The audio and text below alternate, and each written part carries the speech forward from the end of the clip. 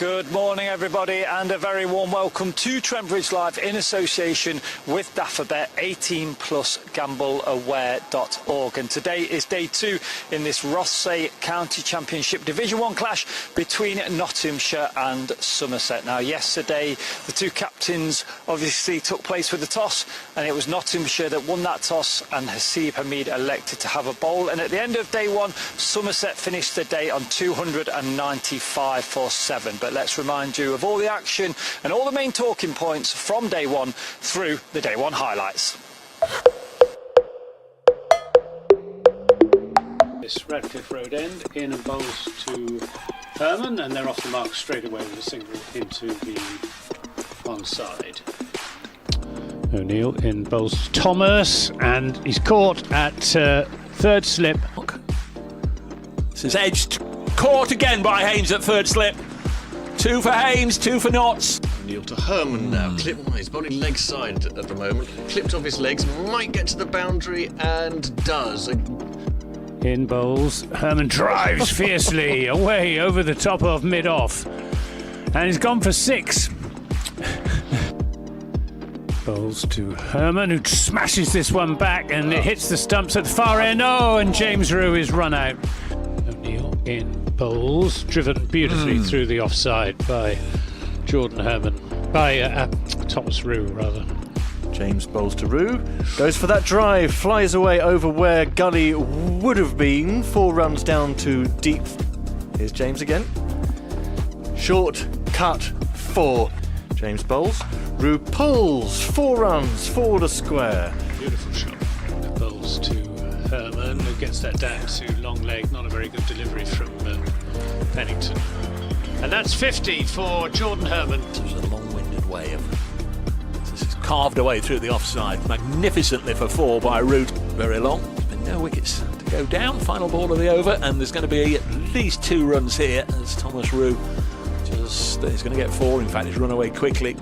From the Stuart Broad end, this is driven away and on the bounce to short extra cover. Ali bowls, very straight and out. That's then. What does that mean? Here's Pennington, here's Kit. Here's Vaughan, driving through the offside. Oh, that's so pretty. Here's a right arm quick. Lyndon James in and bowls. This is driven down the ground, and that is Jordan Herman's century. His first century for Somerset.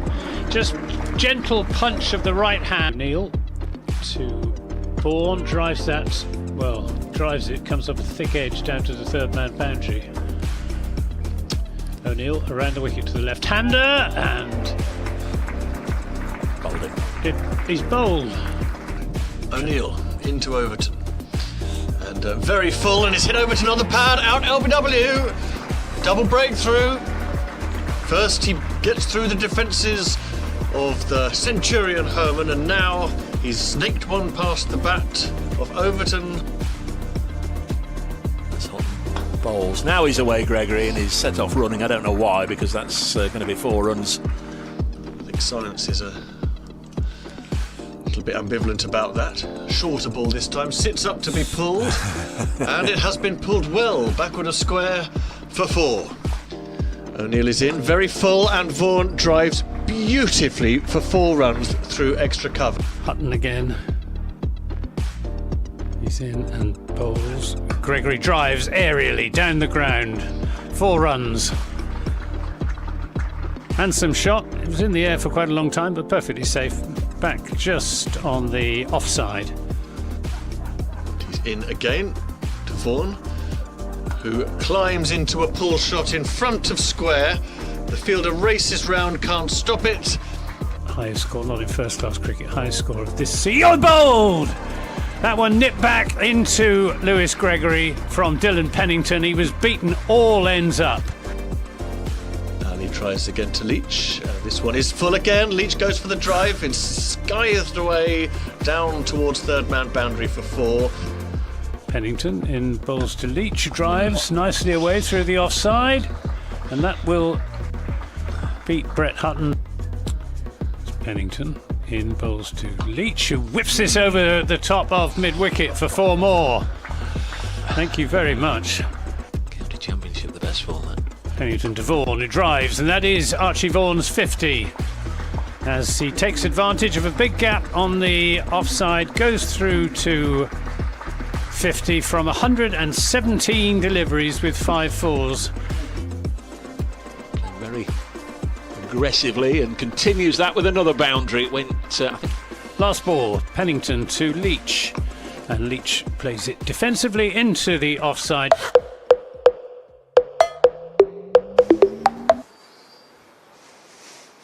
Okay, so as you would have seen yesterday, the day started with the floodlights on, very overcast conditions, and that resulted in a few early wickets for Nottinghamshire. But congratulations to Jordan Herman from Somerset, a fantastic century for him. Kind of fought back in that middle session, but then Notts responded in the final session with a few wickets. So what did assistant coach Kevin Shiner think of the effort that the bowlers put in on day one? Well, Matt Wiley from the Trent Bridge media team caught up with him at the end of day one. Here's his interview.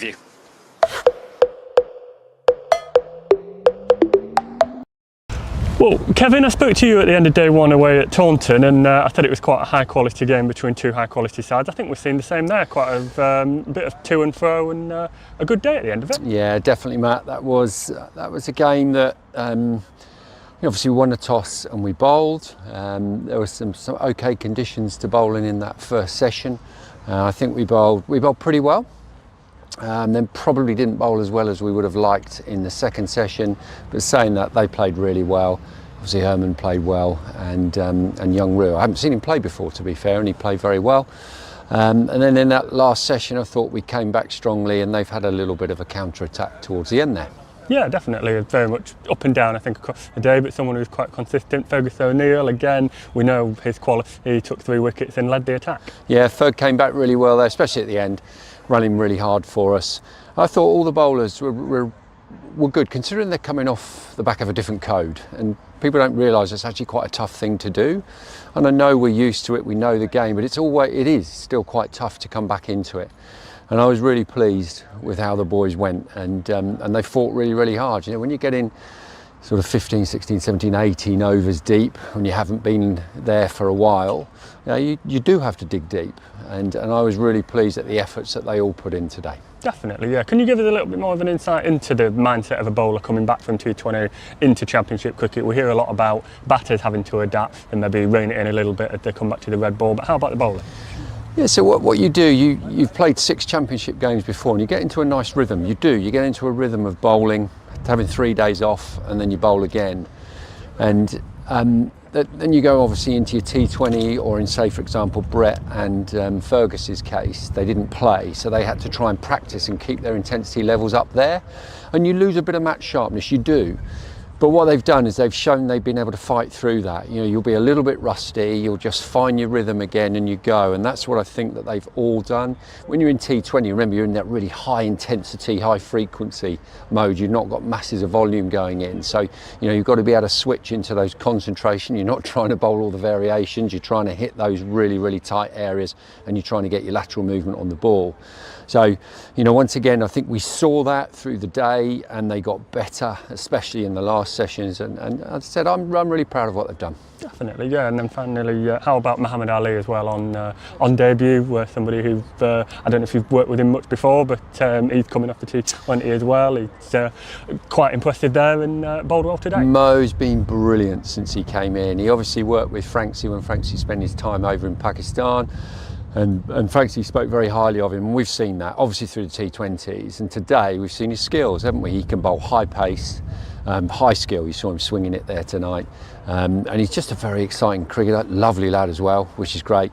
He's got loads of experience from all over the world, so we're enjoying having him here. Definitely. And then let's touch on one final thing, the surface as well. The couple keeping a little bit low throughout the course of the day. What did you make of the surface? A little bit. The surface got a little bit slow, to be honest, but it's difficult. He's got so much cricket on here at the moment. You've got T20s on, then he's got to prepare for 4-day cricket. So that's really tough for Andy and his team to actually get it absolutely perfect. But we've got no complaints about that.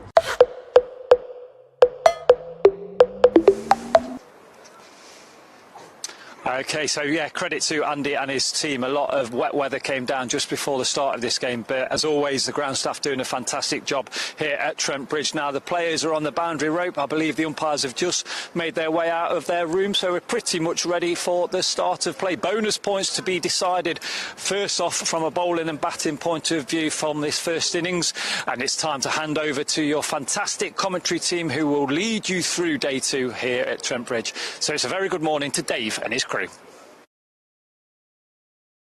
In the warm-up to today's play, it turns out, I've just been told by Jason Kerr, the Somerset head coach, is Cian Roberts, who is one of the Somerset 12th men alongside Jake Ball. So it isn't a member of the team that's playing here.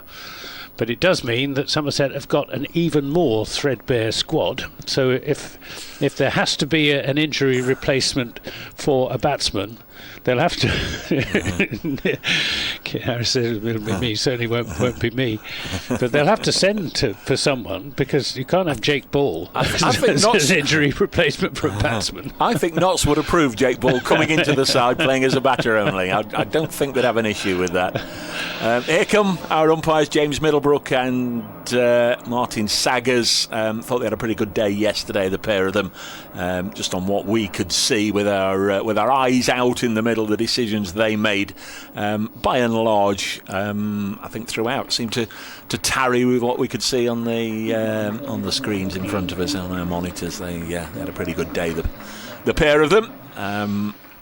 They'll be hoping that stays nice and warm. I guess as an umpire, you just like, I guess the idyllic conditions are not much of a wind or a breeze blowing in your face, and just enough sunshine just to get into the bones and get you feeling warm. You don't want it absolutely swelteringly hot and burning you, but a nice, dry, calm day, just warm enough. Jack Leach and Archie Vaughan are the 2 Somerset batters. They're on the way out to the middle. It almost looked like Jack Leach's benefit match last night. That's not to take anything away from him, but he was fed 1 or 2, and he certainly tucked into the Notts bowlers, rattling along at better than a runner ball. Fergus O'Neill, certainly in terms of wickets taken, was the standout bowler for Notts, because he got 3 wickets, 3 for 66. Although I think in terms of being the bowler of the day, I think you can make a bit of a claim for the debutant Mo Ali. Didn't go for too many runs across the 18 overs he bowled yesterday. 18 overs, 1 for 46. So 295 for 7. You hear more from Anthony in a moment. We're into the 11 o'clock news on BBC Radio Nottingham. We're joined by listeners on Sports Extra 2 as well, and those of you watching on the live stream. At the moment you've got a better picture than I have, because the screen's not working. And we're underway. The first ball just safely negotiated. 295 for 7. Then Leach 21 from 21 at the non-strikers end. Archie Vaughan half century yesterday. He's 51 not out, and now the picture does appear in front of us. Fergus O'Neill into his 20th over, 3 for 66. Comes in now and bowls, and Vaughan drives up to Brett Hutton at mid-off. So Notts have started with 2 slips, a deep backward point on the boundary in front of the Larwood and Vose, an extra cover, a mid-off, and then on the leg side, fairly standard field. There's 4. There's a long leg, a deep mid-wicket. There's a mid-wicket and a mid-on as Hutton, rather O'Neill, comes in and bowls. And this is guided down to third. I mentioned all those fielding positions. I didn't mention third because there's nobody there. So easily run away by Archie Vaughan for the first runs from the bat this morning.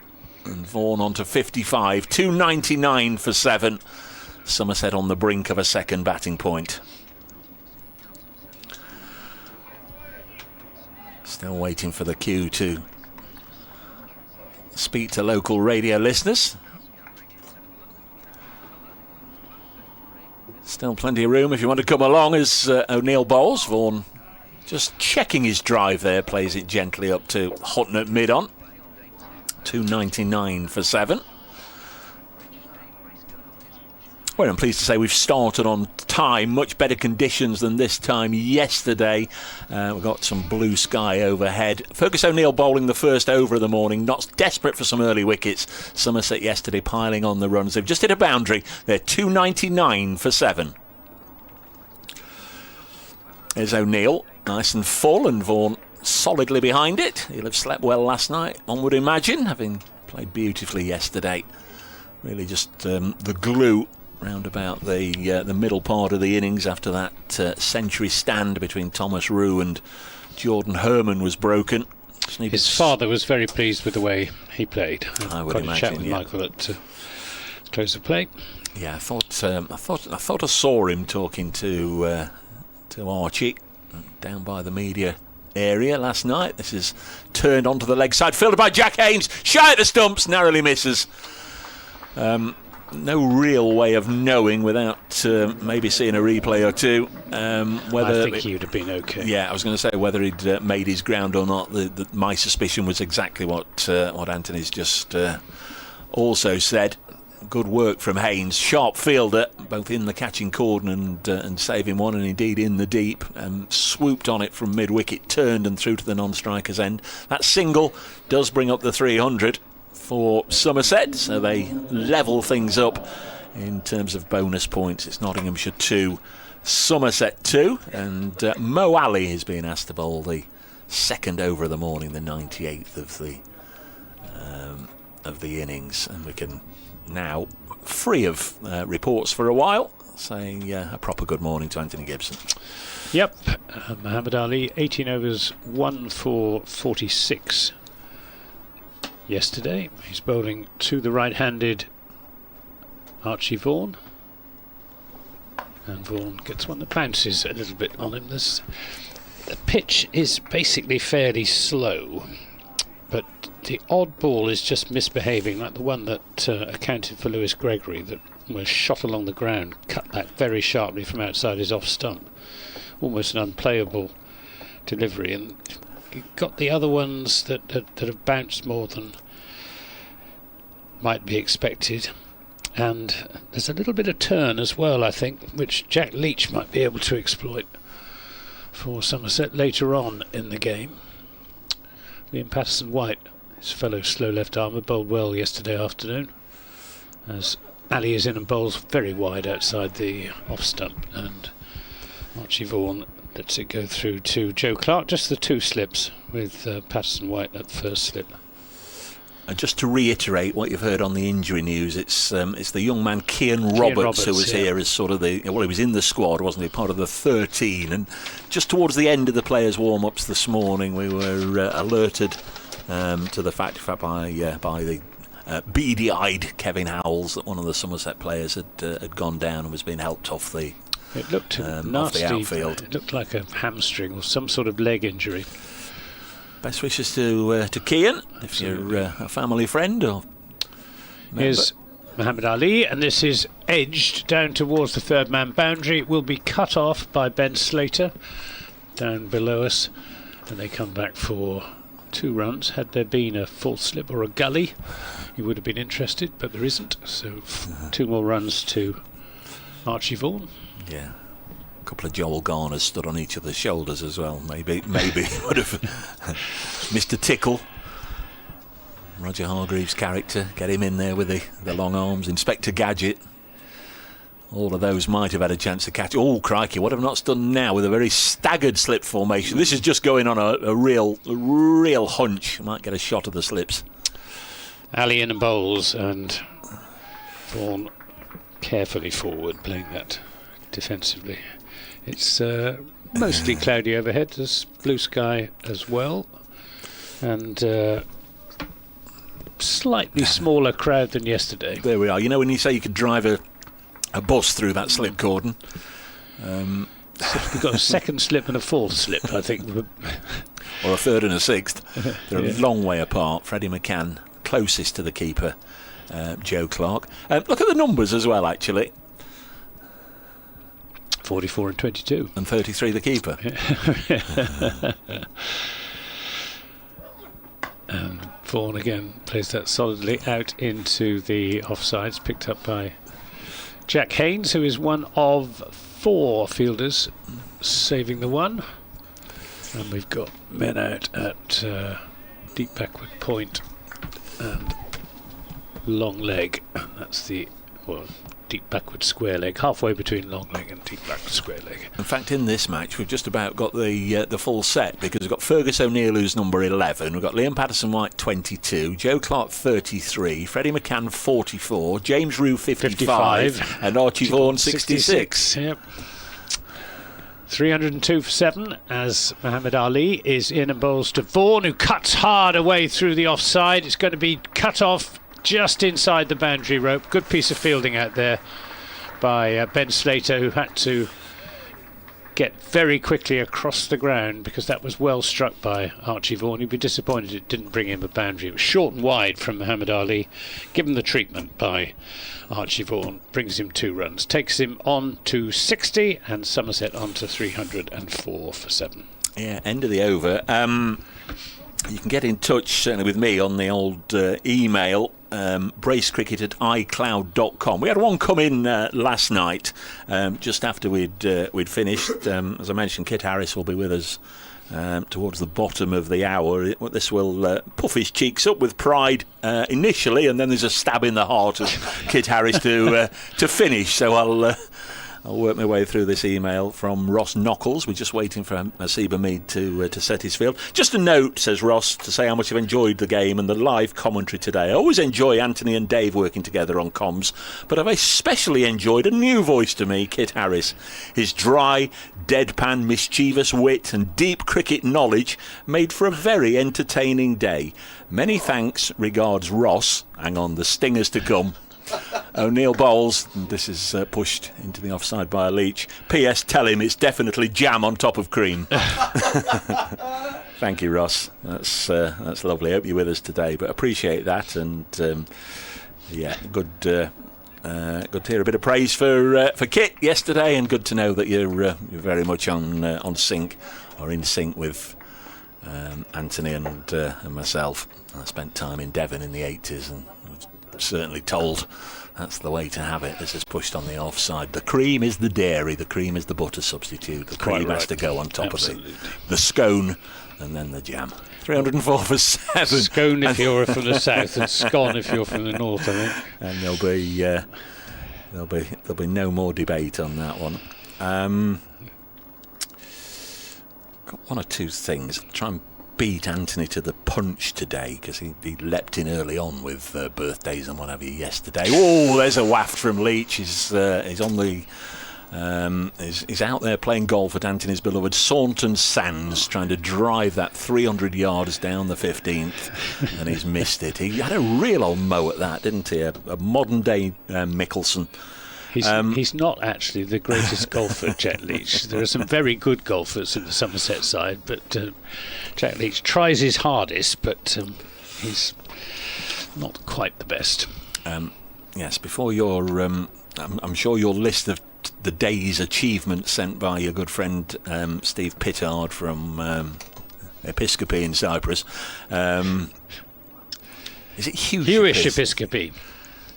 There is a place, the House of the Bishops. Yeah, but there is a place, Episcopi, in Cyprus. It was an RAF base. 304 for 7, and Leach has gone hard again, and somehow he's once more managed just to swish vigorously at fresh air as it goes through to Clark. 13th of June, folks, as I'm sure you all know, it is Chris Cairns' birthday. The New Zealander spent many happy years in Nottinghamshire, not been in such good health in recent times. He's 56 today. Doubt he's with us, listening or watching the live stream, but Chris Cairns' birthday, happy birthday today, Chris. This is pushed into the offside. Going back a while, George Gunn 1929, the notes I've got here, enjoyed far from traditional 50th birthday celebration. Yeah, he was 50, playing for Notts against Worcestershire at New Road. He scored 164 not out. Carried on playing for his county for another 3 years, and by the time he'd finished, he'd established a club record 31,529 first-class runs at an average of just about 36. O'Neill into bowl to Leach, and he has picked this one up out onto the leg side, and it's been caught. That's a really good catch on the leg side fence. Lyndon James very much on the periphery of things yesterday, went for a few runs in his first spell, better with the ball later on. He's made his mark very early on day 2 with a good boundary catch. That, I think, in all probability, we'll get confirmation when we see it again, would have gone for 6, but for the long arms. He's not Mr. Tickle, but he's a tall man and he's got long arms, and he's a good catcher, Lyndon James, and he's caught Jack Leach for 21. It's a 4 for Fergus O'Neill. Somerset 304 for 8. That's one of those wickets Notts needed early this morning, and it's Jack Leach who goes. 21 from 27. 4 fours. Didn't quite find the fluidity this morning that he did yesterday. Chance to see it again, Anthony. Yeah, he didn't add to his overnight 21, Jack Leach, and I'm not sure that the Somerset camp will be terribly pleased with the way he got out. He did play with great freedom yesterday evening and played a more than useful part, but Somerset could have done with him going on this morning, because there isn't much to come unless Miguel Pretorius has miraculously rediscovered his batting form. He's averaging 4.38 in his county championship cricket for Somerset this season. You're just getting greedy now, aren't you? You're just getting greedy. Well, Somerset, he's got 20. He's got a quick fire 21 last night. Even you said this. Oh, he's perhaps tilted it back. Your words. He's perhaps tilted this back from being Nottinghamshire's day to an even day. You said his quick fire partnership towards the end of the day. I'm not being particularly critical of it. That's, he would say that's the way I play, and fair enough. But Somerset could have done with this. Yeah, I know what you're with saying. That partnership going on for half an hour. And I'd have said the same. A couple more things on today's day. Whilst we're waiting for you call him Miggy, don't you? Miguel Pretorius. So in fact, it's the start of a new over. So Muhammad Ali, it is, from the Stuart Broad end. Running to Archie Vaughan. Just the one slip. This is aerial through extra cover for 4 runs.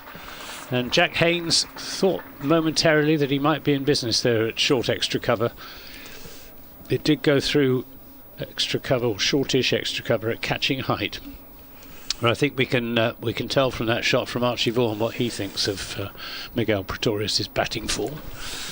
Well, he's going to gather his rosebuds while he can. Short and wide, wasn't it, in truth, from Mo Ali?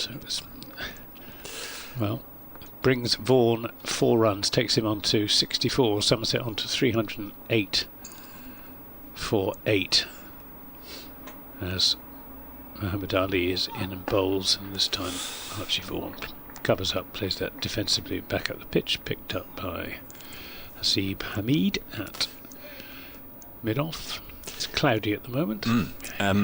9 years ago today, Anthony, you and I were also sat alongside each other at Taunton. It was the day of the eliminator round, quarter-final round, call it what you want. It was the 400 plays 400 match at Taunton, when the 50-over competition meant something to all the sides. Here's Muhammad Ali in bowls. Defensive shot. Brendan Taylor 154 for Notts as they got 429. 429, but Somerset came back with the little matter of 405 themselves. I'm not just saying it Notts won and they went on to win the trophy. But I mean, round about that period, there were some phenomenally big scores. Notts had the 400 played 400 here against Northants. Well, you and I did a tie here in 50 over cricket. Yeah. Back in I'm guessing now, but 2013, something like that. Here's Muhammad Ali in bowls, and this is driven away off an open face down to Slater, backward points. It's just a single, 65 to Vaughan, 309 for 8. Yes, that was when the 400 plays 400. Lewis Gregory batted very well for Somerset, and at one stage looked as if he was going to carry Somerset home. But, you see, you have got that, and almost certainly that would have been right. And you look at Lewis Gregory, caught Mullaney bowl broad 26 from 21. You know, that's not necessarily reflected in the scorecard. Dean Elgar 91, Peter Trigo 66, batting at Elgar was at 4, Trigo was at 5. Adam Hose was playing in that game that day, and Van der Merwe. Here's Muhammad Ali outside the off stump to Miguel Pretorius.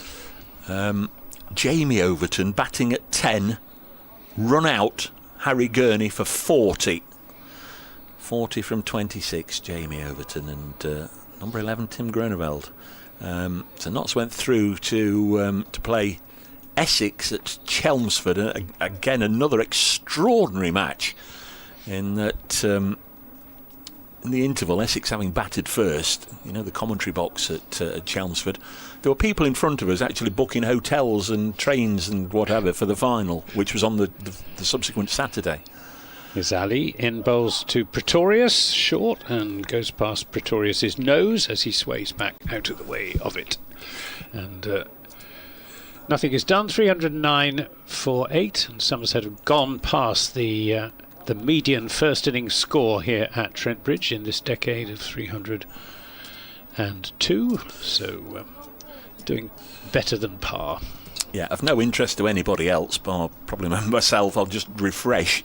Essex got 370 in that match after beating Notts, having beaten Somerset. I think it was on the Tuesday, and then we had to go straight to Chelmsford for the game on the Thursday, and then the final was at Lord's on the Saturday. It was just bizarre. But Essex, century from Alistair Cook, century from Tender Scarter, 370 on the board. Notts 48 hours after getting 400 at Taunton, as O'Neill comes in looking for his 5-foot. Bowls to Vaughan, who defends. 373 for 5 with 3 balls left. Centuries from Samit Patel, 122 not out. Stephen Mullaney, 111, got Notts there. And of course they beat Surrey again in a high-scoring final with Mark Stoneman, who Anthony informed me yesterday is batting consultant now for Somerset. He got 100, and then of course back came Alex Hales with it. His 187 not out to win it for Notts. This is past the outsiders. The most astonishing 3 matches in the space of 5 days I think I've ever seen. So that happened. The 400 plays 400 at Taunton 9 years ago today, 13th of June 2017. Same day again, 13th of June, but 2003. Do you know what happened on this day in 2003? No. Says he, a rhetorical question. 309 for 8. Down the leg side taken by Clark. It was the very first evening of a new competition called the T20, or the 2020. The 2020 Cup. Well, and all that. Nottinghamshire were away at Chesterley Street. Nobody will go all the way to Durham to watch a T20 match. Yes, they will. But Notts were beaten. Jason Gallion was the first skipper. Durham won. But here's your starter for 10. On the same night, Somerset also played their first match in the competition. O'Neill bowls, and this is pushed back to the bowler. And they also lost. They lost at home to Warwickshire at Taunton. So, Anthony Gibson, your challenge, should you wish to have a go. Who captained Somerset in their first game? Who took their first T20 wicket? Who took their first 3-fer with the ball? Who scored their first 50? And who of the Somerset side later played for Notts? Brackets on loan. There you go. Have a mull over that for the next 10 minutes. I'll have to look it up on Cricket Archive. Yeah. I presume you'd have all that sort of stuff from Steve Pittard. He's let you down. As O'Neill bowls a ball that keeps very low. It might have been pace off. Kit's just bounced 2 or 3 Kit's times. just mouthed at me. It was Mike Burns who captained. Very, very good indeed. That's excellent. That's excellent stuff from Kit. Mike Burns, now a first-class umpire, captained Somerset in their first T20 match on this day in 2003. So who took their first T20 wicket? who took their first 3 for Andy Caddick in the match. No, these are all names that I'm afraid these are names you've got to dig deep. That's the only thing I can tell you. This through to the keeper, 309 for 8. Feel free to either say I don't know or enlist enlist the help of anybody. Anyway, there's one out there that anybody might want to get involved. But that's the end of the over. We're through 101 overs, so just focusing for a second on the cricket in front of us, which is what we should be doing. There are 9 overs left in which bonus points can be accrued. Can Somerset get 41 runs? Can Notts get 1 more wicket? Here's Mohammed Abbas in and bowls to, and that's just short of Jack Haynes, who's come in at the second of the 2 slips. He's not really at second slip, he's more at 4th slip, and Pretoria's getting quite a thick edge on that, but again not carrying to the slip cordon, as happened on a number of occasions. And much as I love Mohammed Abbas, this is his international teammate Mo Ali. Oh, sorry, yeah. I was looking at your book about last season, where there's a photograph of Mohammed Abbas. Yeah, he's gone to Derbyshire. He's been away playing for Pakistan in recent weeks. Much missed, I should imagine, as Mohammed Ali is in and bowls, and Pretorius doesn't play a shot at that. Yeah, I'll come up with those answers. I shan't leave you hanging. I'll come up with those answers at the end of the over. So a good catch this morning. A shot of Lyndon James there on the live stream. Behind it, the flag of the county of Nottinghamshire. I think that's the Morley family's flag, usually here. Robin Hood in the centre. Brett Hutton on the fence as well. A little bit of gum just to help focus the concentration. Here's Mohammed Ali. In bowls to Pretorius, long way outside the off stump. Needs to get him playing. Aaron Larriman took the first wicket. I don't remember Aaron at all. Apologies if you're a friend or family of Aaron, or indeed if the great man himself is listening. Don't remember Aaron. Jamie Cox top scored. No, he didn't. It was Keith Dutch who top scored. Yeah, he got the first 50. And Jamie Cox got, who's now the chief executive, of course, of Somerset, got 47. The first 3 for then, and who later played for Notts. 2 matches. Ian Blackwell? No. Is Ali in and bowls very wide of the off stump. Wasted. No shot from Pretorius. At the bottom of the list. Simon Francis came in. Last 2 matches of his career. I said on loan. I wouldn't be at all surprised if he'd been released from his Somerset contract and not snaffled him up for 2 matches in 2007, but it didn't go any further. And the first 3 for a man who scored the first T20 century on this ground a few years later when he was playing for Derbyshire. Wes Durston at the time was a Somerset. He bowled off spin or medium pace, I can't remember. He could bowl either, and I don't know what he was bowling in that particular game. But there we are. Happy birthday, T20 Blast, 23 years of age today. Yes, and it has transformed the shape of the English cricketing summer. Yeah. Apologies, you have to fight hard to get your stats in when you're working with the lethal combination of Anthony Gibson and Steve Pittard, and Kit Harris as well this week. Mohammed Ali makes Pretorius play this, and Pretorius is content just to play a defensive shot. He's a member of the see ball hit ball school of batting, is Miguel Pretorius. Helicopter going over somewhere, can't see it. I was actually chatting this morning to somebody who works with the Links Notts Air Ambulance, and I was told I think it's over there, just going behind the floodlight on top of the Hound Road stand. I'll come back to that in a second. There's Ali. He's in and bowls to Pretorius, who fishes outside the off stump. That, fortunately for him, doesn't get a nick onto it, goes down and gives the pitch a bit of a prod, thinks that he may enjoy bowling on this track. We'll see. 309 for 8. The wicket to have fallen this morning, that of Jack Leach, who was well caught on the boundary by Lyndon James without adding to his overnight 21. Yeah, I was chatting to somebody this morning who works with the Links, the air ambulance anyway for the local region. He was telling me that the familiar yellow helicopter's got to go to Germany to be serviced over the next couple of months. This is dropped on the leg side, and they've I don't know who they've loaned it from, but they've loaned a jet black helicopter to take its place. So if you see a jet black helicopter over the next couple of months, hope you don't actually, hope it stays on the ground, but the Links Knots air ambulance will be using a black helicopter over the next couple of months, while their original one's going off to Germany to be fully serviced. Things you learn. 8 o'clock on a Saturday morning in the cricket season. This one's dropped on the leg side by Archie Vaughan. Goes to his shirt number now, up to 66, clickety-click. 1966 and all that.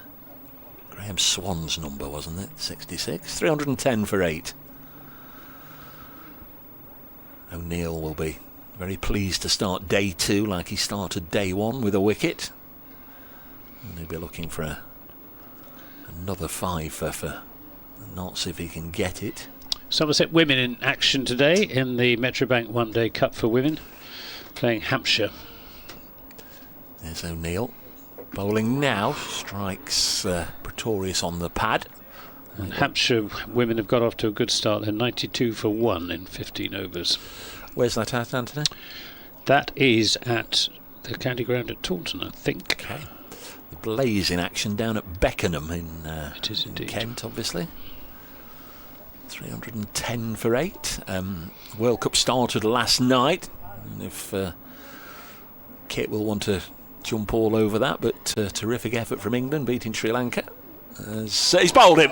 O'Neill gets his 5 for congratulations to Fergie. Playing his final match at Trent Bridge of this particular spell. Will be available for Chelmsford next week, but he'll sign off at Nottingham with another 5-wicket haul, and it does mean that Nottinghamshire, whatever happens now, Somerset might go on and still get 500 in this innings, but whatever happens, Notts have secured as many bowling bonus points as they can possibly get, and that's the full complement of 3.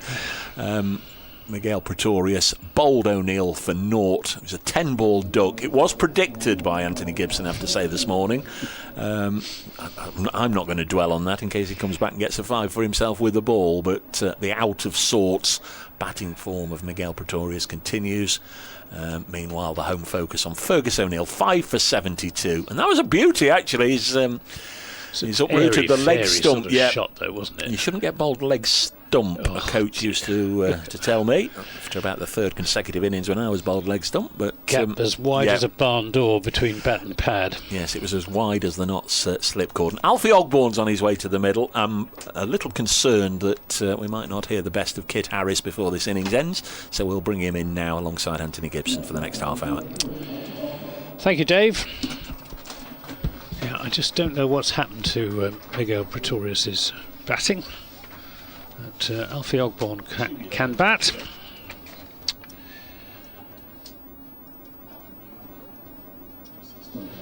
He made 38, his highest first-class score against Hampshire at the Utilita Bowl earlier in the season.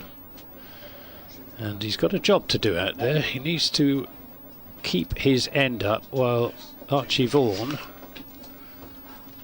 adds to his 66 at the other end. Somerset have surrendered a 3rd bowling point to Notts, and well, if they could pick up the 3rd batting point, they would be very, very pleased. But I think it's a fairly long shot, with all due respect to Alfie Ogbourne's batting prowess. Well, he's got 2 balls to negotiate before Vaughan tees off. And the field is pretty well spread 6 on the boundary. Is O'Neill in and bowls outside the off stump, going further outside the off stump, and Ogbourne lets it go through to Joe Clark. Nottinghamshire clearly giving Ogbourne the single here, so that Ali can clean him up at the other end, but I don't expect he'll take it. Vaughan will try to smash it about, I assume. I don't know. I mean, as I say, Alfie Ogbourne's not the worst number 11 in the world.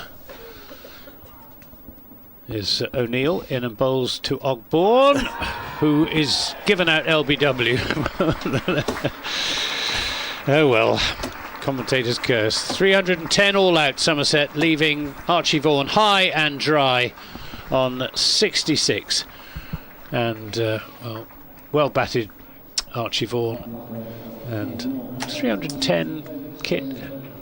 Just around about par on this pitch? Well, yeah, it's par on this pitch, but I think it's more than par given what Somerset have.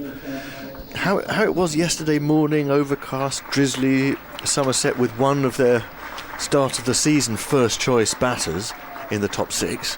If I'd offered you 310, Anthony, you'd have taken that, wouldn't you? At 47 for 3, I certainly would have done. Yep. And Nottinghamshire, okay, 310 given how the pitch has turned out, is par.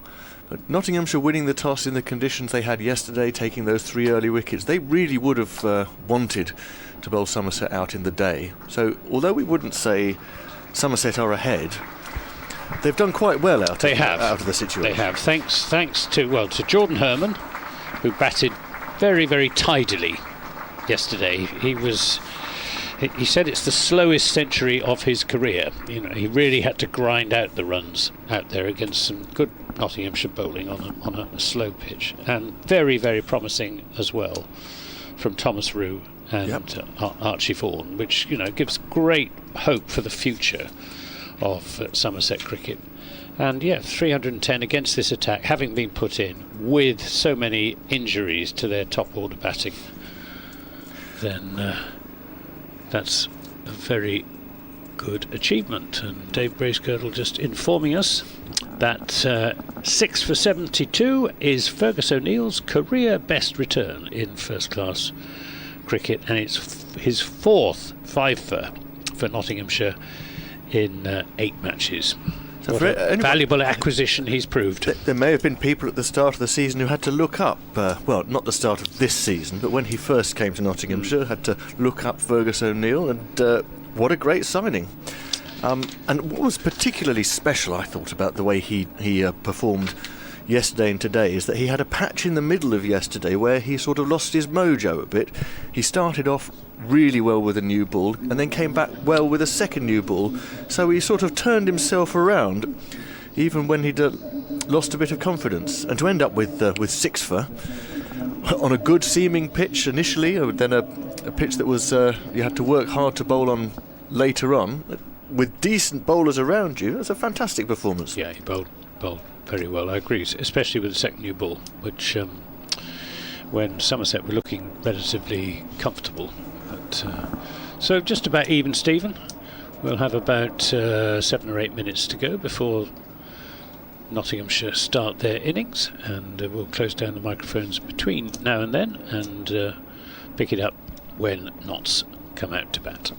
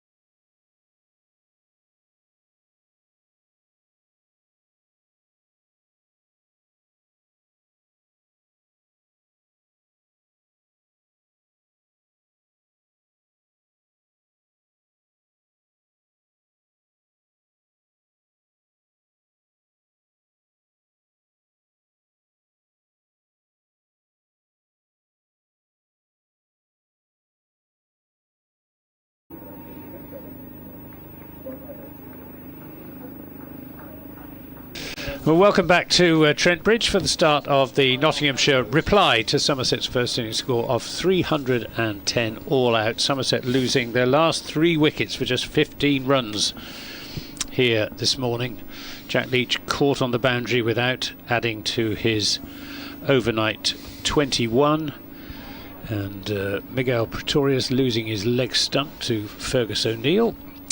And Alfie Ogborne, LBW's second ball to Fergus O'Neill, absolutely stone dead, to give Fergus O'Neill career best figures of 6 for 72 and leaving Archie Vaughan high and dry on 66 not out, which is a shame because he had every prospect of going past his previous best for Somerset first class cricket of 80, and with a bit more support from the lower order might even have had hopes of a century, but it wasn't to be. And 310 we think is probably just about par on this pitch, but also represents a good recovery from Somerset after they were 47 for 3 in gloomy conditions against a high quality seam attack yesterday morning. Looks as if Lewis Gregory is going to open the bowling. I'm Anthony Gibson from BBC Radio Somerset. We'll be joined just before 12 o'clock by Dave Bracegirdle, the voice of cricket here in Nottinghamshire, and with me our third voice for this game, Kit Harris from the Cricketer's Bible, part of the team that put Wisden the Almanac together. And people in the stands below us being asked to sit down. Gregory just wandering towards, unless it's quite sure what the problem is, but we are underway, or will be very shortly. Somerset with 4 slips. Looks like Josh Thomas at first, Craig Overton at second, Archie Vaughan at third. Oh, it's probably Jordan Herman at first slip. Josh Thomas, I think, at 4th slip. Do you want to take us through the first over, Kit? Absolutely. Lewis Gregory was getting a little bit of swing on the practice pitch during the interval between innings, and he's coming in now to Hasib Hamid for the first ball of the innings, outside off stump, just a gentle little bit of curve back in, but wide of off stump, and Hamid leaves alone. 4 slips are quite close together. I fancy they're a fraction nearer because the pitch doesn't have much pace or carry. It might be Thomas Rue at 4th slip. Looks quite little. Sweaters being worn by all the fielders except 1st and 3rd slip. Here comes Gregory again, very wide of off stump, and this time tailing away. And James Rue has to dive in between 1st and 2nd slip to collect the ball, and that gives you an idea of just how close they are together. In fact, 1st slip also has a sweater, so the only person without one is 3rd slip Archie Vaughan. Everyone else is number obscured on the back. As Gregory bowls very full, an attempted drive by Hamid, that was early, misses it. 4 fielders saving the single, and quite a big gap in the covers. Gregory, yes, first and foremost, is going to try and swing the ball and say, go on, you go for that gap, and let's see if I can get one to take the edge through to the 5 men waiting in the cordon. And Hamid was happy to accept the challenge. Here is Gregory again. Full edged 3rd slip. Vaughan is the man who catches it. That was exactly according to plan. It was. You called it perfectly.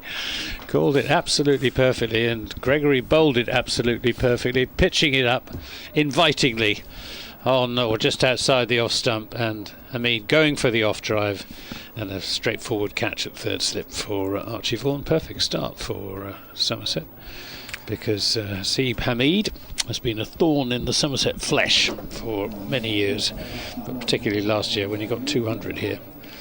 So 0 for 1. Just what the doctor ordered for Somerset. Just seeing this again, there was barely much swing there. If anything, it just straightened a touch, and Hamid took a big chassé down the pitch to try and aim through the covers. There was something of the Bazball about that one. And Hamid, after his stellar season with the bat, has, well, of the top 5 at Nottinghamshire, he's the one who is not quite clicked. He has scored a century, but his average is now in the bottom half of the 20s. And in the absence, of course, of Ben Duckett at number 3, out comes this young 21-year-old left-hander, Freddie McCann, someone we're pretty excited about.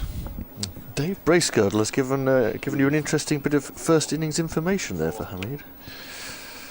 Yeah, Hasib Hamid, he made 33 and 27 against Somerset in the first game, 0 and 2 against Glamorgan, 0 and 115 against Warwickshire, 42 and 22 not out against Leicestershire, 7 and 12 against Surrey, and nothing a duck against Hampshire, so he's not having a great season. So McCann gets ready, still 4 slips and 4 saving the single. Gregory is going to bowl around the wicket to him. Left-handed McCann, first ball, bat and pad together with a line on middle and leg stump, and he jams down in a defensive shot. The only left-hander in the Nottinghamshire top 6, assuming that Patterson White doesn't end up being promoted into it. Patterson White the only other left-hander. And again, this big gap in the covers. It relies upon Gregory being able to swing the ball both ways, but he can. Maybe not at great pace, but he can. It's the last ball of the opening over now, and this is a little bit back of a length, and McCann is off the mark, and so Nottinghamshire just dropping the ball off the back foot into the covers and scampering. So McCann will deprive Slater of the strike for the second over. At the end of the first, Nottinghamshire are 1 for 1. And it's going to be Alfie Ogborn, the young left-arm quick bowler, to bowl the second over from the Stuart Broad end. Is he the quickest of the Somerset bowlers? Is he ahead of Pretorius? Yes, I would think so. From the evidence of the speed gun, which we've got at the Cooper Associates County Ground in Taunton. You can get it up according to the speed gun at sort of 86 miles an hour. Pretorius and Overton are around about 80, 83, something like that. Here's Ogborn in and bowls to McCann, who, well, not sure whether he took his bat away from that or whether he was certainly shaping to play a cut shot, changed his mind halfway through and didn't get anything on it. We've got Gregory at first slip now, Overton at second, Vaughan at third, and I think that's Jordan Herman at fourth slip. As Ogborn comes steaming in, he's there and bowls, and this is on the bounce to Herman at fourth slip. Yet again, an edge not carrying into the slips, but good pace there from Ogborn. The slip cordon is different at both ends because Gregory is taking his place at first for Ogborn, so there's a rejig that goes on when Gregory bowls. I think Tom Rue is now at point. No, cover. Ogborn in and bowls outside the off stump, and no shot from Freddie McCann, who's only playing his third game in the county championship, being kept out of the side by Ben Duckett. But he does actually head the Nottinghamshire batting averages. 89 runs for 1th out in 3 innings. Yeah, I think everybody likes the look of Freddie McCann. He's already got his first professional century. Ogborn in and bowls. This is driven away often. Well, it's a thick edge really down to third man Lewis Goldsworthy. Goes in vain pursuit, doesn't really go to try and cut the ball off, just to retrieve it from beyond the boundary rope down to our left. First boundary of the Nottinghamshire innings. It's 5 for 1, all 5 of those runs to Freddie McCann. Nottinghamshire starting their innings in different conditions from Somerset yesterday morning, of course, but also their approach is different. We saw from Hamid that he was going to go hard at the ball driving, and McCann seems to have the same view. Not looking to see off the new ball at all. Ogbourne accelerating nicely up to the crease. Is there, bowls to McCann, takes him on the pad. Some excitement, but no actual appeal from among the slips. James Rew with his arms spread wide. There's an air of anticipation about the Somerset out cricket at the moment. I want to turn 1 wicket into 2 or 3 before lunch. Although conditions much more conducive to batting this morning than they were yesterday morning. Ogbourne bowls. This is driven to Thomas Rew fields at extra cover. End of the second over. 5 for 1. All 5 of those runs to Freddie McCann. This in reply to Somerset's 310 all out, having lost their last 3 wickets this morning for the addition of just 15 runs.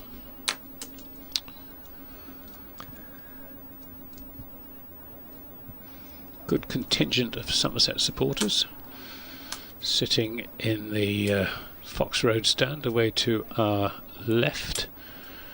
Mike Sallis, tractor, is amongst them. I heard him offering his vocal support to Louis, as he calls him, Lewis Gregory. Yes, I saw him yesterday in the streets wearing a very tractor-related T-shirt.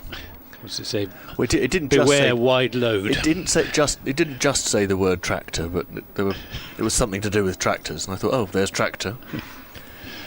Don't miss a thing, me. Gregory bowls and Slater. No. Yeah, it's the first ball that Slater's received.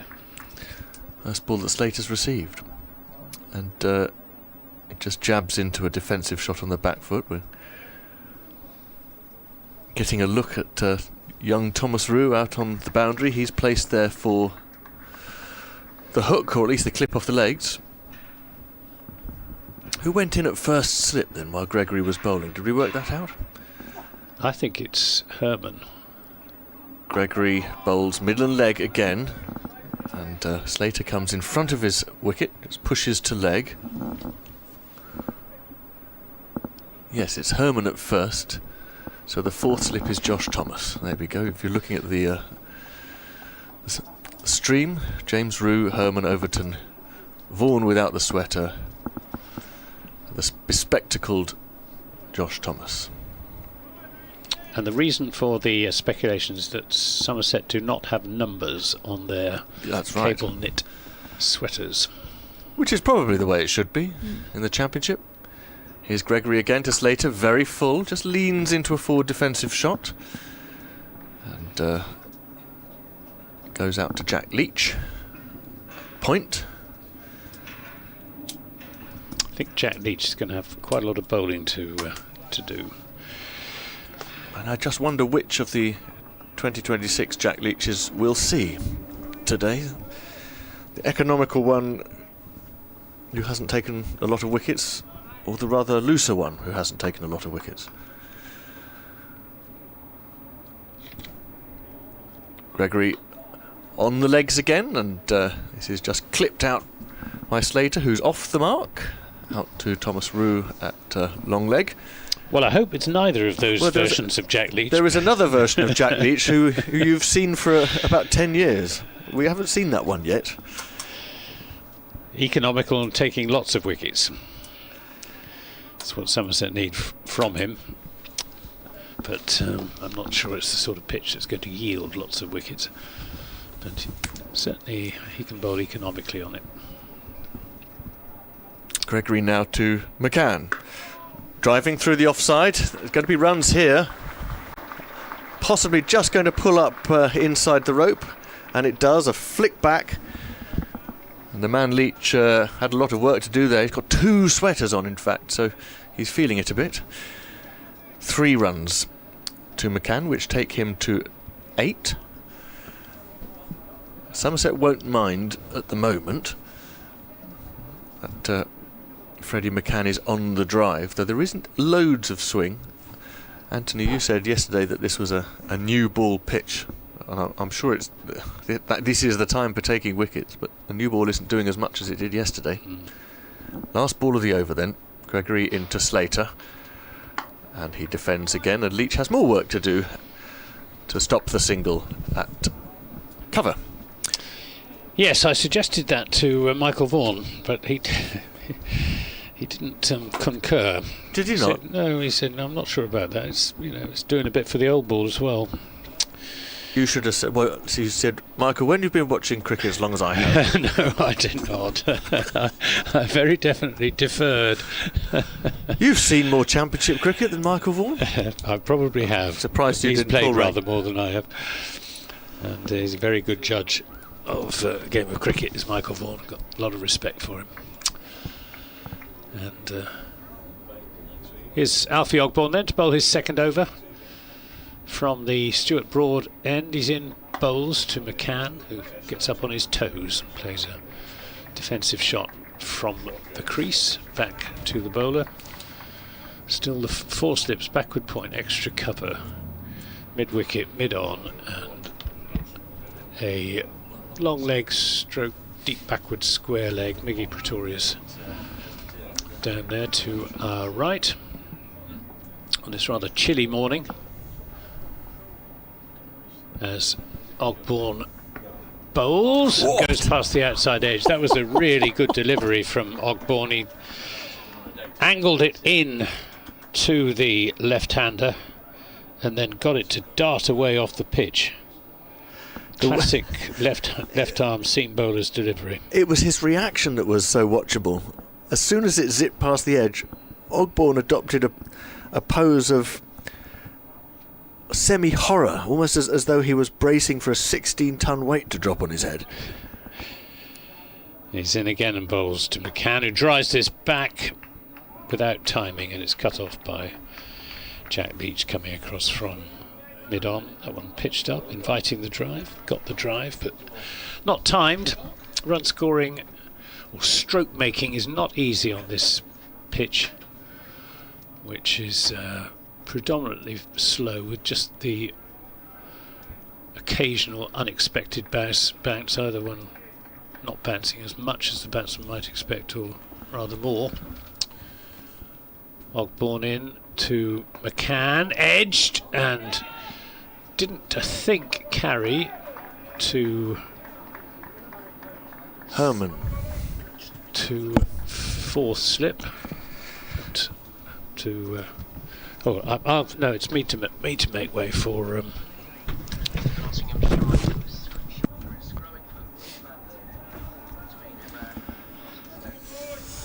Dave Bracegirdle's just coming back into the commentator's chair to give his update to BBC Nottingham.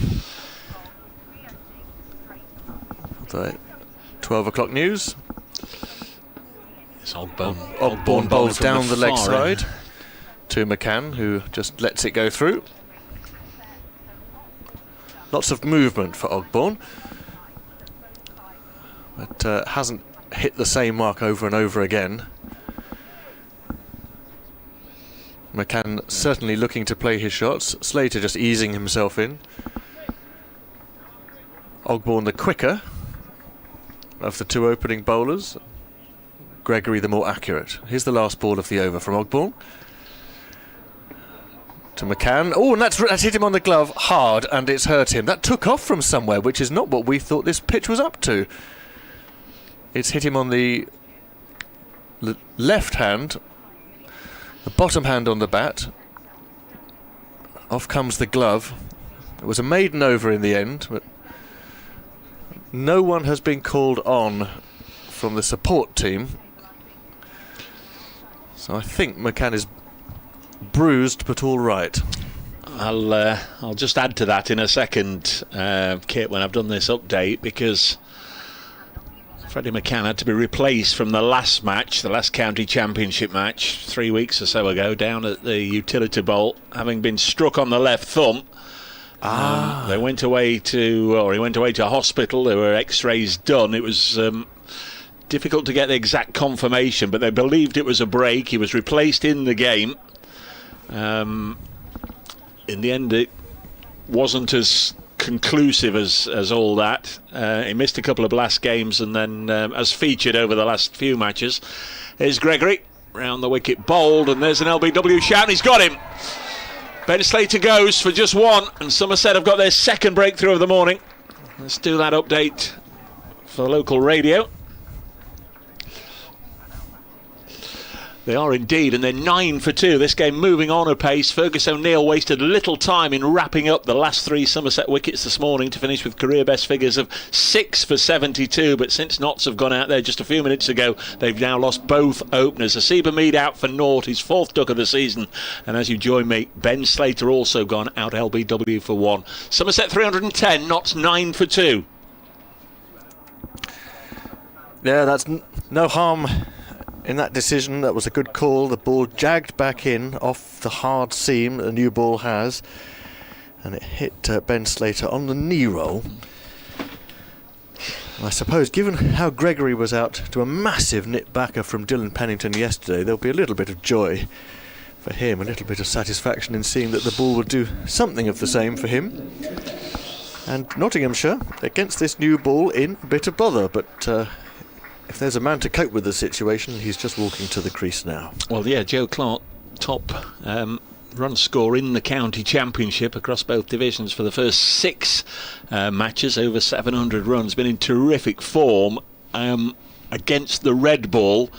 And then you flip that to the very, very poor returns for Joe Clark in the T20 Blast. Uncharacteristically for Joe, he's hardly scored a run of note. He's been skippering the side, but has returned scores of 1, 21, 9, 11, 14 and 6. Best of 21 from 6 innings. So complete reversal from his red ball form. Like the man he's just replacing, Ben Slater, Joe Clark playing his 50th first class match here at Trent Bridge. Just a small statistical milestone, but he'll be hoping to get rather more than Slater, who's gone for a duck as he closes in on 10,000 first class runs. Joe Clark taking guard. Great start for Somerset, a wicket early on. Asiba Mead contributing really to his own downfall, playing away from his body and edging to Vaughan at third slip, and now one that was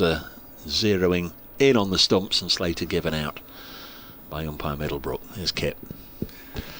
So Gregory, first ball to Clark, comes down the pitch, inside edged, past the stumps, and 4 runs. I don't think he had much business moving down the pitch so late. I suppose it was to negate the swing and meet the ball a bit fuller. That could have gone onto the wicket very easily. All the scoreboard will say is 4 runs to Clark off the mark first ball, 13 for 2, Nottinghamshire. Yeah, I think when Anthony yesterday, he was talking about Kevin Peterson always liked to, they called it the red ball run, didn't they? He always liked to get away first ball, and I did say, well, Notts have got somebody of a similar ilk. Joe Clark always likes to get that first run, and very often he likes to get down the track. There was a little bit of both there, but the ball absolutely did him, and if there's a moral victory to be had, it belongs to Lewis Gregory, but there's 4 runs to be had for Clark. He's taken his guard again for his second ball and plays it from the crease this time. I was going to say, not much point in taking a guard if you're going to end up facing the ball 4 yards down the pitch from it, but that time he just waited for the ball and played it very securely. Yeah, Freddie McCann, so he has had left thumb injury issues, had to retire from the match at Hampshire, the last county championship game. It wasn't the bad break that they initially feared. Sam Cetron came in for his first class debut in that match, but Freddie just struck again, so we'll keep an eye on that. Clark's next ball is left alone outside off stump, straight one in the channel from Gregory. Clark, his average has nudged back above 40 in first-class cricket this season, and there are very, very few England qualified players who have a career average above 40. And fewer still who have not had a chance in the Test team. And at the age of 30, it's not impossible for Clark, who is hit on the pad next ball, and Somerset went up for appeal, which they quickly stifled. A hint of an inside edge, I guess, because it was a nip backer. He's bowling really well, Gregory, because he's got that to nip back in the same way that it did to get rid of Slater. But of course, Slater was a left-hander, Clark is a right-hander, so both ways off the seam. Must have been an inside edge day. I think so, yeah. Not that I could detect it from here, No, but I I have the same assumption that you did, yeah. I didn't feel as though I'd seen one, but they all went up and down at the same moment. Final ball of the over, outside off, and Clark leans forward with very soft hands, just guides it down to backward point. No run, just the 4 off the over, that risky 4 that got Joe Clark off the mark.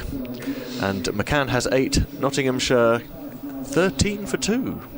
Yeah, just to pick up on a couple of things Kit said there about Joe Clark. This, the 7th match of the season, remember 7 matches of 14, so we're coming to the halfway stage. That boundary's taken him past 750 first-class runs for the season.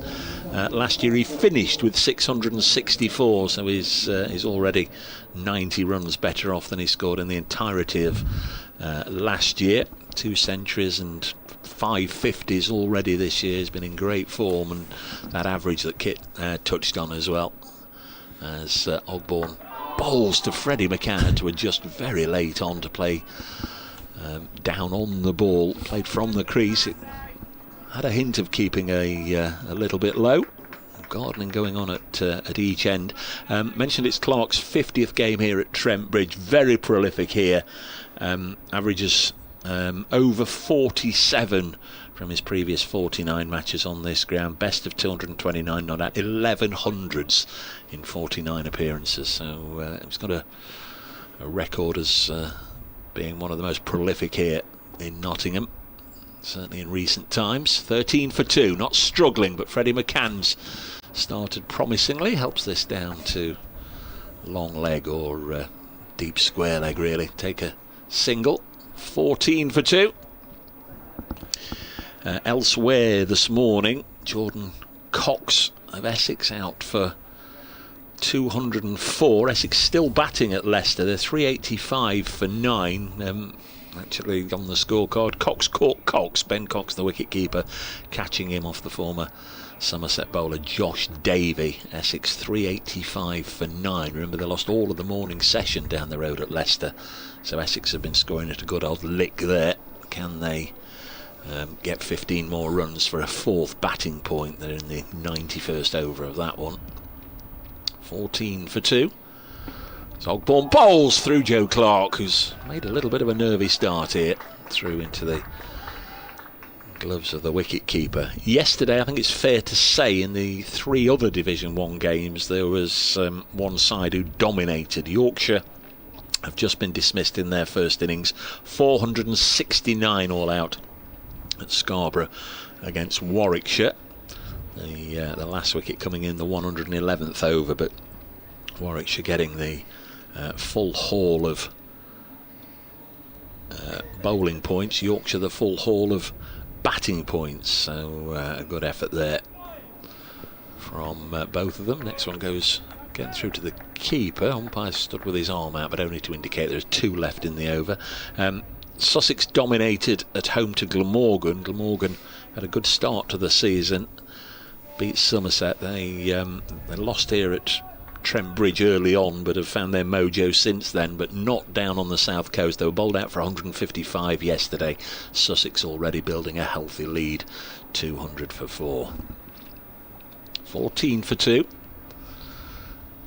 comes Alfie Ogborne to bowl again. Clark playing a really ugly looking shot away from his body, not in control, not really in any sort of rhythm or balance, and this is really how he's been playing in the T20 competition. As I say, for Joe Clark, top of the order, skipper, prolific T20 stroke player, has I think 4 centuries to his name in that format. A best of 21 this season in 6 matches. Just shows how out of touch he's been against the white ball, and sort of carried on into this so far. Ogbourne bowls, inside edges it onto his boot, just can't buy a run. 14 for 2, quickly Division 2 before Kit picks up. Durham 347 for 8 at home to Derbyshire. A lot of wickets have fallen beside the seaside on the Fylde coast. Lancashire 62 for 6. Kent were bowled out yesterday for 178, and like Leicester, they lost the first session yesterday. Northants 445 for 8, continue to build a big score at Wantage Road against Gloucestershire. They've turned round at New Road. Middlesex all out for 339. Worcestershire just starting. And in the women's matches affecting Somerset and the hosts here, Hampshire women 146 for 3 in the 27th over at Taunton against Somerset. And it's the Blaze playing Surrey women. Surrey 125 for 2 after 25. McCann faces the first ball of Gregory's 4th over and gets onto the back foot and defends. We've reached the halfway stage in the second game of the 2020 World Cup. Scotland women 161 for 5 off their 20, and Ireland, who have the most depressing record imaginable in this competition, will have to face a pretty stiff chase. Gregory into McCann again. Once more, just cutting in off the seam to the left-hander, and McCann jumping in a back foot defence. Yeah, I mentioned the birthdays earlier this morning. Kit omitted to mention that I saw the Blaze tweeted this morning, happy birthday to Eve Jones. Of course, she got a half century yesterday on the first evening of the World Cup, opening with Danny Wyatt-Hodge, who of course got a century in that big win over Sri Lanka. Happy birthday to Eve. I'm sure she's not listening. She'll be following the other games, I'm sure. And McCann punches this through the offside. Behind square, Leach has got a chase on, but he's going to lose that chase. 4 to the bat of McCann, who goes into double figures. 13 to him. Yes, and still on the Blaze theme, I think both the Bryce sisters got good runs for Scotland in that match you've just referred to. Now, sorry, whose birthday is it? Eve Jones? Yes. Amy Jones. I beg your pardon. Was I beg your pardon. The run scorer yesterday. I beg your pardon, Amy Jones, who plays for the Blaze. Mind you, I wouldn't be surprised if Eve Jones had England appearances in her medium-term future. Gregory bowls an in-swinger to McCann, who comes forward a little late. Who does Eve play for? I've been watching her about recently. Amy? No, Eve. It's Amy who plays for the Blaze. Does Eve play for Warwickshire? You've got three Joneses, Eve, Emma and Amy. Well, yeah, 2 play for the Blaze. Amy and Emma. Or Lancashire. Jones and Lamb at the top order for Lancashire. Yeah. One of the better, if not the best, women's domestic opening partnerships. Gregory into McCann, and always nearly rolled back onto the stumps. Well, no, it didn't in the end go much further back down the popping crease, but McCann jumped into that back foot defence in the way that he's tended to do against Gregory's in-swinger, and just for a moment the ball ran down the face of the bat and looked like it might spin back somewhere. I think it might have been halted by McCann's pads.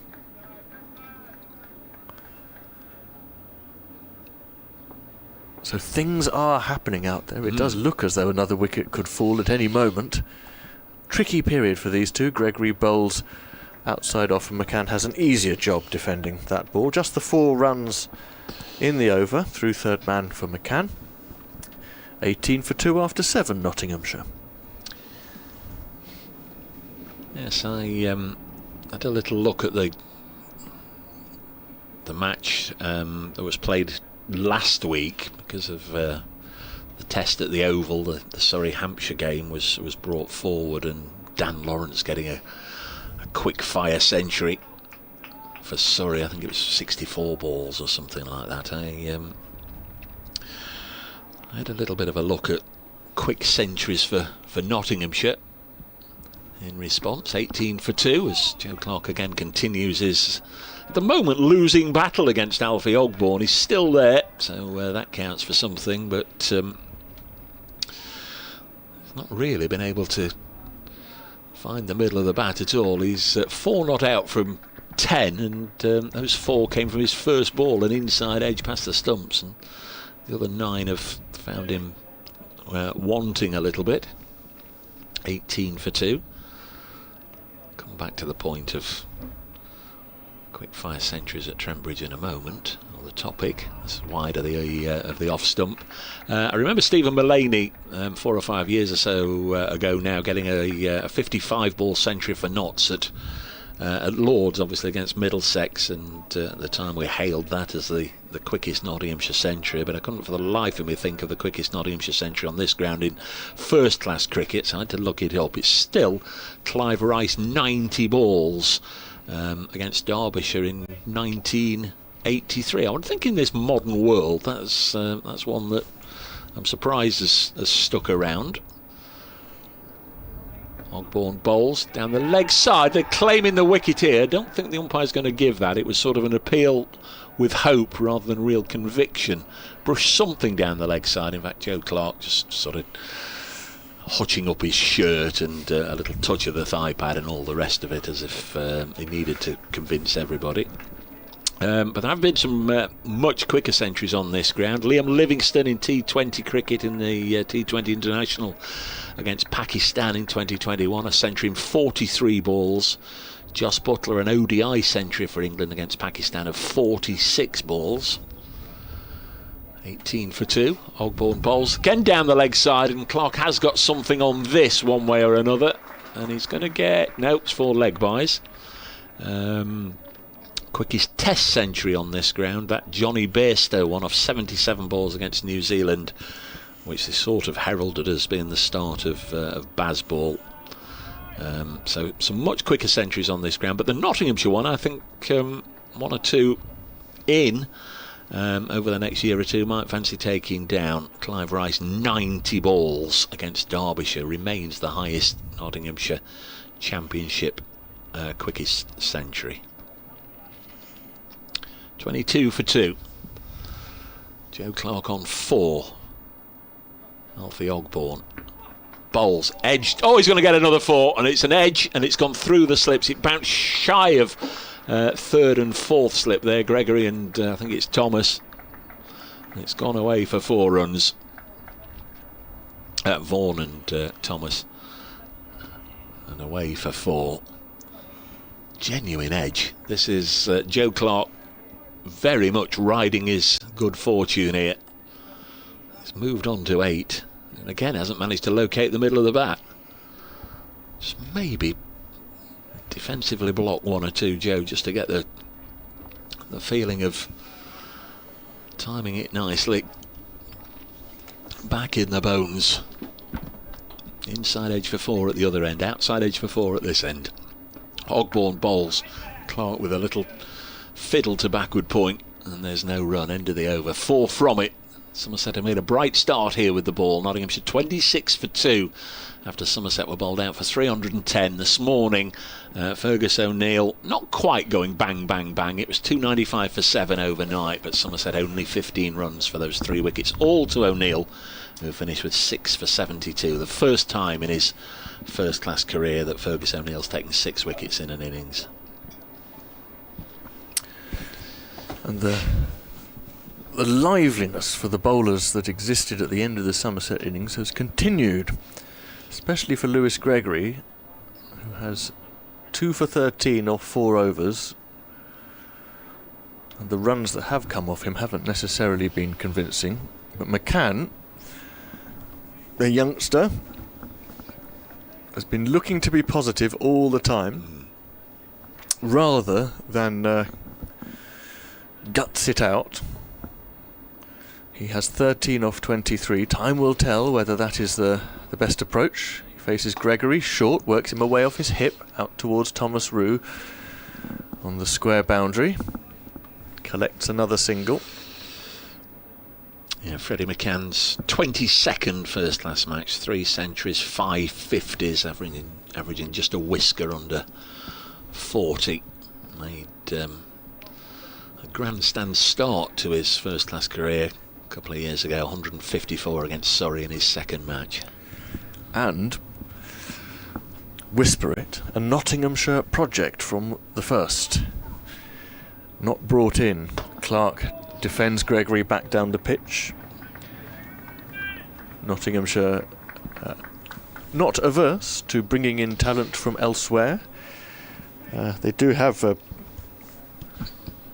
working pathway, and Freddie McCann is certainly an advertisement for the success of that pathway. And Lyndon James and Liam Patterson-White. Yes, in this 11, Liam James, Patterson-White, Hutton. Yep. In the reserves, a whole host of them. Clark lets this ball go through from Gregory, just a little bit of gentle outswing. So 4 out of the 11. I don't think they're any better or any worse than any other side in that regard. They, for a while, got dogs abuse for tapping into Leicestershire's resources just down the road, and recently it's been a steady trickle from Worcestershire, with Clark, Haynes, Pennington and Tong all making the same journey. Clark facing Gregory. That's jagged back in at him and taken him on the upper thigh pad, too high to interest anyone in an LBW. I'm not sure that 4 out of the 11 is as good as it gets. I imagine Lancashire would have something to say about that, among others. But you are in a catchment area. We're only talking about boundaries of counties after all, and yep. you're in a catchment area that includes many urban conurbations of the Midlands, and that's where the players are. And if it's commutable, it's doable. And Nottinghamshire have decent financial resources compared to some. Next ball is very full, and Clark plays a very positive defensive shot, advances down the pitch and lifts his bat above his head as the ball goes through to James Rue. Yeah. And there's another sign of your Nottinghamshire pathway working is it Byron Hatton Lowe? Yeah. The youngest, I don't know how old Francis Moore is, but the youngest of the Nottinghamshire players just about has been called up to the England youth team. Have you seen much of him? Played a little bit in the Metro Bank last year, been a regular in the seconds. Gregory is left alone again. He's this over. He hasn't massively bowled a line that's troubled Clark or obliged him to play. And unlike McCann, Clark is very happy to let balls go through outside the off stump. 27 for 2, Nottinghamshire at the end of the over. There's another one that is a regular on the field, as one that clearly is becoming more and more used to being around the first team squad. We've often seen him as a fielding substitute alongside the likes of Ben Martindale that we saw yesterday. Rob Lord, who's here today, of course was released by Lancashire after going through their academy. He's played a handful of first class matches. Bowling change, Miguel Pretorius, who continued a lean streak with the bat this morning by being bowled by O'Neill for naught. Comes into the attack to replace Ogborn. 27 for 2. Right arm round the wicket. Plenty of bounce from his first delivery. Short of a length to the left-hander. It jagged away a little bit. McCann allowed it to go through to James Rue. 27 for 2. Somerset 310. I think there was a little bit of a split vote last night, the people I spoke to, on those saying nailed on draw, Dave, and you see things will start to happen over the rest of the match. This is run to backward point. There's no run.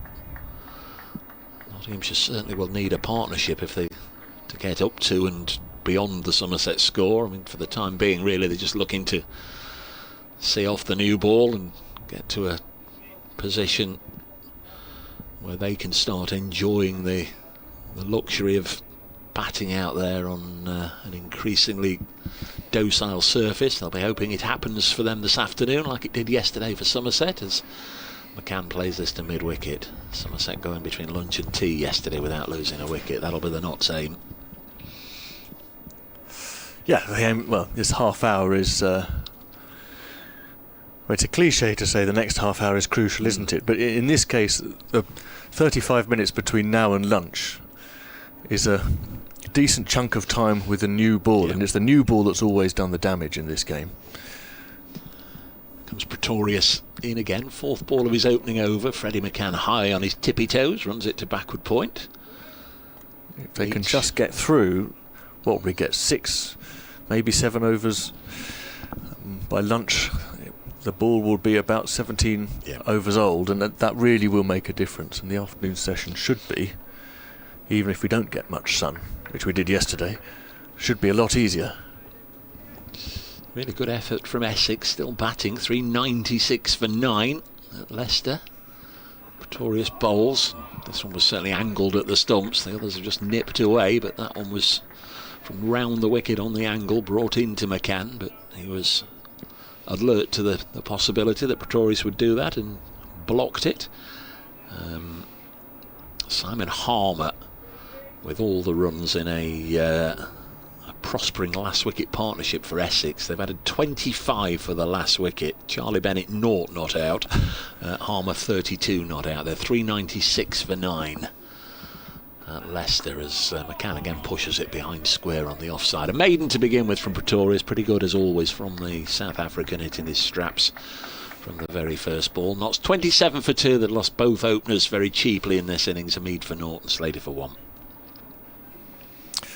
Yeah, Pretorius was, I think, targeting a very specific plan there against Freddie McCann, because when he props forward in his defensive shot on-off stump to a full ball, his bat is very slightly behind the front pad. And if Pretorius can get one to nip back, it might take the pad first. I've got a feeling that rather than trying to move the ball away to the slip cordon, he was going for the LBW to McCann. Now it's Gregory to continue into his 6th over then against Clark. Very full. Clark drives attractively, but an excellent diving stop at mid-off saves what would have been a certain 4.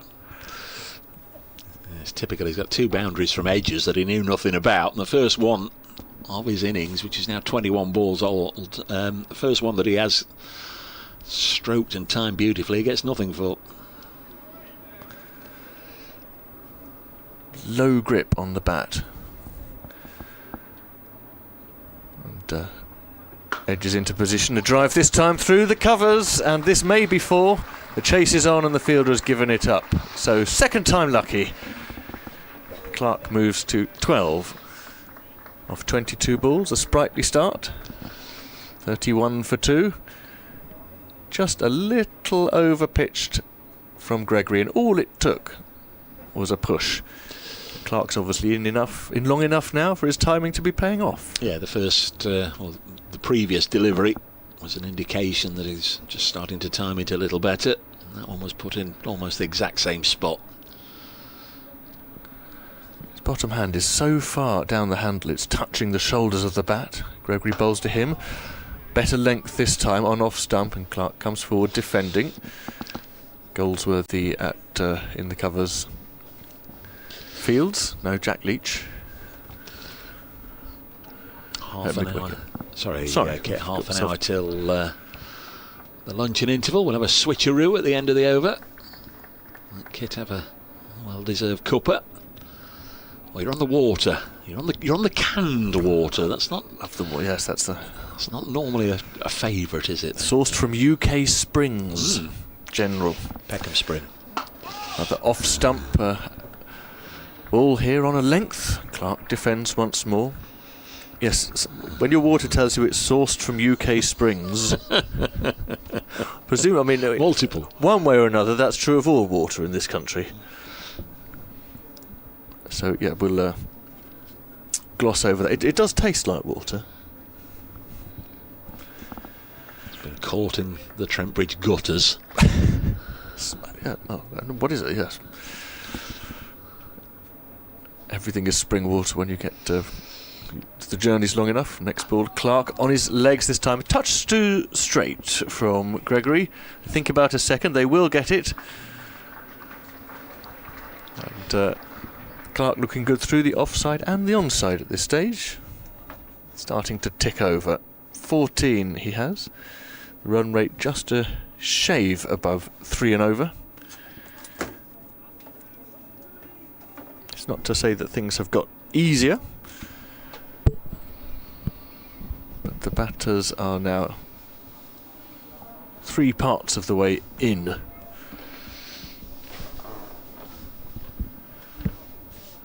Here's the last ball of Gregory's 6th over. This might be his last. He bowls very full, trying to go for the LBW, and Clark taps the ball to mid-wicket. There's no run.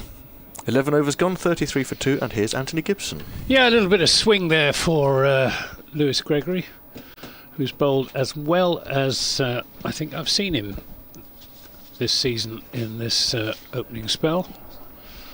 Right on the money, right from the start.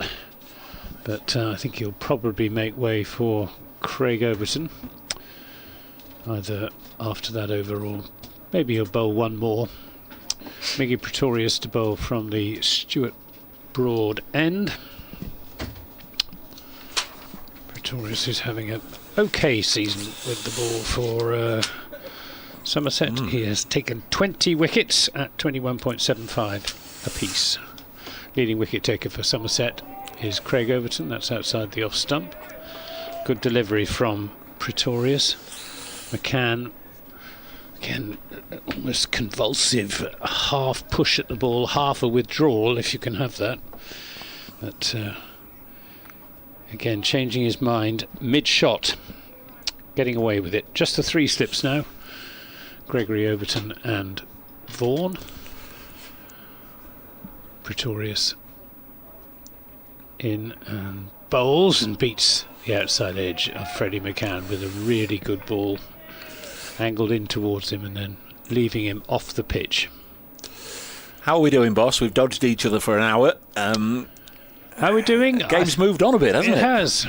It's, what is it, 48 for 5 this morning.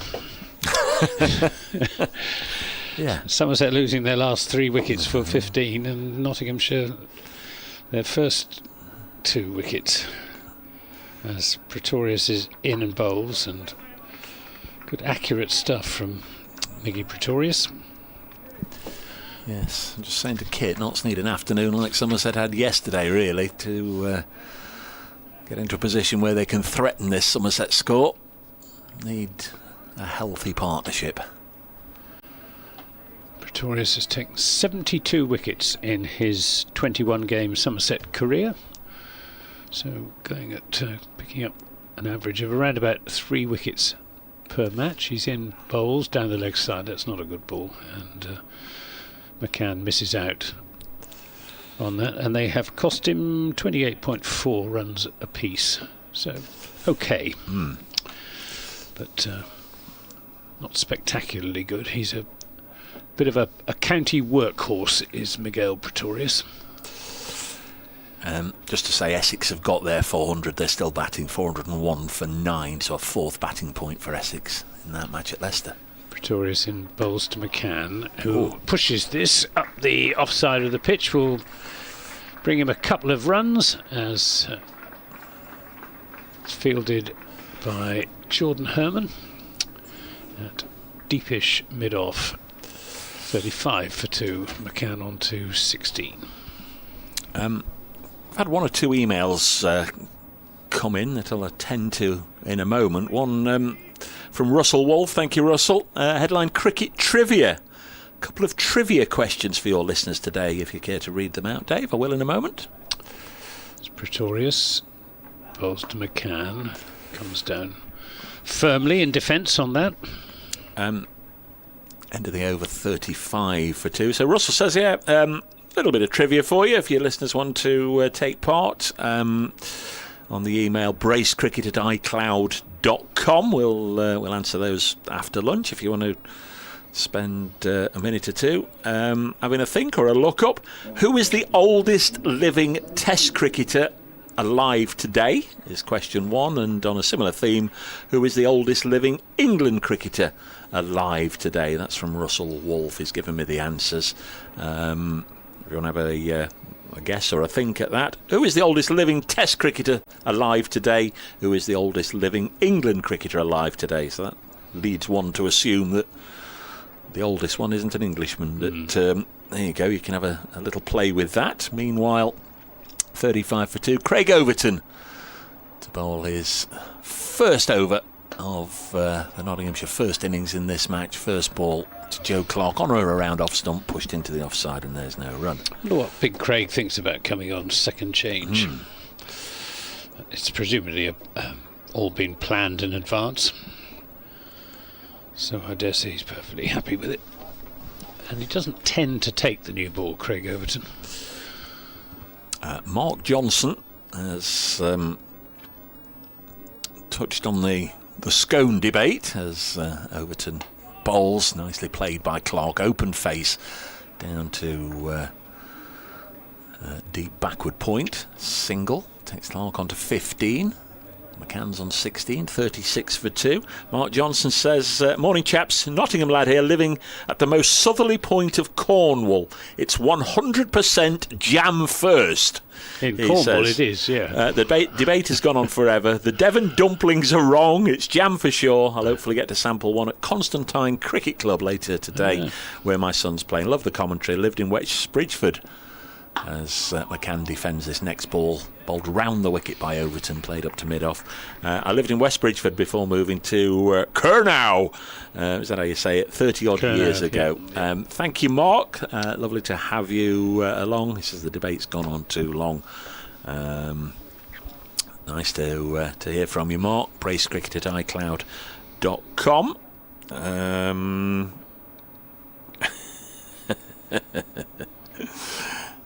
Next ball pushed into the offside by Freddie McCann. We'll get a couple of runs.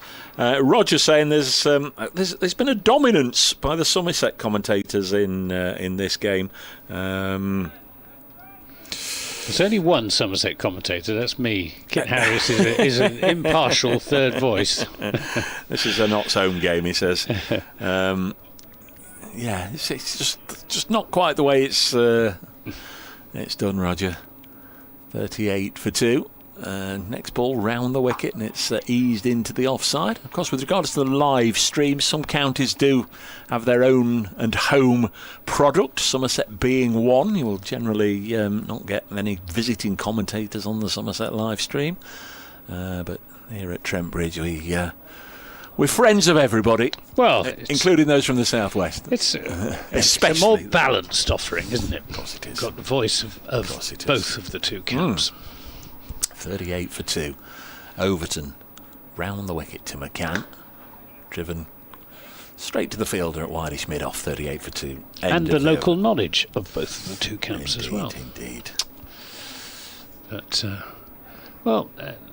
nothing very exciting about that Craig Overton over. He's bowling well within himself, looking to hit the pitch hard as ever, as indeed does Miguel Pretorius from the other end.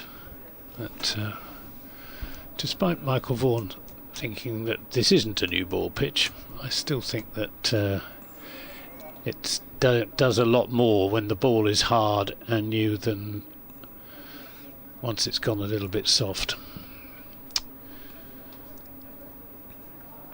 Somerset would dearly love to pick up one more wicket before the lunch interval and match Nottinghamshire's achievement yesterday when they had Somerset 63 for 3 at lunch. Here's Pretorius in and bowls to Clark, who's playing that from the crease out into the offside. Jack Leach comes sprinting in to do the fielding. I think then Somerset were 167 for 3 at tea, weren't they? That's really where Notts need to be.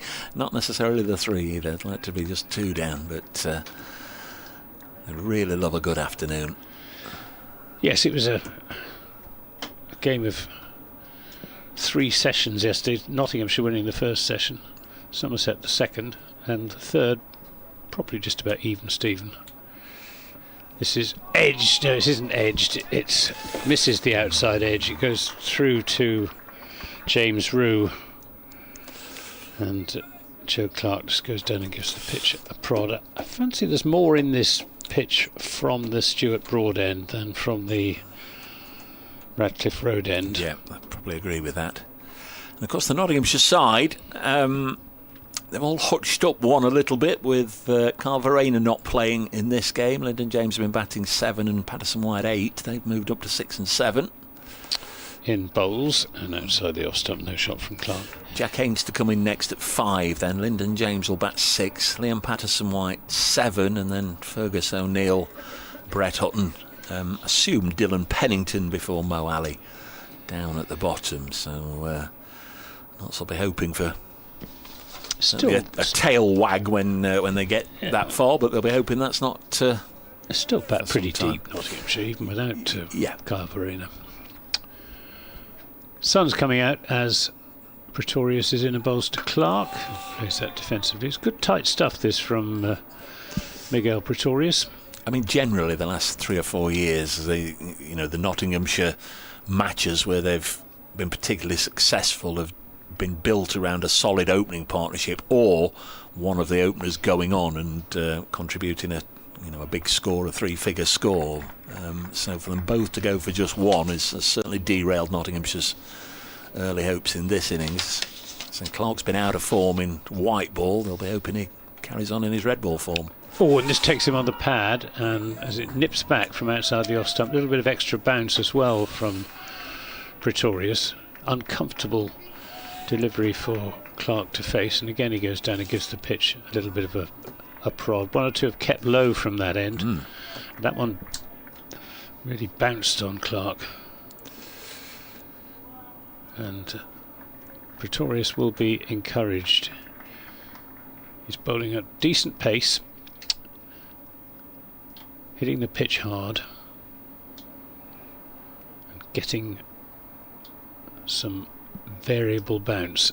He's in bowls of full length this time, and Clark comes forward, plays it defensively up to Alfie Ogborn at mid-off. End of that Pretorius over. He has bowled 3 overs and conceded just 2 runs. 2 of his 3 overs have been maidens, including that last one. And Notts 38 for 2. He's been very good with the ball this morning, Pretorius. Wandered out to the middle earlier on for a 10-ball duck with the bat, but back in the normal day job is not very impressive. The first 18 balls he sent down. Craig Overton to continue. His first over went for 3 runs. Freddie McCann on strike. He's got a start now. He's on 18 from 40 deliveries, and the left-hander will push this into the offside. Jack Leach doing the fielding. Essex are all out, 401. Score where they certainly shouldn't lose against Leicestershire. Leicestershire down at the bottom with Hampshire. Overton bowls again and played with softer hands this time. Freddie McCann again, he pushed it into the offside towards Leach, but by the time it reached the fielder, he changed ends, 39 for 2. So a little swap over for the right-handed Joe Clark. Sussex going great guns against Glamorgan. 236 for 4, which means they've already got a lead of 81 with 6 wickets still in hand. Yes, young Master Crocombe got wickets again yesterday, didn't he, as Overton bowls. Clark just rode that on the bounce. It was dug in short from Overton, not viciously short, half tracker length, but it just got up, and Clark had to again go up on his toes just to ride the bounce and guide it with an open face behind square on the offside for a single. Umpires at the moment content just to go along with the fielders and swap over from square leg to square leg, right-hander to left-hander and back again. Sometimes get fed up of doing it and just stand on one side or the other as McCann plays this to backward point again to Leach, who's fielded 3 in this over. 40 for 2. And Yorkshire well placed against Warwickshire. Yeah. So yesterday, the other 3 matches, you could certainly make a case for a dominant day for Sussex, for Yorkshire and for Essex. This one here probably the closest to try and read after the first day at 295 for 7. But as they always say, you generally need both sides to have battered just to see how it's going to unfold. As again, it's chopped by McCann to Leach. That's 4 out of the 5 balls so far he's fielded. He missed out there, did McCann. That was a little bit short from Overton. Sat up, invited the cut shot. Hit it straight to the fielder. A lunch at 1, resume at 1:40 of course. It's a 96 over day and we should get them all in on time. Notts bowling over 8, finished at 0. Overton bowls, McCann pushes it in the offside. Oh, who's that at full slip? Is that Herman? He stopped it going to Leach, otherwise 5 out of the 6 he'd have fielded in the offside. 40 for 2 after 15 here on BBC Radio Nottingham, BBC Somerset, on Sports Extra 2 and on the live stream provided by Nottinghamshire County Cricket Club. We thank, as always, our camera crew out and about round the ground, bringing you the various pictures, and Kirsty and Aaron in the production office looking after us, keeping us on air. 40 for 2. There's the Nottinghamshire score. So they trail by 270, and we're about 12 minutes away from lunch, maybe 3 overs. Somerset women in action down at Taunton against the Hampshire women. Hampshire 211 for 4 in the 37th. Pretoria's in and bowls, and this comes off a thick edge. It's being pursued by Josh Thomas down towards the 3rd man boundary, and they come back for 2 runs. 42 for 2 wickets there for Chloe Skelton, Olivia Barnes, Neve Holland and Lola Harris, wicket takers for Somerset. Yeah, and of course the Blaze sit top of that table, played 8, won 7. They're away at Beckenham against Surrey. I forgot that Surrey played their matches there rather than Kent. Surrey won 74 for 4 after 37. Pretoria's in and bowls, and Clark plays this from the crease back to the bowler. It'll be a real challenge for Blaze, that will, without Catherine and Sarah Bryce and Kirsty Gordon with Scotland. 2 England girls haven't played much 50 over cricket, but of course they're not available. We had Orla Prendergast, the Irish international, for the first block of games. She's also away with the World Cup, but the Australian Charlie Knott is in the side.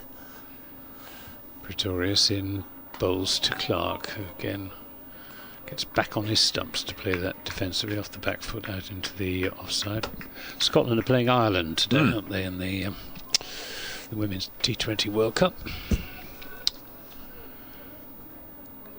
with Ireland 48 for 2, needing another 114 runs in just under 11 overs, 8 wickets in hand. Close game.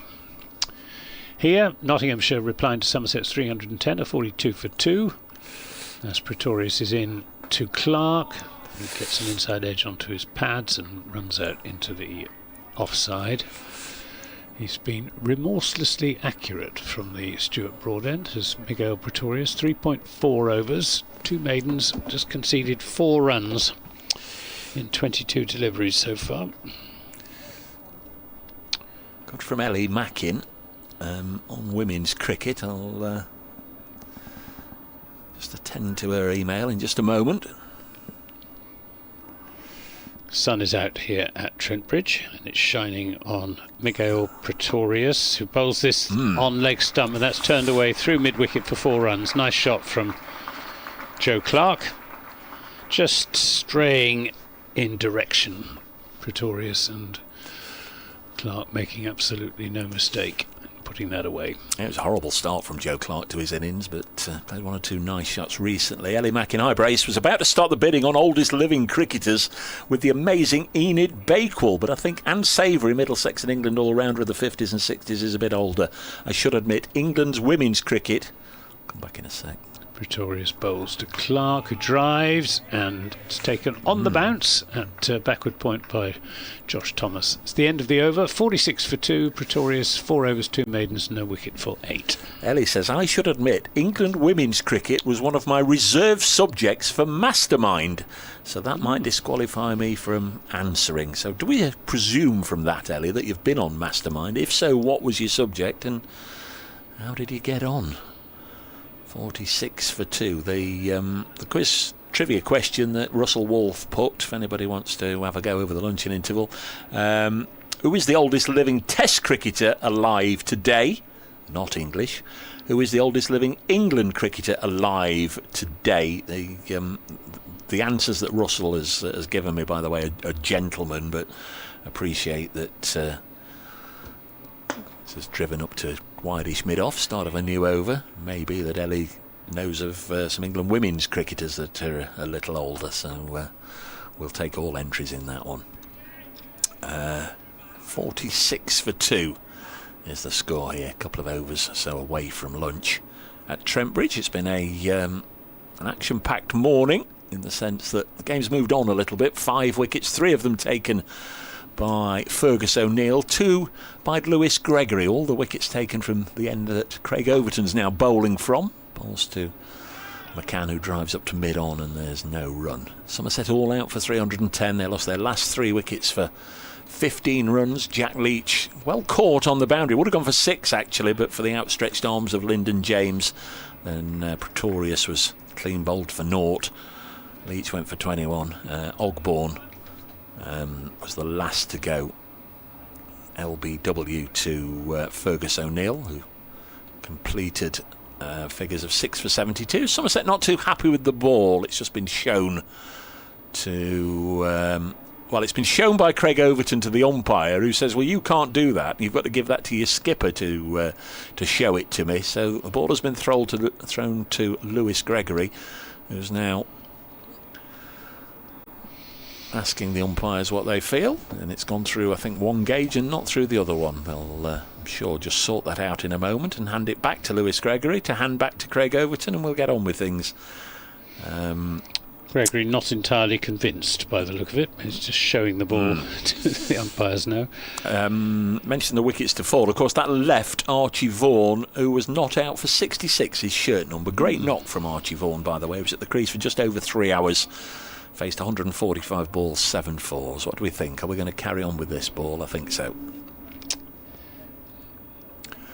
46 for 2. Still.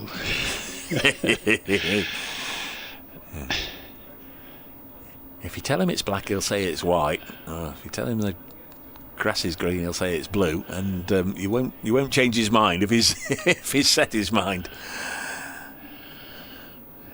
He's been asked to get on with the game, I think. Ball hasn't been changed as yet. 46 for 2. And Craig Overton into his 3rd over. Bowls now to Freddie McCann. Pushes this into the offside. What that couple of minute hold-up has done has perhaps ensured that there'll only be one more over after this. We'll have to see. There's 9 balls to go. It's only... it's not quite 5 to 1. Haven't been so many ball changes this season, have there? No. As in some recent seasons. No. Don't think we had a ball change in the Somerset first innings, other than the new ball being taken. 46 for 2. Freddie McCann on 19 gets a short one, which is lifted up in the air, and this could be the end of Freddie McCann. It's not been caught. It's not been caught at mid-on by Miguel Pretorius. It was a mistimed hook from Freddie McCann. The ball ballooned up over the bowler's head, and rushing in Pretorius at full length dived forward, momentarily obscuring the ball from our view, but there were no celebrations, and that led us to believe what we eventually saw on the monitors. It was underneath his body and on the ground. 46 for 2. Life of sorts for Freddie McCann, who pushes his next ball to Leach on the offside. I don't know how clear a shot we can get. Here we go. We're going to see a replay of sorts. Pretorius comes and throws himself towards it, and got his hands fancy, to it. yes, I fancy his hands were underneath it, but not quite together. And as they came together, the ball was between them, touching the ground. 46 for 2. That won't difficult chance, but not impossible. Won't please the mood of Overton, who comes in to bowl the final ball of the over. Drives into the offside. Oh, that's taken a nasty bounce. Well fielded, Alfie Ogbourne. Yeah, there's a test match to be played next week. There's a protective strip covering that strip that they're going to use, a protective carpet, and the ball was rattling along the ground at a fair old lick. Hit the end of the carpet and ballooned up, completely wrong-footing Ogbourne, who had to react to prevent it going for runs. It was a good stop, wasn't it? It was. Lewis Gregory still chuntering on to the umpire, James Middlebrook, who's not to be moved. So Miguel Pretorius has got the pre-existing ball in hand as he's in and bowls to Clark, who drives up to mid-off to Ogbourne, won't get a run. I'm not familiar of the work of Master Dudgeon, Keith Dudgeon of Kent, but certainly Lancashire's batting card knows more about him than they obviously did this morning. Lancashire have been bowled out for 87. Master Dudgeon, 12 overs, 3 maidens, 6 for 21. Gracious. Have a bit of that, Red Rose, he says. Kent 178, Lancashire 87. 2-day match, anybody? It's a 3-day match, probably. 46 for 2. It's pouring down with rain in Blackpool this morning. One of my correspondents told me first thing this morning. Pretorius bowls to Clark. Won't get a run there. Lancashire, one of several counties who are having a very difficult season, both on and off the pitch. I've just said wickets going down there. Kent, 0 for 1 after 1 ball in their second innings. Dawkins out to Jimmy Anderson, first ball. 46 for 2. It's hooping round corners at Stanley Park. The giraffes next door looking on. His Pretorius bowls to Clark, drives nicely away through the offside between extra cover and mid-off, and that is going to beat Alfie Ogbourne just to the boundary rope. And 4 runs, and that's the 50 on the board for Nottinghamshire. 50 for 2. Clark on to 26, and that was as good a shot as he has played so far. Yeah, if you haven't been to Stanley Park, by the way, it's next to Blackpool Zoo, hence the reference. I've not been to Stanley Park. You've not been? No. Russell Wolfe, I should have clarified male cricketers in my trivia, he says. Thank you, Russ. We'll come back to that after lunch. Here is Pretorius in bowls, brings that one back into Joe Clark, who plays it defensively. I think I know who the oldest Test cricketer is. Well, off air, we'll see if your... And that's a clue. I'll give you a clue. If your answer tallies up with Russell. He played in the 1948 series between Australia and England. Oh!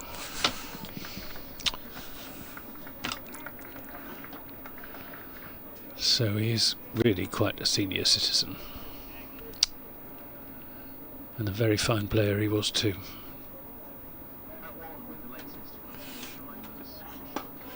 Defensive shot from Clark. I think it's going to be the final over now, Anthony, with the various things that have happened over the last couple of overs. The ball being repeatedly shown to the umpires. So 50 for 2. Somerset 310. Oldest living cricketer, if you want to have a go at that. Bracecricket@icloud.com.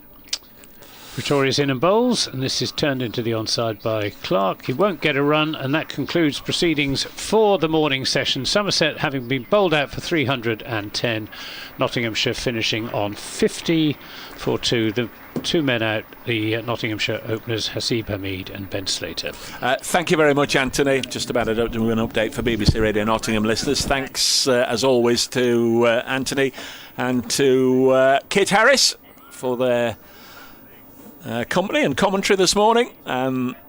We'll all be back for the afternoon session, which will resume at 1:40 p.m. and we'll be delighted if you'll join us then.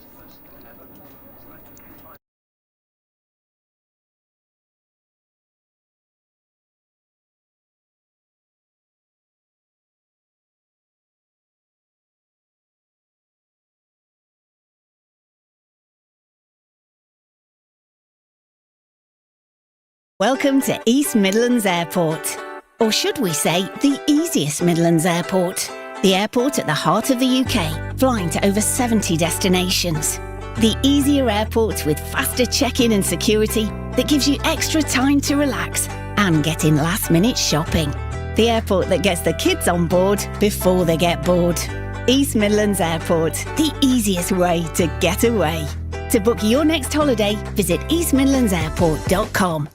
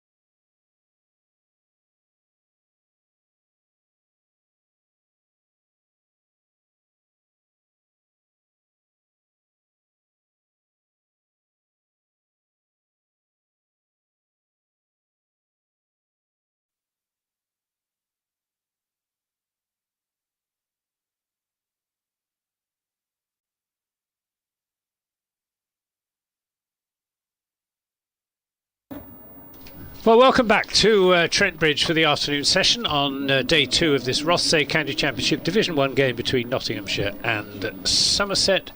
Players just coming out from the dressing rooms, led by the 2 umpires, Martin Saggers and James Middlebrook. 2 not out Nottinghamshire batsmen are Freddie McCann and Joe Clark. Freddie McCann, who offered a difficult chance to Miguel Pretorius not long before the lunch break, which Miguel Pretorius got 2 hands to, but couldn't hold on as he was diving forward at mid-on. So McCann survives. I'm Anthony Gibson from BBC Radio Somerset. With me, our third voice for this commentary, Kit Harris. How do you see the state of the game, Kit? Finely balanced. I think Somerset may rue that missed catch. It was catchable. It was. I think he was just a little bit slow picking it up, setting off, and he's a big man, is Pretorius, so he takes a bit of time to get going.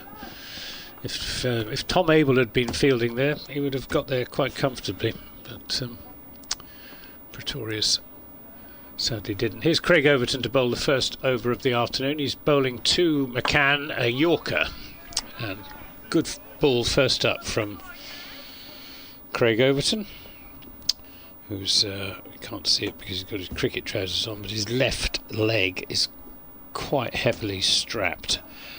I think it's in respect of the tendinitis that he's been suffering from for some time now. Doesn't seem to impede him too much. Still a force of nature is Craig Overton. Here he comes into McCann, bowls another Yorker right up in the block hole. Dug out, played up to Alfie Ogborne at mid-off. Ogborne, who bowled pretty quick spell first up. Somerset taking the first 2 Notts wickets, removing both of the openers for 0 and 1, Hasib Hamid and Ben Slater respectively. That was 9 for 2. It's now 50 for 2 as Overton is in and bowls, and this is an outside edge, goes perfectly safely through where a 3rd or 4th slip would be. We've just got the 2 slips, and they take the single down to Josh Thomas, I think that is, at 3rd man, hands in his pockets. Quite a chilly afternoon when it is. When the sun isn't out. Well, Archie Vaughan, who was the only fielder in the morning session to go without a sweater, has had to think about that over lunch and is now wearing one, so they all are.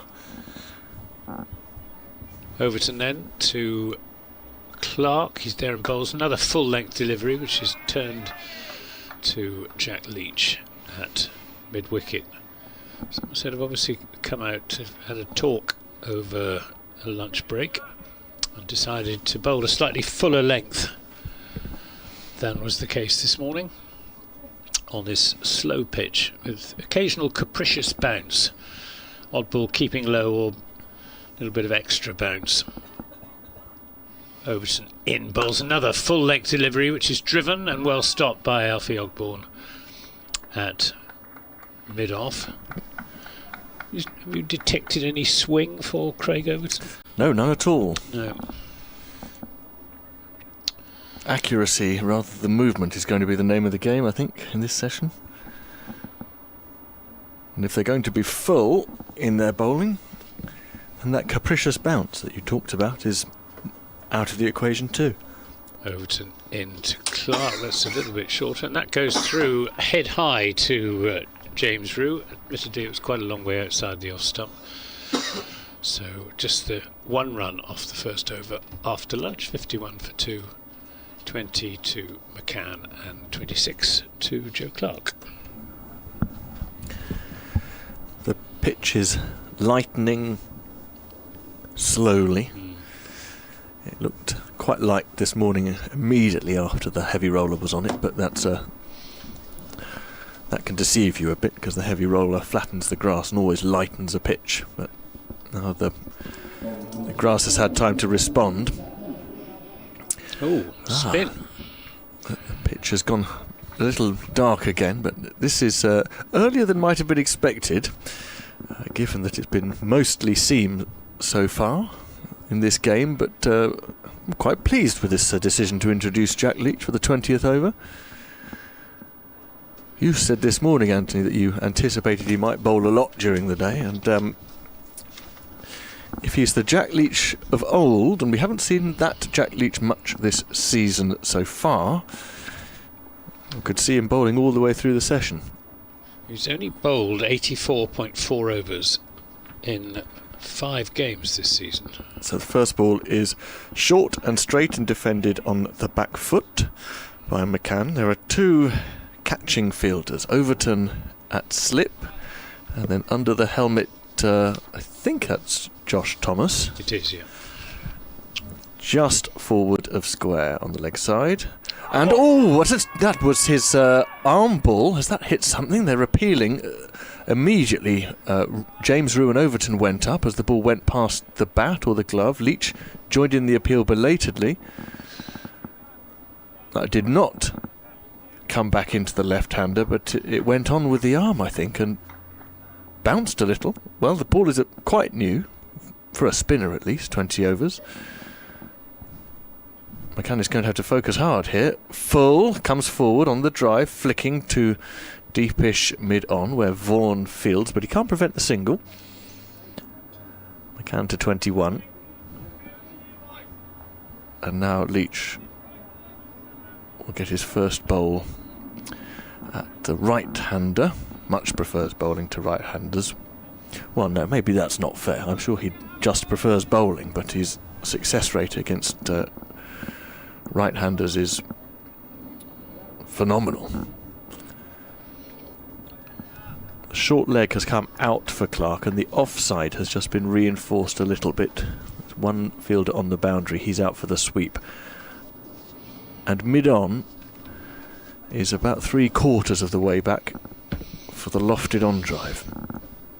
So here's Leach's first ball to Clark, swaying backwards and forwards in his run-up as he always does. Outside off, and he's driving at it uppishly. That was a length ball and it went in the air. On the bounce to Pretorius at backward point. Clark will, I think, look to get after Leach. Leach is in again, tosses it up and drives on the offside to collect a single as mid-off runs round. Clark to 27. No sign of spin off the surface at all in this over for Leach, and there wasn't much really for Patterson-White yesterday. This one is fired in shorter, flatter, and cuttable, and that's what McCann does. There's a sweeper on the point boundary, so 3 runs off the over. McCann goes to 22 with that shot, and Nottinghamshire 54 for 2 after 20. Jack Leach has only taken 5 wickets in this first-class season. Best of 2 for 26, and they've cost him nearly 49 runs apiece. And he's, as I was saying, he's only bowled just over 84 overs, so an average of 9 overs per game. Last season he bowled a prodigious number of overs for Somerset, not least here in the Kookaburra game, as Overton is in and bowls. This is turned nicely away through mid-wicket. That will run away to the shorter of the 2 boundaries either side of the wicket, in front of the Fox Road stand. Retrieved by Pretorius, overpitched by Overton. Wasn't a very good ball at all. It was leg stump half volley, nicely put away by McCann, who moves on to 26. 58 for 2. Overton in and bowls, and McCann watchfully forward, playing it out into the offside. Bowling well within himself, I would say, Craig Overton at the moment. Concentrating on keeping the ball up to the bat, bowling wicket to wicket.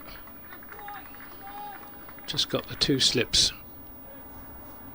waiting for the edge. Could be quite an attritional afternoon's cricket, as was yesterday afternoon's. Overton in and bowls outside the off stump, and no shot from McCann. Somerset getting through yesterday afternoon's session without losing a wicket. 2 batsmen, Jordan Herman and Thomas Rue, but it was slow going, runs having to be eked out against a quality Nottinghamshire seam attack on a slowish pitch. Overton bowls to McCann, who cuts away through the offside. Lovely shot, short and wide from Craig Overton, and nicely dealt with by Freddie McCann. And that's the 50 partnership between the pair of them. 53 from 90 balls, with Freddie McCann contributing 22 and Joe Clark 27.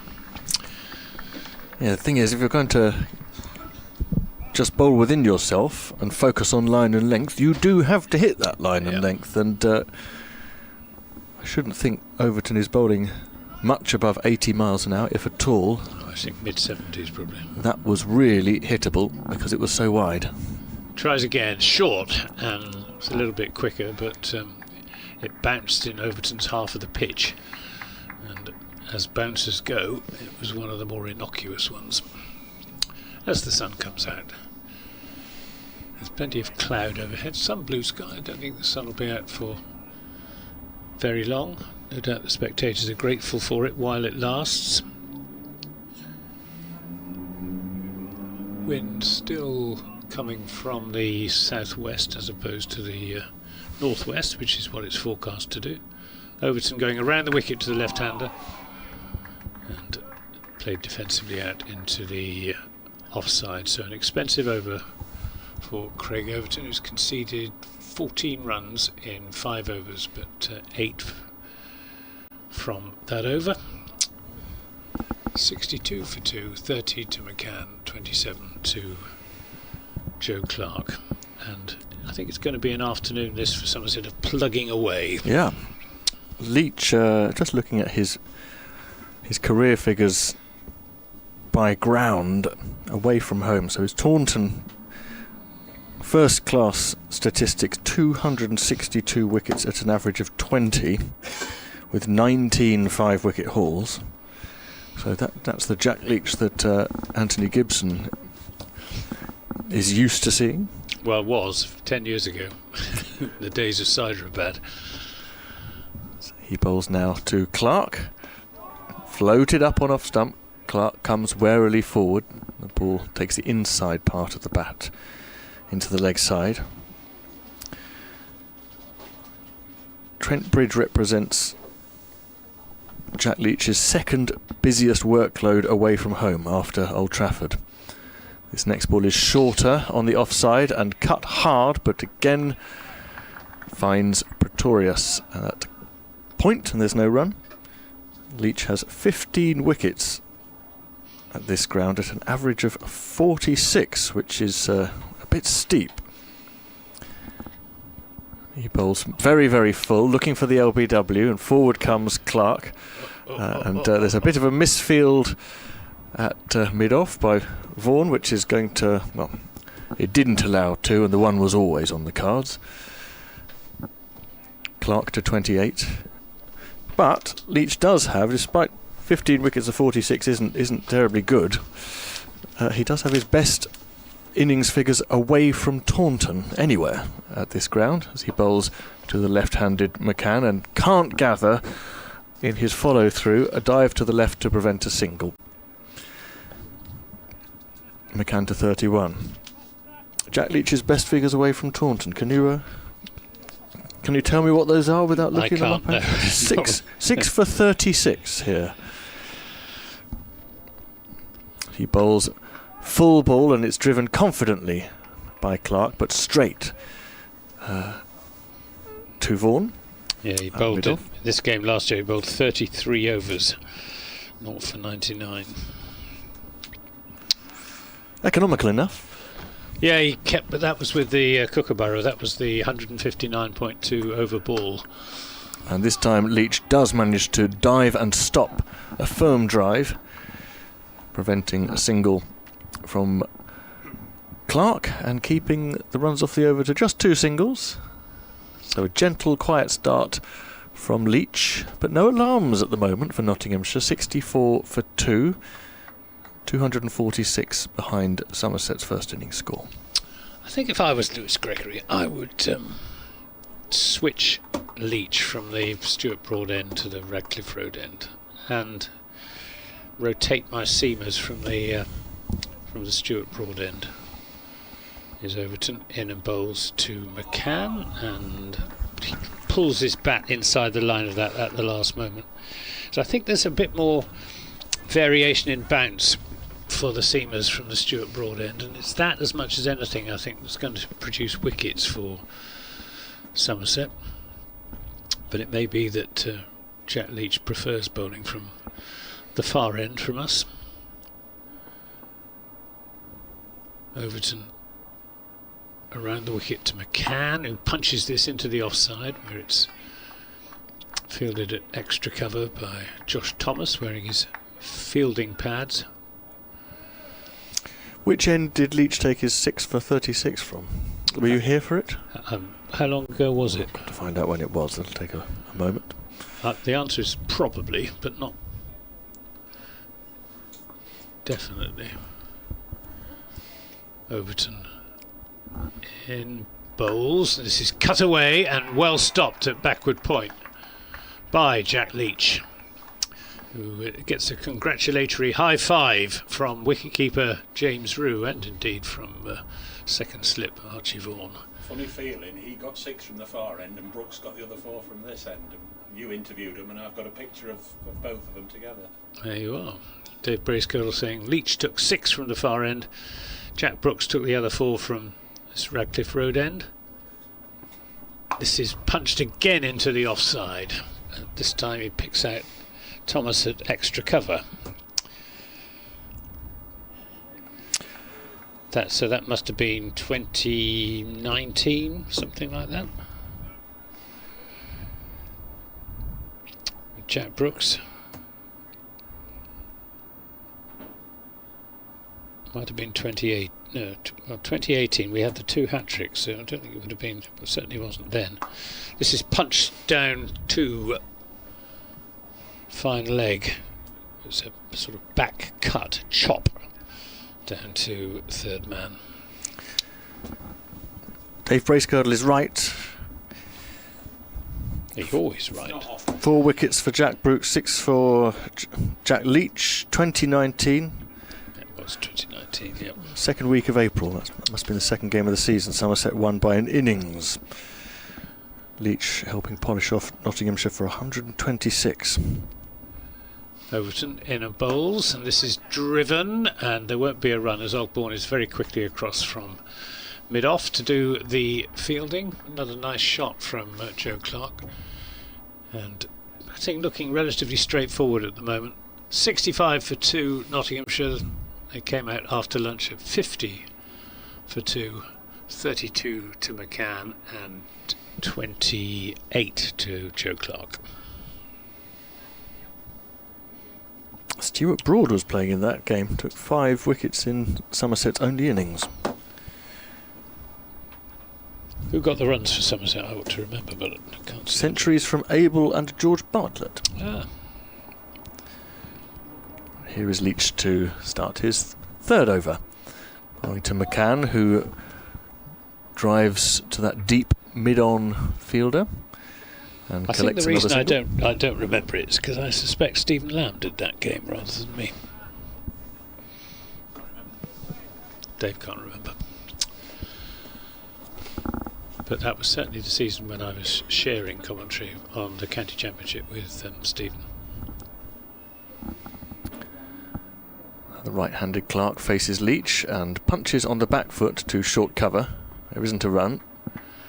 In fact, He's been accurate so far, I Jack can Leach. remember exactly where I was. I was on the beach at Salema in Portugal because I was listening to Dave Bracegirdle on the beach because Stuart Broad was bowling.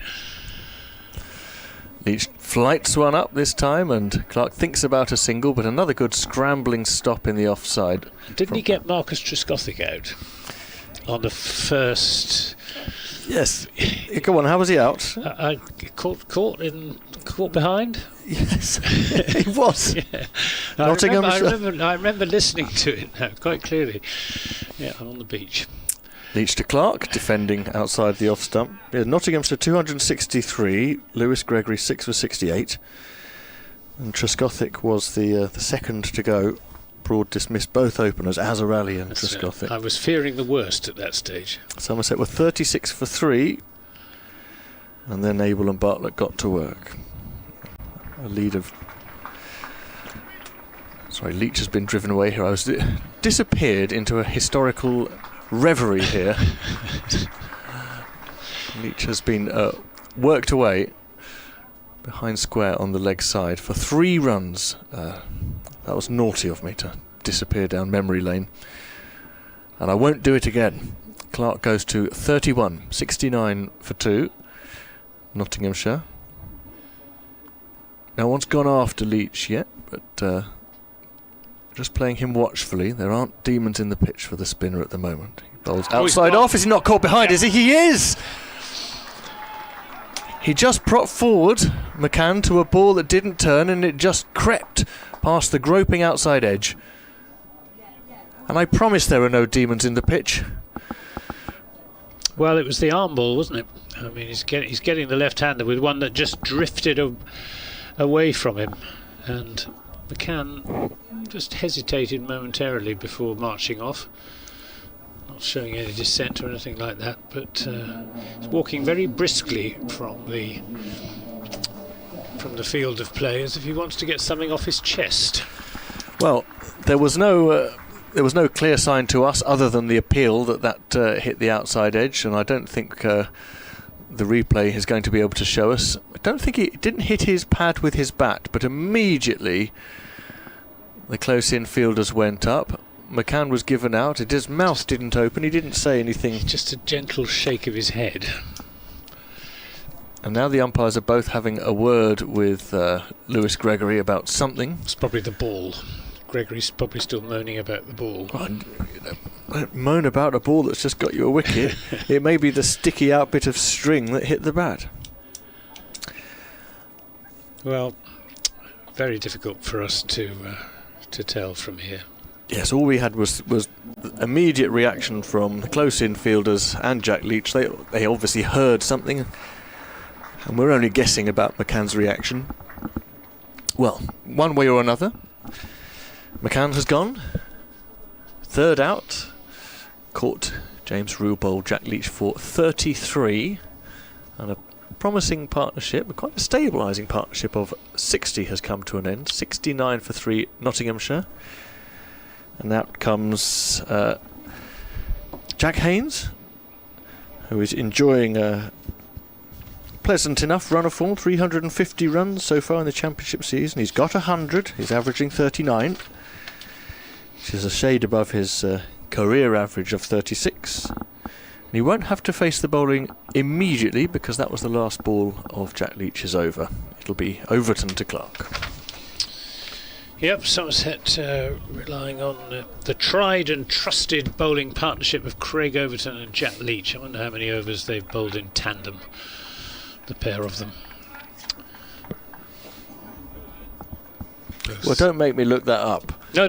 I'll miss another sweep shot. Steve Pittard would probably know, but Steve Pittard sent me a whole lot of stats about Hamid and Slater as an opening partnership, as Overton is in and bowls. But sadly, before I could get around to Steve Pittard's stats about Slater and Hamid's opening partnership and how prolific they have been, they were both back in the pavilion.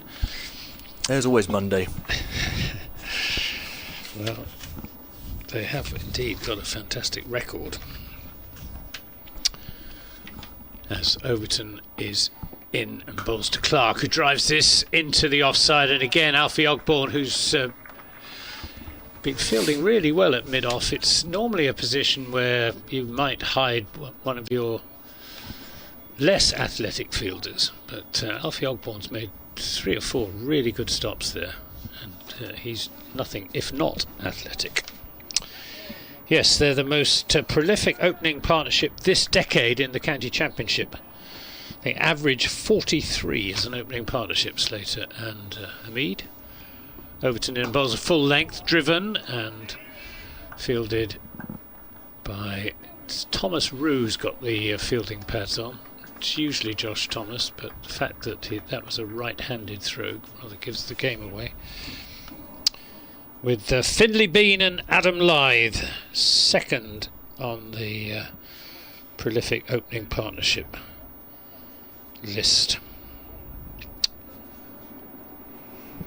I daren't ask where Somerset's partnerships fit into that table. Nowhere. Overton bowls, and just a rather anxious prod at that from Joe Clark. Beats the outside edge. Yes, Hamid and Slater have added 4,734 runs together since 2020. And they didn't add very many to that today. Just the 1 or 2 runs.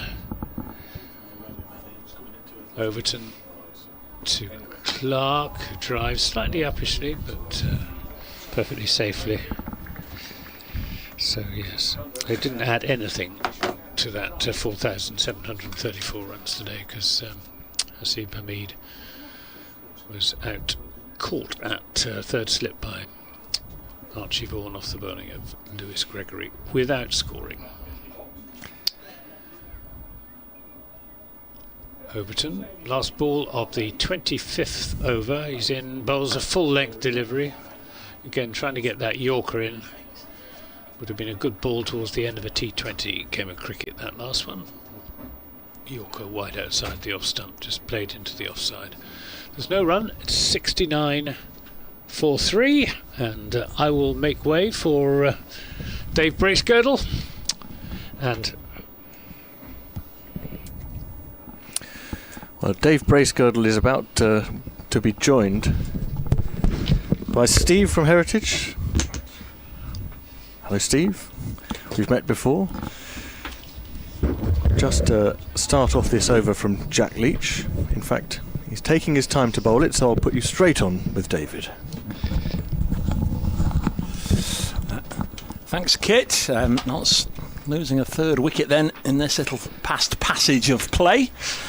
Jack Leach about to bowl. Formally introduce Steve in just a moment when we get this over up and running. Jack Haynes about to face his first ball. Not 69-3 if you're just joining us this morning. Somerset didn't hang around too much longer with the bat. Added 15 more runs for the loss of the last 3 wickets, all taken by Fergus O'Neill. So Somerset 310. Nottinghamshire 69-3. 2 openers out cheaply. Oh, very cheaply. And Freddie McCann out for 33. We're going to get this over underway at last. Here's Jack Leach round the wicket, slow left arm spinner, and Jack Haynes pushes it back to the bowler. Steve Lamotte here alongside. Don't get too long to chat between overs of spin, hopefully from the other end with Overton bowling at the moment. We can have a little bit of a blather, Steve, as Leach bowls and Haynes is away with a single into the offside. 70-3. Thanks for popping up. Thank you. Thanks for the invite, Dave. Nice to see you again. Yeah, 2 or 3 times a year we get you in and you let us know what's happening in the heritage world here at Trent Bridge, an ever-changing Trent Bridge, of course. We can have some sort of an idea now, more of an idea what the pavilion's going to look like. Isn't it looking good? So far, so good. Yeah. You pleased with it? Yes. I know you're not the architect. No. I love the way that we've kept the heritage. You know, we've reused the old tiles on the roof, you know, things like that. Clark on strike on 31 pushes this back to Jack Leach. Yes, it's nice that the building's now symmetrical again. In fact, you wouldn't know that we've put an extra layer on the left-hand side, would you really? It just looks as if it's been there forever. The committee rooms, absolutely astonishing, isn't it? And you're right, as I understand it, they've taken the roof to pieces, individual pieces, as Leach bowls, and this is played by Clark down the ground to long on for a single, popped another layer on, and then put the roof back on. Sounds so easy, doesn't it? Yes, it's we've about doubled the floor space without increasing the footprint of the building at all. So which is why it's now so tall anyway. But it makes the pavilion the dominant building on the ground again. Here comes Leach now to bowl to the recent arrival, Jack Haynes. Lets this go through to the keeper. The members, the supporters, they'll all want to know what their area is going to be and how that's going to look. The players, they'll get more dressing room area. There's more rooms for the umpires and the match officials and what on. Little push and run from Haynes up to mid-on. Single sharply taken. 72 for 3. From your perspective, more areas, more availability of space to put caps and medals and bats and heaven knows what else? Hoping so, Dave. There have been many important decisions to be made first, but yes, we're starting to get to that stage now. There'll be some display cabinets in the new foyer where we'll be able to display part of the heritage collection, and there'll be quite a lot of digital display boards that'll give us a lot of flexibility to sort of change the message depending on the match, really. So I'm very, very encouraged. The fact that we've kept the tradition, we've kept the sort of historic feel of the building, I think is so important. And the digital boards whereabouts? Inside the building. Here's Craig Overton, son of North Devon, product of the Instow club there. First ball past the outside edge and through to the keeper. 72 for 3, Nottinghamshire. Yeah, so while there won't maybe be walls covered with photos as of every president and every captain and things like that, a lot of that will now be conveyed through digital board displays instead anyway. But they'll look traditional. It won't be garishly modern anyway. So it'll be in keeping. 72 for 3. Overton bowls wide enough to be cut away. There's protection out there in the deep at deep backward point. Single taken. Haynes on to 3. 73 for 3. So those big boards, as we used to go in through the main doors, the captain, the president, and everybody. The internationals, all those. A lot of that will actually be on sort of rotating screens on digital boards anyway. But and I presume whilst the renovations have been underway, I don't want you to tell me in case you get burgled overnight, but I presume all the historical artefacts have been locked away somewhere for safekeeping in somebody's attic. Not in somebody's attic, but they are locked away safely. But of course, I couldn't tell you where where they're hidden. I wouldn't expect you to.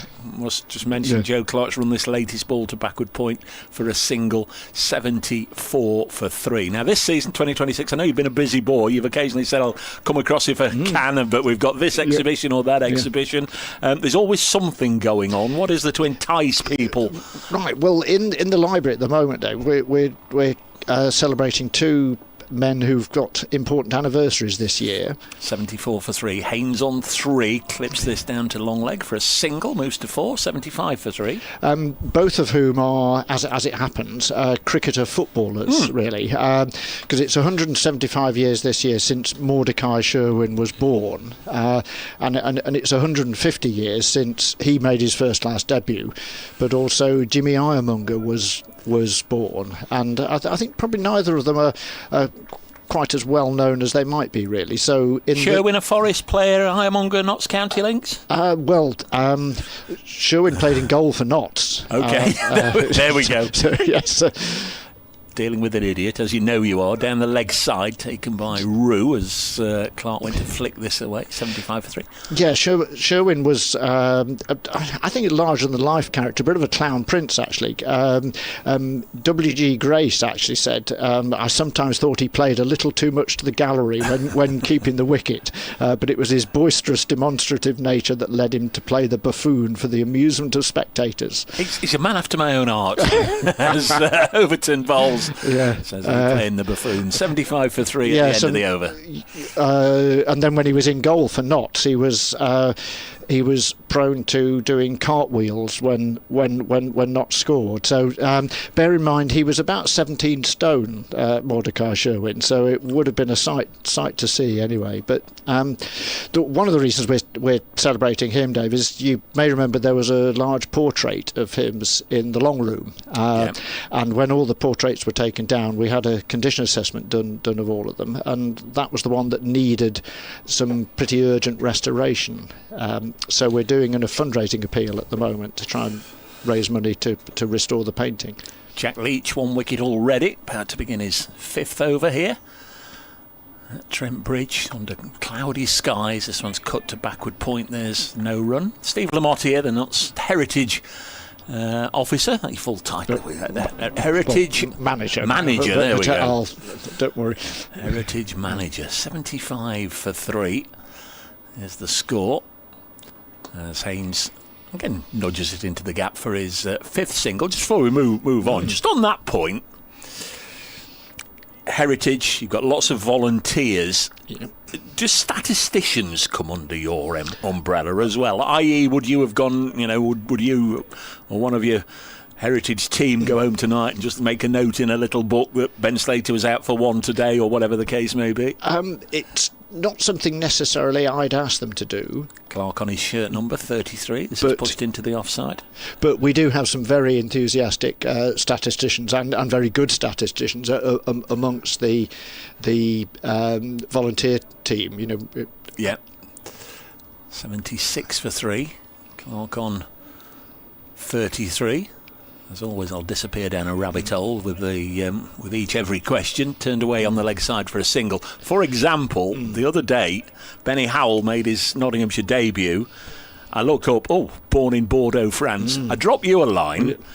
What do you think anybody else has played for Nottinghamshire who were born in France? Within about 5 minutes, Chris O'Brien says no, he's the first one to be born in France. I mean, I could get access to that information, but it would take me until next year to look at the first class records of everybody who's played for Notts and then say, well, he is the only one. This is pushed down the ground. But it came back in an instant from Chris. So how would he have done that? How would you have done that? He knows an awful lot about Notts cricketers. But how do you know that? How do you know he's the only one born in France? He's actually writing a book on Notts cricketers at the moment, which will be out next year.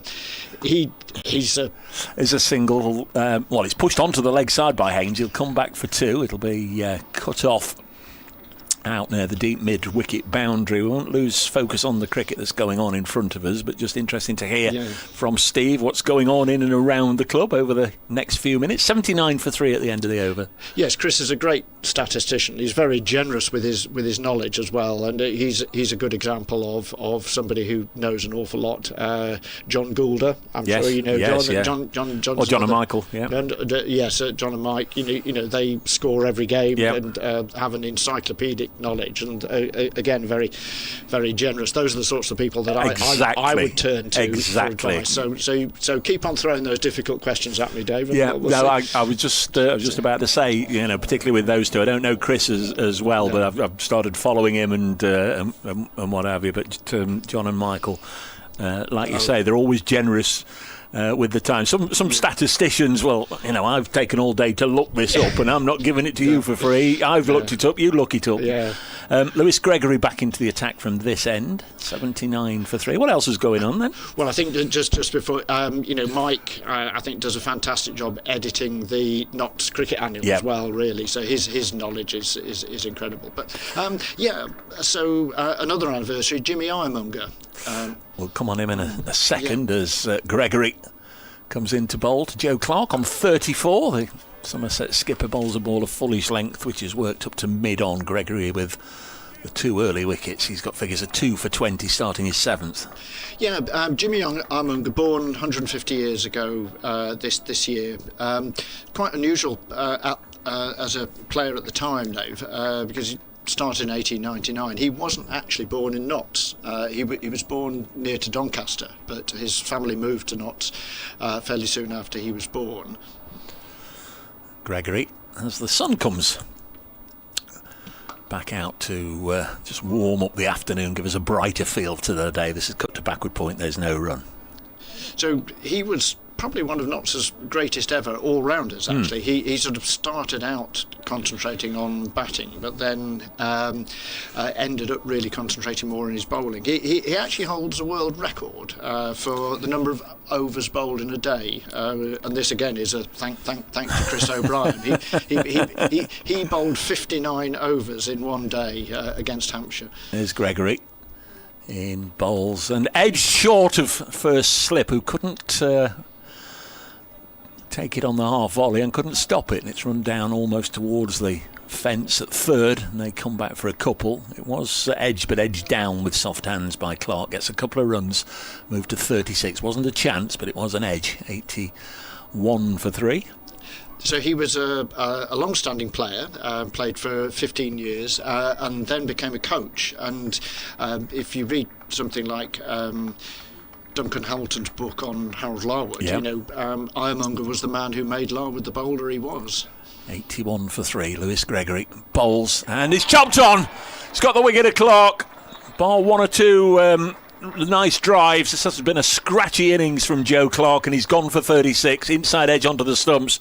Gregory gets his 3rd, and Somerset might feel that's quite a big one. Clark, who got 92 at Taunton, out of sorts in the blast, and not really, as I say, found his best touch today. He's gone with the score on 81, and this has been a good little post-lunch session so far for Somerset. They've removed Freddie McCann, and now they've got rid of Joe Clark. Nottinghamshire still a long way behind. Somerset made 310. Clark on his way with the score 81 for 4.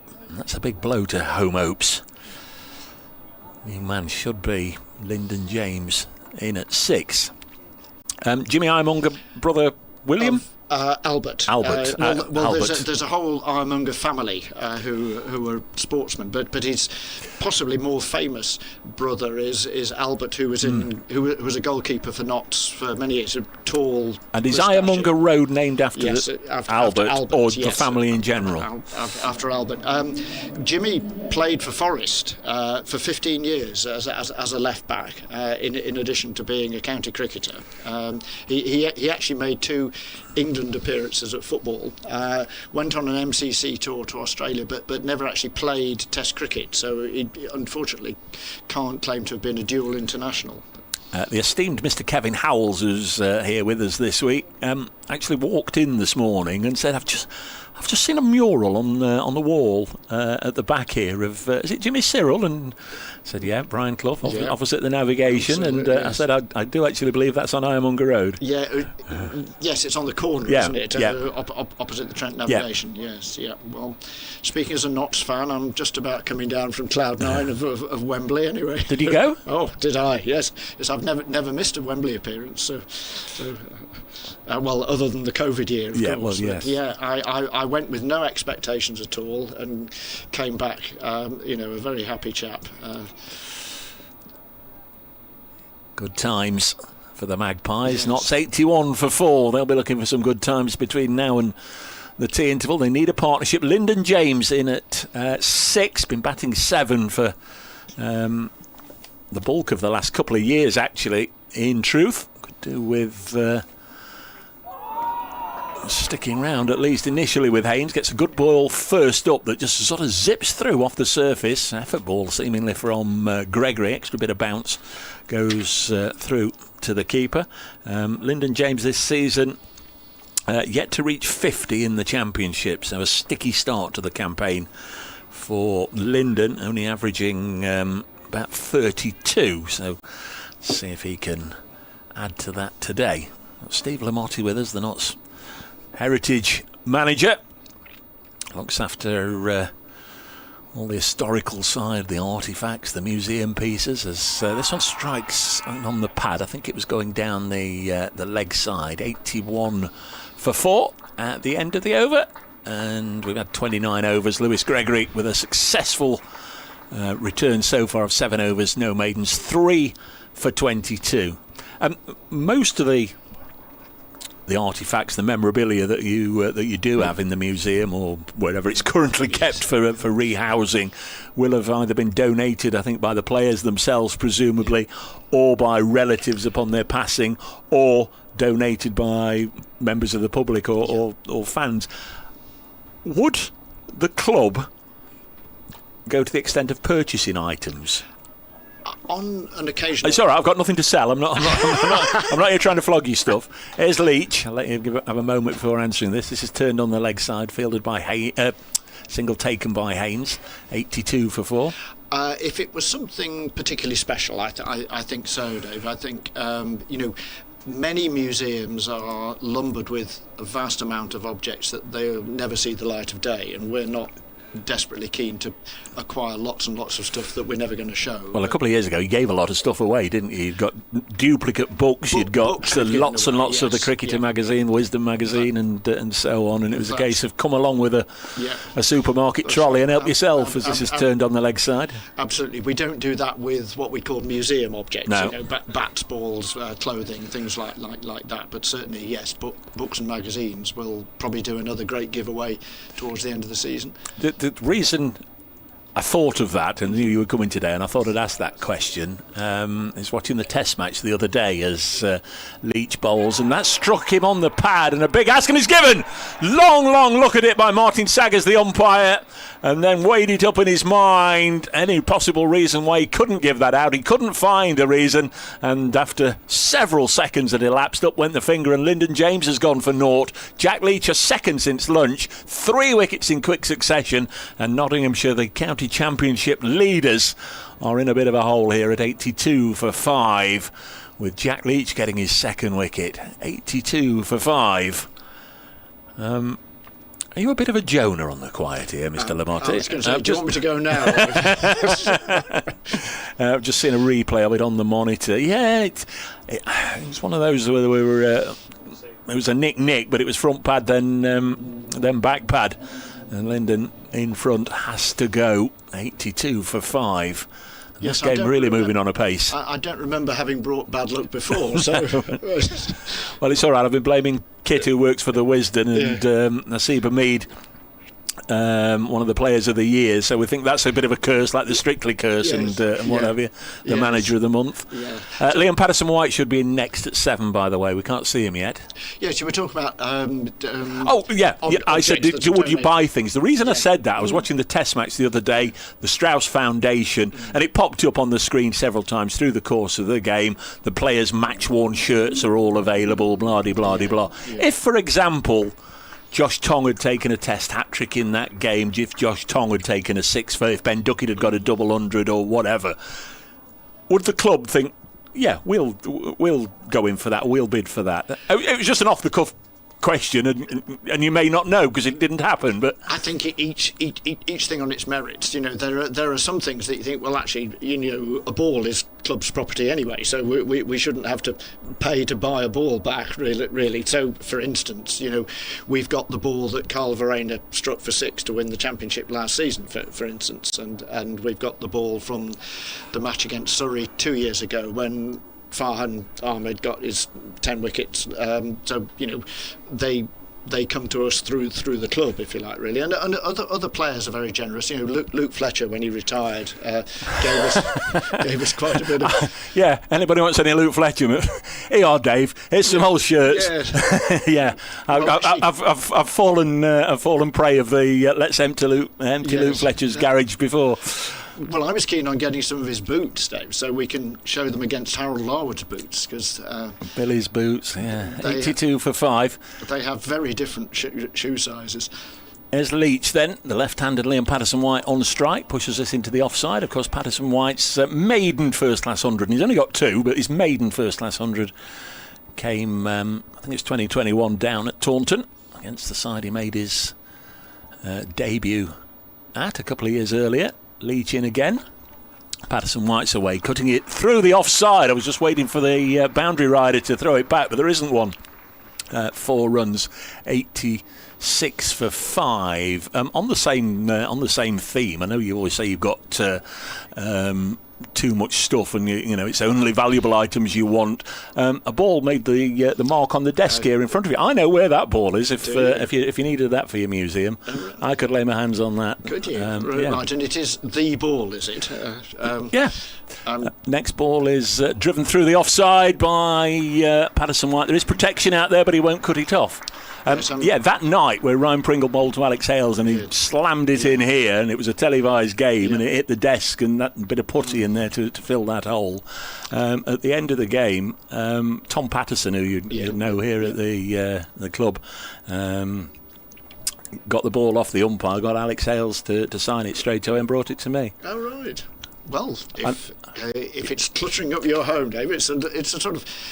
it depends if you ask me, when I would say it was a lifelong keepsake, or you ask my missus, who'd say, yes, it is cluttering up the home, but yes, you well, I'll give her a ring later then. By all means, anything I've got you can have, Steve. You'll be in my will, you know that. Thank you, Dave, thank you. No, I think we're very interested in things that have got a story to them, and that's a great story. You know, when we bring people in here on a guided tour, we like to play them the commentary, and, you know... It wasn't commentary, it was me fearing for my life. I thought he'd killed me as this is pushed into the offside. Just as we've got an audience at the back here, I presume at some point you will have heard Peter Trigo hitting the ball into the old...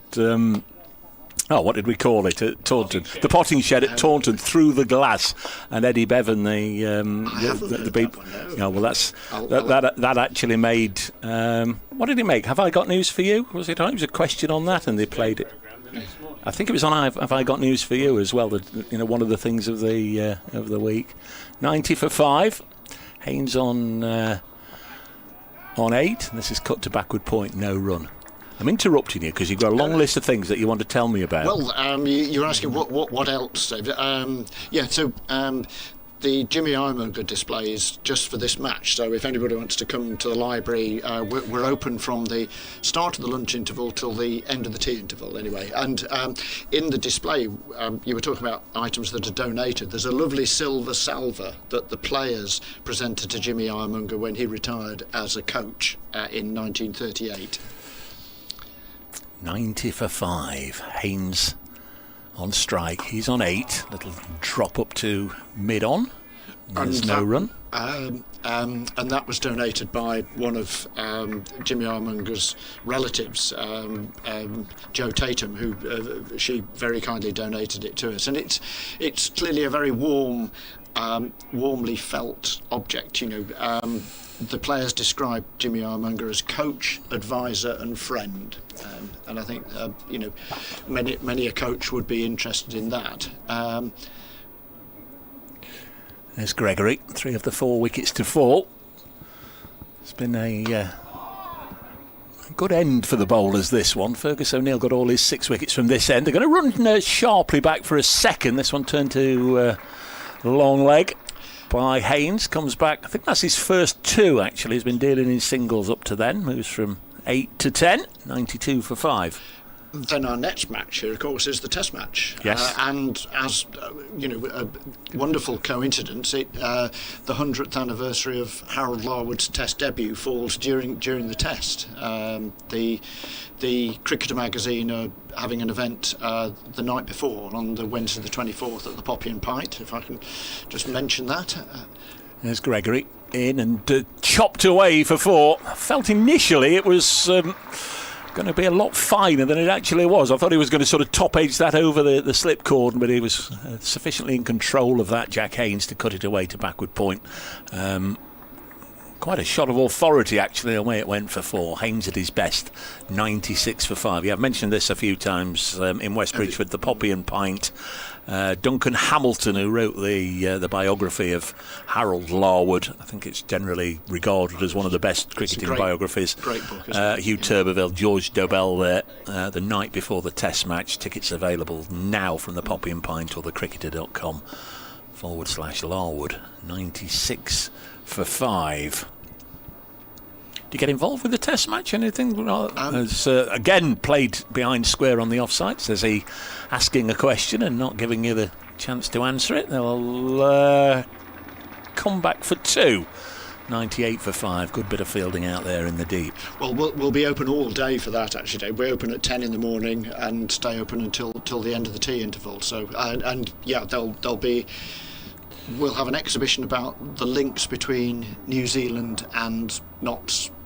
Trent Bridge, so we'll be looking at the times that New Zealand played here, some of the New Zealand players that have played for Notts, and Andre Adams, Richard Hadley, Stephen Fleming, Ian Butler, James Franklin. Some really good names, aren't there? Yeah. But we'll also be celebrating Harold Larwood's centenary of his Test career as well. Anyway. And then later in the season, for the 3 matches in September, the county championship matches, we're doing quite a lot of other celebrations. Not least the 200th anniversary of the first class match. Leach bowls 2 wickets to his name already. Liam Patterson-White won't want to get out to a fella left arm spinner. Pushes this out onto the offside. No run.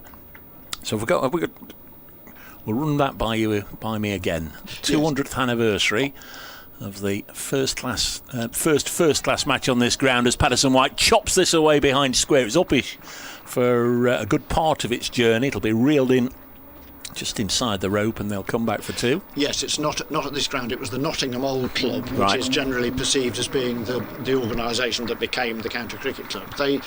They played a match in Sheffield against Sheffield and Leicester, which is a strange combination, I know. And that's deemed to be the first class match involving a Nottingham side. So we're going to be celebrating that during September. Is that where the numbers originate from? Would the players in that match have been numbers 1 to 11? Because there's always been a bit of a contentious thing about that, as this is pushed into the offside. 101 for 5. Yeah.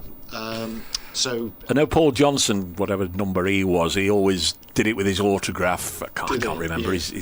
It's his Twitter thing as well, actually, his Twitter handle, PJ, whatever it is, whatever his number is. And right.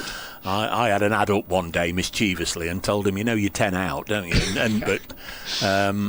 But I think there is some debate over when the numbers started. Yes, there was that eternal debate about when did the county championship start, and which I know Peter Wynne Thomas was very involved with, certainly.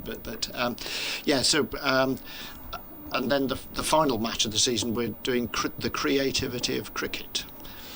What on earth is the creativity of cricket? Sounds like a thriller that'll be on ITV for 4 consecutive Thursday evenings. This is pushed into the offside. Funny you should mention it. We have an author who's going to be doing a talk about cricket fiction. We're going to have a poetry reading.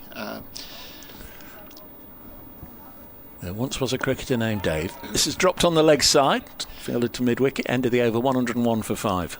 We're going to have an artist who will be painting the match while the match is going ahead. There'll be a photography exhibition, and the artist who did the stained glass window in the library is going to be coming in and talking about his work. Have you seen? Seen the stained glass? No, I don't get a minute to myself, Steve. I know. I must come over and see you and have a look at this stained glass window that everybody keeps telling me about. I know you're going to show me a photo on your phone, and everybody comes in and says, "Have you seen this?" And I say it's brilliant. I must come across and do. You see, I'm like David Beckham. I would like you to open Harrods for me when there's nobody else there, and we can have a little shop and a browse around on our own. You have my phone number, Dave. Give me a ring. Yes, yeah. No, it's very generous of Mike Brown, the artist, because he designed, created it, and presented it to the club. And we're absolutely delighted to have installed it in the library. 101 for 5. I know you're a busy man. We'll let you go in a minute. There's 1 or 2 other things just to quickly throw at you. Round the wicket comes Gregory to bowl to Patterson-White. Beats him on the outside. I don't think he was pushing at it with any great intent. It was 50 years this week that the Grovel Test match was on. I was rather hoping there'd be some sort of club fanfare about that, because I watched every ball of that match, and I've never been so engrossed in a game of cricket and the build up to it and the follow on from it and the repercussions and what have you. No, that's actually passed us by, I must say. Yesterday was 100 years since Arthur Carr became the only Notts player to captain England at Trent Bridge. I just can't compete with you guys. This is past the outside edge. I'll put down my pair of jacks, and you'll come back with a full house every time. I've got the scorecard for the England West Indies game as well. I'll leave you that in me, Will. Oh, Dave, thank you. 101 for 5. I tweeted it the other day when I just stumbled upon it. 50 years ago today, I was sat in front of the pavilion watching Wayne Daniel bounce Brian Close and Viv Richards smash it to all parts for his 232. Just a phenomenal game of cricket in 1976. All set about by Tony Gregg's comments that he was going to make them grovel, and of course then he got a duck. Andy Roberts got him out for naught, and from the Bridgeford, again through to the keeper, from the Bridgeford Road side where there were hundreds and hundreds of West Indian supporters sat on the grass, they all came on and celebrated with the bowler. Well, we'll have to, when we do the 75th anniversary of that, Dave, you'll have to come back and do it. Yeah, I'm sure I'll be here for that. Yeah, go on, 101 for 5. Great to see you. For those that are sartorially interested, Steve has arrived in what I believe is a Ryan Sidebottom benefit tie. Is that right? My favourite tie, Dave. Well, my favourite Notts tie, This is played up to you're absolutely right. To mid-on, 101 for 5. I don't think Ryan will be listening, so I will say, because I imagine he'll be on in the dressing room, I would say the Paul Franks one is my favourite one. That's the green and white and yellow stripes, isn't it? I do have that. It doesn't go with the shirt that I'm wearing, but I do wear that during the season. The one you're wearing, actually, everybody was presented with one of those on the coach on the way to Buckingham Palace for the trophy presentation in 2010. This is dropped on the leg side, so if you see any photographs of that and a young brace girdle, everybody is wearing the Ryan Sidebottom tie that day, just so there's a little bit of uniform, because there weren't enough NCCCC ties in the club shop for everybody to have one, and I think they've got spare boxes of the Ryan ones anyway. Well, I have to say I paid good money for this anyway. My own money, I hasten to add. Ryan would appreciate that, I'm sure. Great to see you. Thank you, Dave. It's a pleasure as always. It's a while since we've had you in, and it's a while since to the next game, but by all means come and say hello. This has run down to third man for a single, 102 for 5. We'd better get you out of the way before you take any more wickets. I think 3 wickets have fallen since you've been sat here. Best wishes to everybody in the Heritage team. If there's anybody in, have you got enough people, or like worker ants? You can never have too many. If there's somebody interested out there that they've either stopped playing cricket or they've no interest in playing cricket, they haven't got a local club but love the game and want to get involved in donating memorabilia, collecting memorabilia, we're always helping with books in the library and whatever. Yes, drop into the library. If they're at the ground, drop into the library any county championship match. Otherwise, give me a call at Trent Bridge anyway, or else email heritage@trentbridge.co.uk. And what's the general demographic of your team? Are they all of our vintage, or have you got some youngsters, which I'd love you to say yes? And it's not all male either, I would hasten to add. No, we do have a small but increasing number of women who are interested in heritage, and there are some younger people as well. Anyways, that's brilliant to hear. Steve, great to see you. Carry on the good work and give our love to everybody over in the Heritage team. And I will come in one day, as I say, like the Beckhams coming into Harrods very quietly on a Sunday morning. I'll come and have a look at your stained glass window. Thank you very much, Dave. Thanks. Steve Lamotti, the Notts Heritage manager, with us here at Trent Bridge. We'll get Anthony back with us in a bit, won't we? Thank you, Steve. What are you doing with Victoria Beckham tomorrow morning at Harrods? If only. 102 for 5 in the 34th over as this is pushed back to the bowler. We had one alarm this morning, the fire alarm going off. We've got a second alarm. You coming in here? Sorry. For those and only those listening on BBC Almas lecture, this Jack Leach.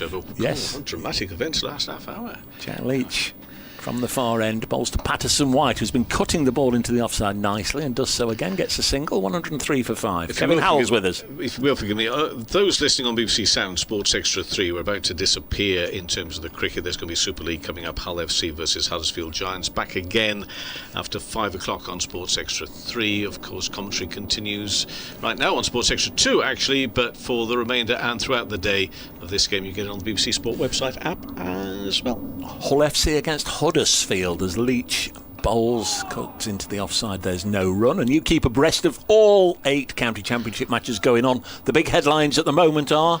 Well, it's got to be pretty much Blackpool, hasn't it? Have you seen that score no, there? No, I've been chatting to Steve. Yeah, well, no, Lancashire all out for 87. I saw that. Next ball is pushed back to the bowler, and I also saw that Kent were 0 for 1 after 1 ball, but that was my last update. They are 56 for 2, and perhaps problems there for Lancashire, already in a bit of bother for their last home game, which was at Old Trafford against Middlesex, and could be in further trouble there at Stanley Park, I'm afraid, by the looks of it, but who knows. 103 for 5. That's lovely to hear from Kevin Howells, who this morning walked down Ironmonger Road and saw the mural that we were just talking about. Lovely to have Kevin popping in. It'll be just as lovely to hear from Anthony Gibson, who's here. What have you lost? What have you lost? He's lost his pen. The well-chewed black biro is retrieved from the desk. Welcome back, Anthony. I do apologise for... Well, quite a lot has happened since I was last on air. Yeah, half the side's been dismissed. Yeah. Somerset about to enforce the follow-on, etc., etc. Well, I'm not quite as optimistic as that. It was a bit of a bonus wicket, though. Joe Clark's chop on, short and wide from Lewis Gregory, went for the square cut and bottom edge onto the stumps. Wasn't a very good ball. And it wasn't a very good shot. No, never looked at ease, really, did it? Here's Gregory bowling around the wicket to Patterson White, and that's played out into the offside. Just the 2 slips now for Lewis Gregory, who is in his 10th over. It's figures of 3 for 31, and he has looked the most likely of the Somerset seam bowlers to take wickets, getting the ball just to react off this difficult surface. It's a tricky surface for both bowlers and batsmen. Gregory into Patterson White, brings that one back into him. It's well played by Patterson White, who gets right down on it, squirts it out into the offside.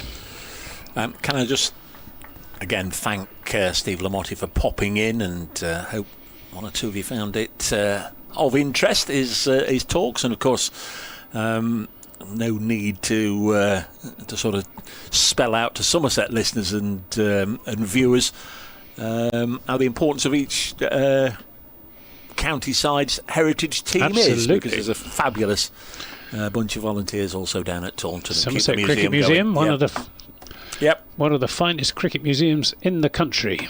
This is driven into the offside by Patterson White, well fielded at extra cover. Yes, and going great guns, the Somerset Cricket Museum. We've just unveiled the Gimlet Memorial doors at Bicknoller Parish Church, where Harold Gimlet, the great Harold Gimlet, was born and grew up, and where his parents farmed. You're a big fan, aren't you, of Harold Gimlet? Everyone in Somerset is. Gregory in and bowls. Oh, and this one creeps on Patterson White, who again does well to keep that out. A slightly difficult bounce, and not from the Stuart Broad end this time, but from the Radcliffe Road end. Yes, it was from Bicknoller that Harold Gimlet set off in May 1935 to travel to Frome to play his first game for Somerset. Missed the bus, picked up a lift on a lorry to Bridgewater and got another lift from Bridgewater to Frome. Went in eventually at number 7 and scored 135. Frome word association. Colin Dredge. Absolutely, the demon of. Is Gregory in and bowls, and this is played up to mid-on, and Harold Gimlet still Somerset's highest run scorer in first-class cricket. Marcus Trescothick got close, but sadly he set his sights, did Marcus, on exceeding Harold Gimlett's total of runs, but his form in the end deserted him in 2019 and he had to retire, which was a shame. Did Harold Gimblett ever get a first-class hat-trick? No, he certainly didn't. See, Trez did there. He's got him covered there. Yep. England A, wasn't it? Against Australia A, I think it was, yeah. Gregory in, bowls to Patterson White and beats him. Good ball from Gregory, a little bit more pace on that one, and it fairly scooted off the deck through to James Rew. 103 for 5 at the end of that. Gregory over 3 for 31 his figures. And just making stats for stats' sake, Trescothick may be the only one to take a hat-trick with the ball and also take a hat-trick in terms of catches, because on this ground he did. He took 3 in 3. One or two people have taken the trouble to get in touch, and I've been very tardy in mentioning them. Should first of all point out or come to the end of Russell's cricket trivia question: who is the oldest living male Test cricketer alive? Who's the oldest living male England cricketer alive? Before Jack Leach starts this over. In fact, he's going to come in now to bowl to Haynes, who's on 16, and he's cut this into the offside, nicely stopped, and they'll get a single. The answers were Neil Harvey, the Australian, who's 97, and Mickey Stewart, the oldest living Englishman, 93. All the best as always, Russ. Thank you very much. So that's that one out of the way. Thanks to Mickey everybody. Stewart still going strong as well. Yes. Got his name on the pavilion at the Keir Oval. Leach bowls and Patterson White pushes it into the offside. So who else has got in touch? I don't know if Colin's with us anymore. That's always a good start, isn't it? 104 for 5. Leach bowls and it's defended. Colin says, lovely commentary from you guys, but personally the lack of a cut strip puts me off watching. Just turned into the Yorkshire game instead. Lo and behold, a lovely golden cut wicket. My thinking is play all limited overs on a completely artificial strip, then 10 pitches a year would be used once. We can see the strip here perfectly well, can't we? As Leach bowls, and Patterson White can't get him away. So I don't know if Colin's gone to Scarborough, metaphorically speaking, or he's still with us. Steve Crawley, who is the oldest living Italian international, Dave? Does he think we'll avoid the follow-on? There must be one or two older than me, but follow-on, yeah, we've not sort of mentioned that. That would be, what, 151? 161. 161, 57 runs away. Crikey, if not so made to follow on today. One more wicket, and that would be in Somerset's mind. There's been a couple of missives from Nick Morrell. Always nice to hear from Nick. 104 for 5. This is chopped to backward point. They'll go through for a sharp single. They'll get home. The first one was with a little mention of Mastermind this morning. Whoever it was didn't come back to me, I don't think. Nick says, I did Noel Cowell on Mastermind many years ago on my first trip to Worcester. Strong general knowledge round, but came third. That's a great effort from Nick, who then more recently has sent, as Haynes pushes Leach into the offside. It's been informative and enjoyable to watch Joe Clark slowly feeling his way to finding the middle of the bat after a dodgy start, which clearly reflected his white ball struggles. Absolutely spot on, Nick, but obviously since you sent that, he's been and gone. But yeah, he sort of tried to work it out, didn't he, Joe Clark? He could clearly see he wasn't timing the ball well and seemingly went through all sort of inner turmoil, played some nice shots and then dragged one on. Yeah, shout out to Dave Baker as well, who got Neil Harvey. Just reading a book about, well, not about Neil Harvey, but in which Neil Harvey features very prominently. That's called Bradman's War. Wasn't it Neil Harvey Fairbrother? Yes, that's right. Neil Fairbrother. Yeah, Neil Fairbrother. This is edged down to third man, and Josh Thomas sprinting across the boundary to do the fielding, keeps them down to just a single. 106 for 5. I don't know if it is made up or if it is genuine, but I've sort of heard going the rounds that his dad loved cricket that much and liked Neil Harvey that it gave him the middle name Harvey, so he'd be Neil Harvey. My great friend Wesley Wyatt, who died 3 years ago, saw Neil Harvey make a century at the county ground at Taunton in 1948 and said it was the best innings he ever saw in his 90-odd years. Here's Gregory in bowls to Haynes, who drives, and there is a single as Pretorius makes rather a meal of getting across to do the fielding. He takes a bit of time to get going, does Miggy Pretorius. Yes, Neil Harvey was just 19 when he came across with Bradman's all-conquering Australians in 1948. It's quite a good book, Bradman's War. It's all about how the rift in the Australian side between those who'd served in the war and those like Bradman who hadn't. Gregory in bowls, and this is played defensively by Patterson-White. Two relatively stiff run chasers for the respective women's side. The Blaze are down at Beckenham playing Surrey 252 for 9, 3 wickets for Grace Ballinger, recently selected for England A for their forthcoming matches, 3 for the teenage slow left arm spinner Maria Andrews. The Blaze are 27 for 1, and at Taunton Hampshire made 303 for 7, Somerset 59 for 1 in the 11th in reply. Somerset going pretty well. It's a lot, 300 runs, isn't it? Yeah. Gregory in bowls, driven away through the offside. Nice shot by Patterson-White. It will be pulled in by Alfie Ogborn. He's got Jordan Herman in support. Doesn't need the support. They come back for 2 runs. 110 for 5. The clapping seemed more prolonged than you'd normally get for a 3. I was looking around for the statistical novelty or meaning of it, but there was a lot of very enthusiastic clapping. Liam Patterson-White, just 1 innings of note this season, 48 in the last match down at Hampshire. Jack Haynes is on strike as Gregory bowls to him, pitches that one right up on off stump, played back to the bowler, who then flings it to wicketkeeper James Rue.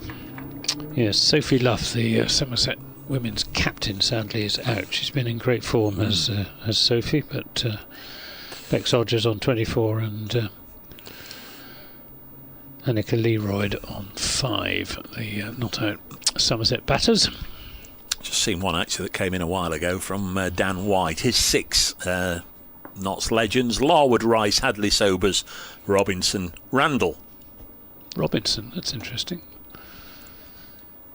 Gregory in a bowls is driven back to him, and he tries to flick that back onto the stumps with Patterson-White momentarily out of his crease, but Patterson-White very much alive to the danger and got his bat back very quickly indeed, and Gregory's deflection didn't actually hit the stumps in any case, and Gregory is now going off, and Jake Ball is coming on to act as 12th man. Somerset had 2 reserves when they came up here in the party. Jake Ball is one of them, and Cian Roberts is the other, and Cian Roberts was helped off the field in pre-match during the warm-up this morning.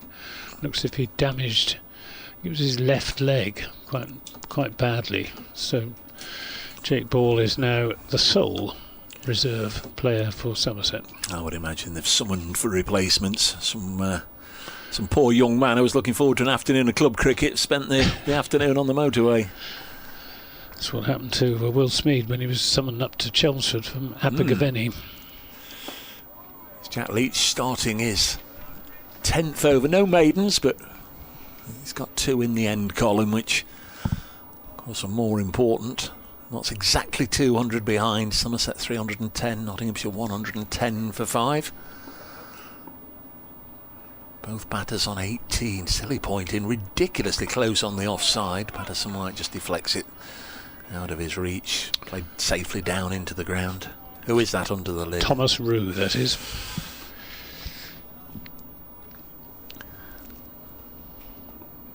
Very close on the offside. There's Leach. Lovely rhythmical action. I think that's almost nutmegged Thomas Root. Yes. Between his legs. It went right between his legs, yeah. Patterson White for a single. Got Nelson on the board. 111 for 5. Gregory 3 wickets. Leach 2 wickets. With 3 wickets for Fergus O'Neill this morning on the way to completing his first 6-wicket haul in first-class cricket. Great effort from the Australian. Knott's in a bit of a hole here as this is pushed into the offside, fielded on the matting carpet covering the test strip. Fanciful to suggest they're going to get too many batting points from here, although there are players who're very capable of churning out good lower order scores, but they've not had that big partnership they really required. This one's worked up to mid-on and there's no run. Jake Ball doing the fielding. Fancies one or two spectators that were in the fridge this morning have chosen a different part of the ground to go and sit in. Very chilly in there. Not too much sun at the moment anywhere, actually, as this is pushed back to Leach, end of the over. Nelson on the board for 5. We've had 38 overs in this innings on BBC Radio Nottingham, BBC Somerset, on Sports Extra 3, I think, and on the club's live stream. It's a very blustery wind this afternoon. It's switched round as well from southwest to just north of west, I think, as we look across from north to south. But need to be well wrapped up, almost regardless of where you're sitting in the ground today, because there hasn't been much sunshine, just occasional bursts of sunshine, but this very chilly wind. Bowling change. Pretorius, who bowled his previous 5 overs very economically from Stuart Broadend. He's going to be bowling from, is it still the Radcliffe Road end? Yeah. It hasn't been named after a former player. No. Yet. Is Pretorius into Patterson White, who deflects this down to third man, where Josh Thomas goes sprinting around, sends in his left arm return to James Rue. Another run goes on the board. 112 for 5. This partnership now worth 30 for the 6th wicket. Somerset picking up 3 quick wickets after lunch. Knott's going in at 50 for 2, and can't say I was expecting 3 wickets to be taken in fairly rapid succession, as Pretorius is halted. Haynes looked up and Pretorius was about to bowl, so Jack Haynes backed away. There doesn't appear to be anything more in the pitch to 2 of the wickets to Jack Leach, LBW, and a caught behind. Here is Pretorius in and bowls to Haynes, who rather suspiciously plays that out into the offside. Yeah, Notts have lost Freddie McCann, caught behind off Jack Leach for 33 since lunch. Joe Clark, who played a rather loose shot at not a very good ball, short and wide from Lewis Gregory, and chopped it onto his stumps. He made 36, and Lyndon James didn't last very long, just 4 deliveries. LBW to Jack Leach, and that one just bounces on Jack Haynes, who takes his bottom hand off the bat. I think he's okay. Just managed to get his hand off the bat, I think, before the ball arrived. Don't think it was anything to actually do with the delivery or the shot or anything, but coincidentally, I don't know if you noticed the puff of, well, it's more than a puff of dust. It was a great amount of dust just suddenly blown up, just showing how gusty it is out there. It might have made a very nice photograph if somebody managed to click it. Pretorius in again and bowls, and this is played out into the offside by Jack Haynes. Bowling well is Miguel Pretorius. Yeah, I don't know if we'll get a chance to see that one again that popped up on him, just to see if we can pick up on the stream the puff of dust. It was almost like he'd played one of those exploding balls or something. I can remember way back in 1990, England out in Italy for the World Cup. I went to one of the team's golf days. False start here from Pretorius, and they'd got one of those exploding balls for Paul Gascoigne. So he went to try and hit this as far as the proper golfers, straight down the fairway, and it was an exploding ball as he hit it, and smoke everywhere.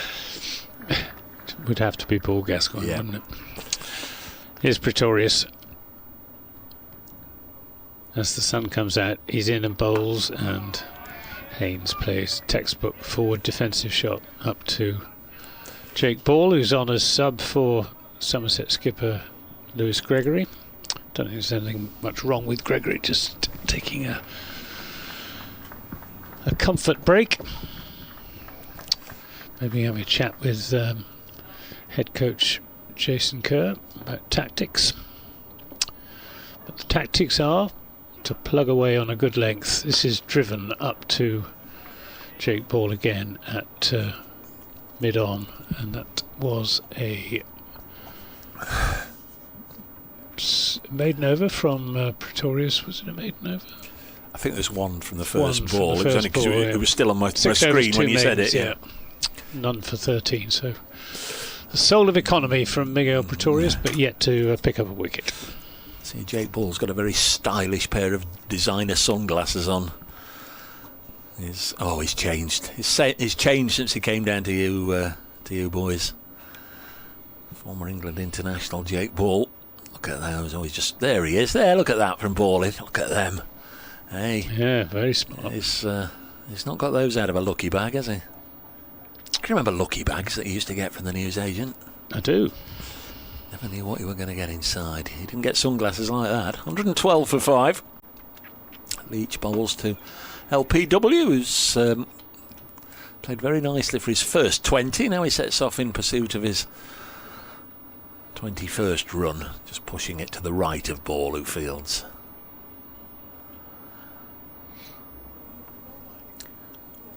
Trying to remember last night, for reasons that's beyond me now, the name of that television programme, Kevin Howells and myself, at the end of the day, as this is cut away. He thinks it was Nick Ross, but I think that was more of a tea time show. Was it Shaw Taylor very late at night, where he sort of said, don't have nightmares? They'd done a police programme with reincarnations of not reincarnations, I said that last night.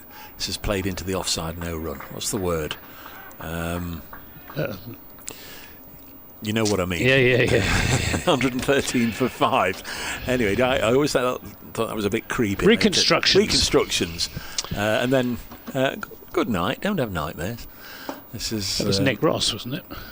In Crime Watch. Well, Kevin said that. I thought that was a tea time one, but the one I was on about was Crime Watch, I think. They had it. It was on earlier in the evening, and then after the 10 o'clock news, they had an update. Right. As to what, if any progress had been made on any of the cases that they'd highlighted. There's Leach. That's Patterson wide again, backs away, gets a single into the offside. The one I was thinking of was in the days where we didn't have all night television, and they would have that programme on late at night, the crimes that they needed solving with, and then it went to the national anthem, and then that's it. Your picture went all snowy and furry and finished. And then sort of the last words you heard from a human being before the national anthem was played was, I'm sure we don't have nightmares. And I thought, oh, crikey. But I was only wet behind the ears then a long time ago. This is dropped on the leg side by Jack Haynes, who's made 19, Patterson White 22. They've added 33 for the 6th wicket. Nottinghamshire 115 for 5. 3 wickets to Lewis Gregory and the other 2 to Jack Leach. Yeah, Jack Leach 2 for 35. And he's worked hard for those wickets. Not much in the pitch for him. There isn't much in the pitch for either batsmen or bowlers. There isn't any real pace for the batsmen to work with. And for the bowlers, there's just a bit of inconsistent bounce. Big thank you, I should have said earlier, to Rachel and all in the shop for their assistance at lunchtime, and lovely to meet so many people. Came in to say hello. I met Dylan Pennington's mum and dad for the first time, which was very nice. Always nice when you can not exactly put a name to the face, but the link there is, of course, I've known Dylan for 3 years, and to meet the family and to hear that they're regular viewers and watchers of the live stream. Dickie Shoulder says, Dave, Shaw Taylor did Police 5. His catchphrase was, keep 'em peeled. Keep 'em peeled. Thank you, Dickie. Pretorius in and bowls, and almost a catch to Craig Overton at second slip, just eluding the dive high to his left of Overton. It's gone for 4. It has, yeah, it was close. Get the chance to see it when Pretorius with his hands on his head, thought he got his man there. And like two sprinters going for the line, Dickie Shoulder just beat Steve Crawley, who says it was Shaw Taylor, Police 5, keep 'em peeled, Dave. Thank you, Steve.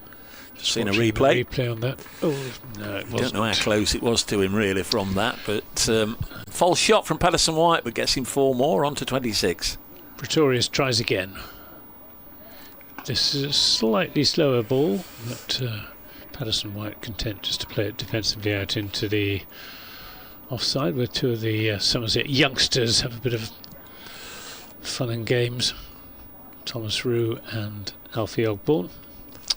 It's a young Somerset side, this, and 2 of their youngest batsmen yesterday, Archie Vaughan and Thomas Rue, 66 and 68 respectively. Very encouraging for the future of Somerset cricket.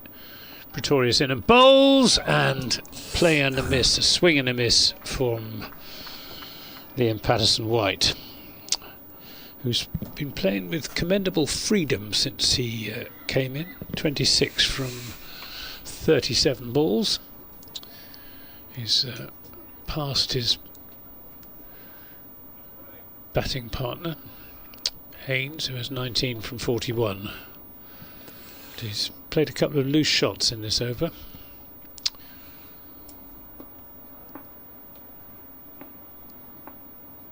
Lewis Gregory back on the field, legs wide apart at first slip. This is swung away and very well fielded by Thomas Rue at mid-wicket.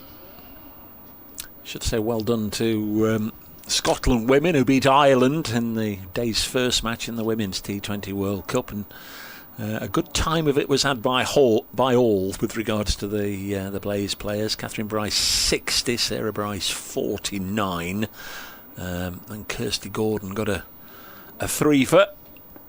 Ola Prendergast, who played for the Blaze earlier in the season, 33 for Ireland as well. Pretorius in a bowls on a full length and through to James Rue. In fact, Catherine Bryce got 2 wickets as well, so she had a great game. So Scotland up and running in the same group as England, of course. 119 for 5 is the score here. Somerset women going well against the Hampshire women, needing 304. They're 88 for 1 and 17th. So pretty much up with the rate, required rate. As Pretorius bowls to Patterson White, pitches this one right up and it's driven down the ground. Ogborn is in pursuit. I'm not sure he'll overhaul the ball. He does, just. Good piece of fielding down on the boundary, and a good throw as well. But they're through for 3 runs. And Patterson White goes on to 29, 122 for 5. Good cricket all round then. Yeah, when he hit it, I thought there's no chance that's going to reach the boundary. And then when I saw Ogborn seemingly not making up ground on it, I thought, well, that's a definite 4. And then somehow he got there. So the 2 batters, meanwhile, had to run hard for a 3rd. I'm sure everybody's heard more than enough from me over the last half an hour or so. We've not heard anywhere near enough from Kit Harris, who's going to pop back and join Anthony. I was going to say T is not too far away, but of course we're not playing 20 to 4 Ts like we did yesterday. We've got another 14 overs, so probably the best part of 3/4 of an hour or so. And Polly Rhodes, Somerset's former scorer, has confirmed it was Nick Ross who said don't have nightmares. And if Polly says it, it's bound to be right. 122 for 5 here at Trent Bridge. Somerset searching for another breakthrough. Picked up 3 wickets since lunch. Losing track of time. What is the time?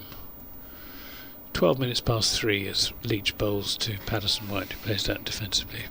Tea will be taken when 32 overs remain in the day's play. We've got just 1 ball less than 46, so 14 more overs before tea.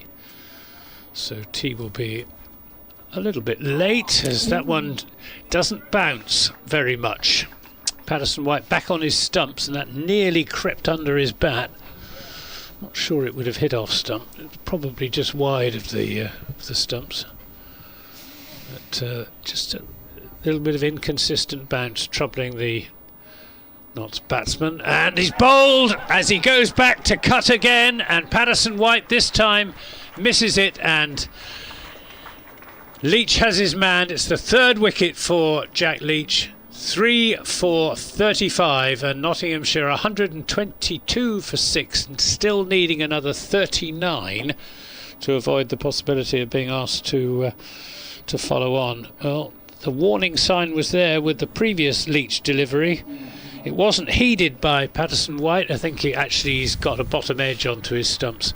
That was wide of the off stump, and a bottom edge onto the off stump, and it's the end of a bright and breezy innings. Rather like the afternoon from Liam Patterson White. Yes, if we were going to be really critical, we might say it was a slightly flat-footed drive. The ball was fuller. Patterson White didn't step out to it. He just played from the crease. But he's been prospering by being positive, or he was. 29 off 43, while Haynes beds in at the other end. And Leach, without really getting into the miserly Jack Leach method, he hasn't bowled a maiden yet, and he's in his 12th over, is chipping away 3 for 35, and this must be heartening him and legions of nut fans all about the place. Best figures of the season. Nottinghamshire, well, rather contrary to our expectations, are in a pickle. 122 for 6. Here comes Fergus O'Neill at number 8.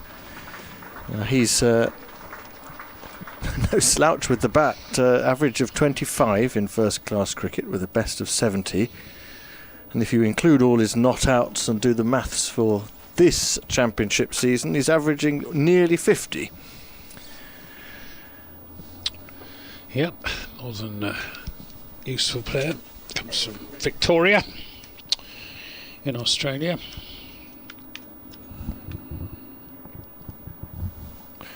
The last of the genuinely capable bat wielders in the Nottinghamshire side.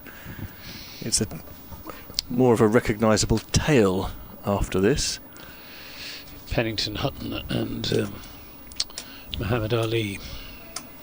All capable of giving it a bash. Second bowling point for Somerset, to go with 2 batting points. So they've taken 4 points from the game so far. So they're ahead on points. If a meteorite struck Nottingham at this moment, Somerset would take a moral victory from the abandonment. Is Leach in and bowls to O'Neill, who pushes that defensively back up the pitch.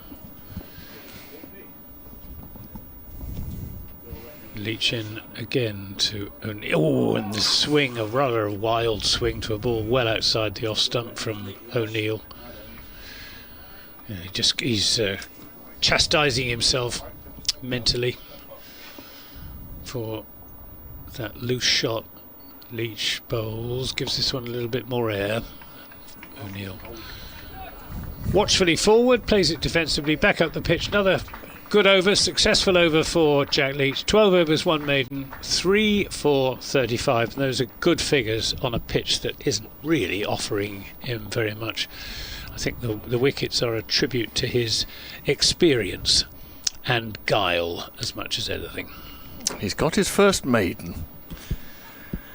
And at the other end, Pretorius, who's had no breakthrough, no luck.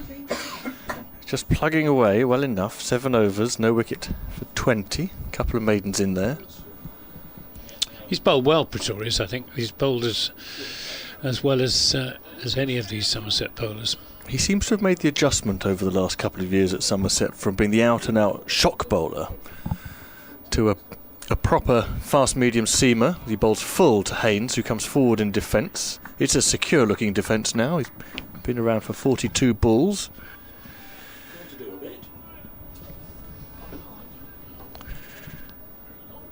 Not much in the way of lateral movement, but the bounce is a little bit up and down. It certainly was more down than up.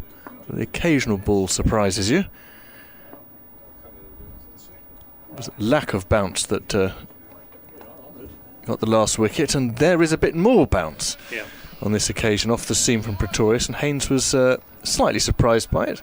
Had to ride the bounce more than he anticipated. It's that capricious bounce again.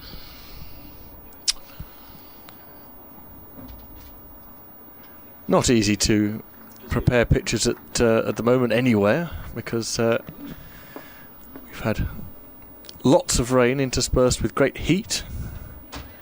Haynes faces Pretorius, full, comes forward, and a cover fielder Thomas Rue scampering in.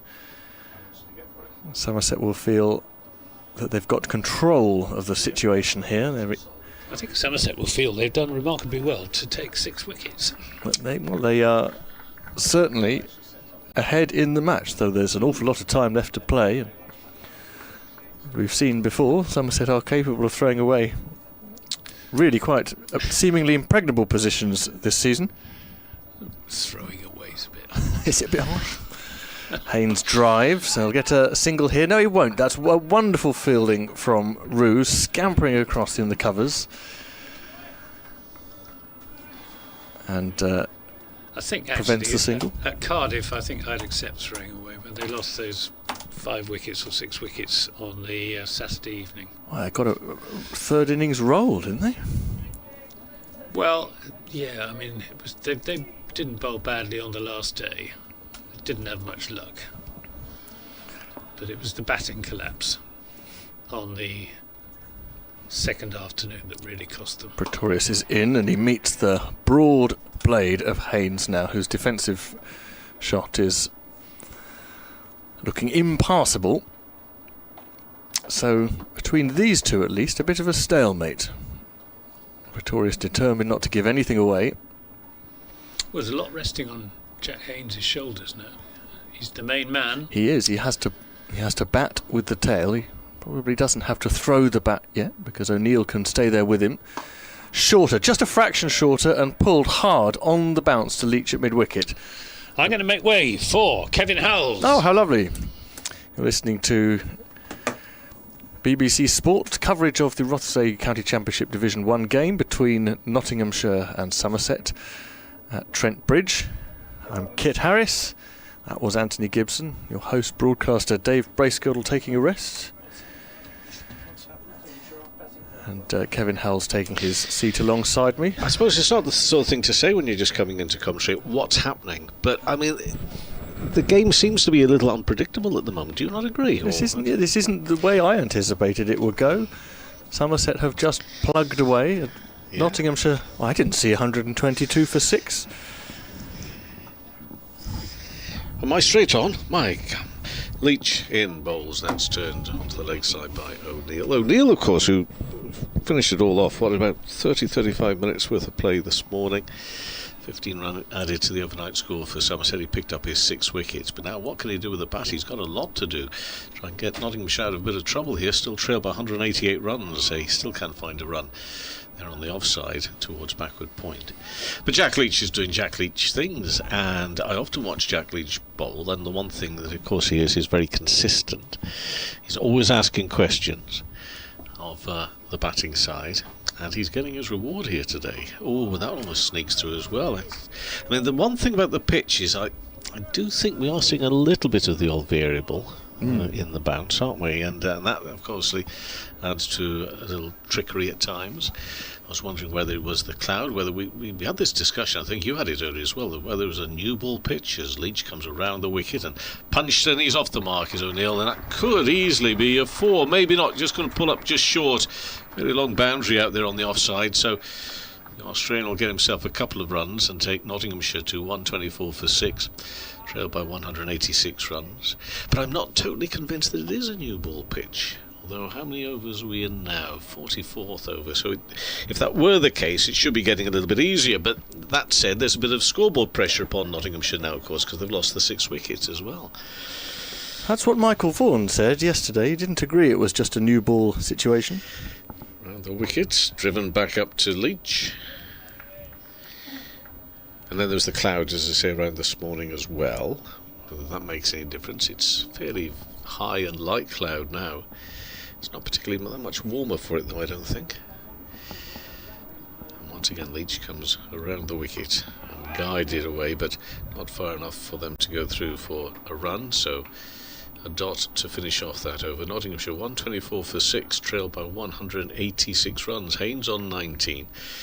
O'Neill on 2. And Leach has got through 13 overs, 3 for 37, 1 maiden. Often Leach is like this, but you can tell when things are going well for Jack.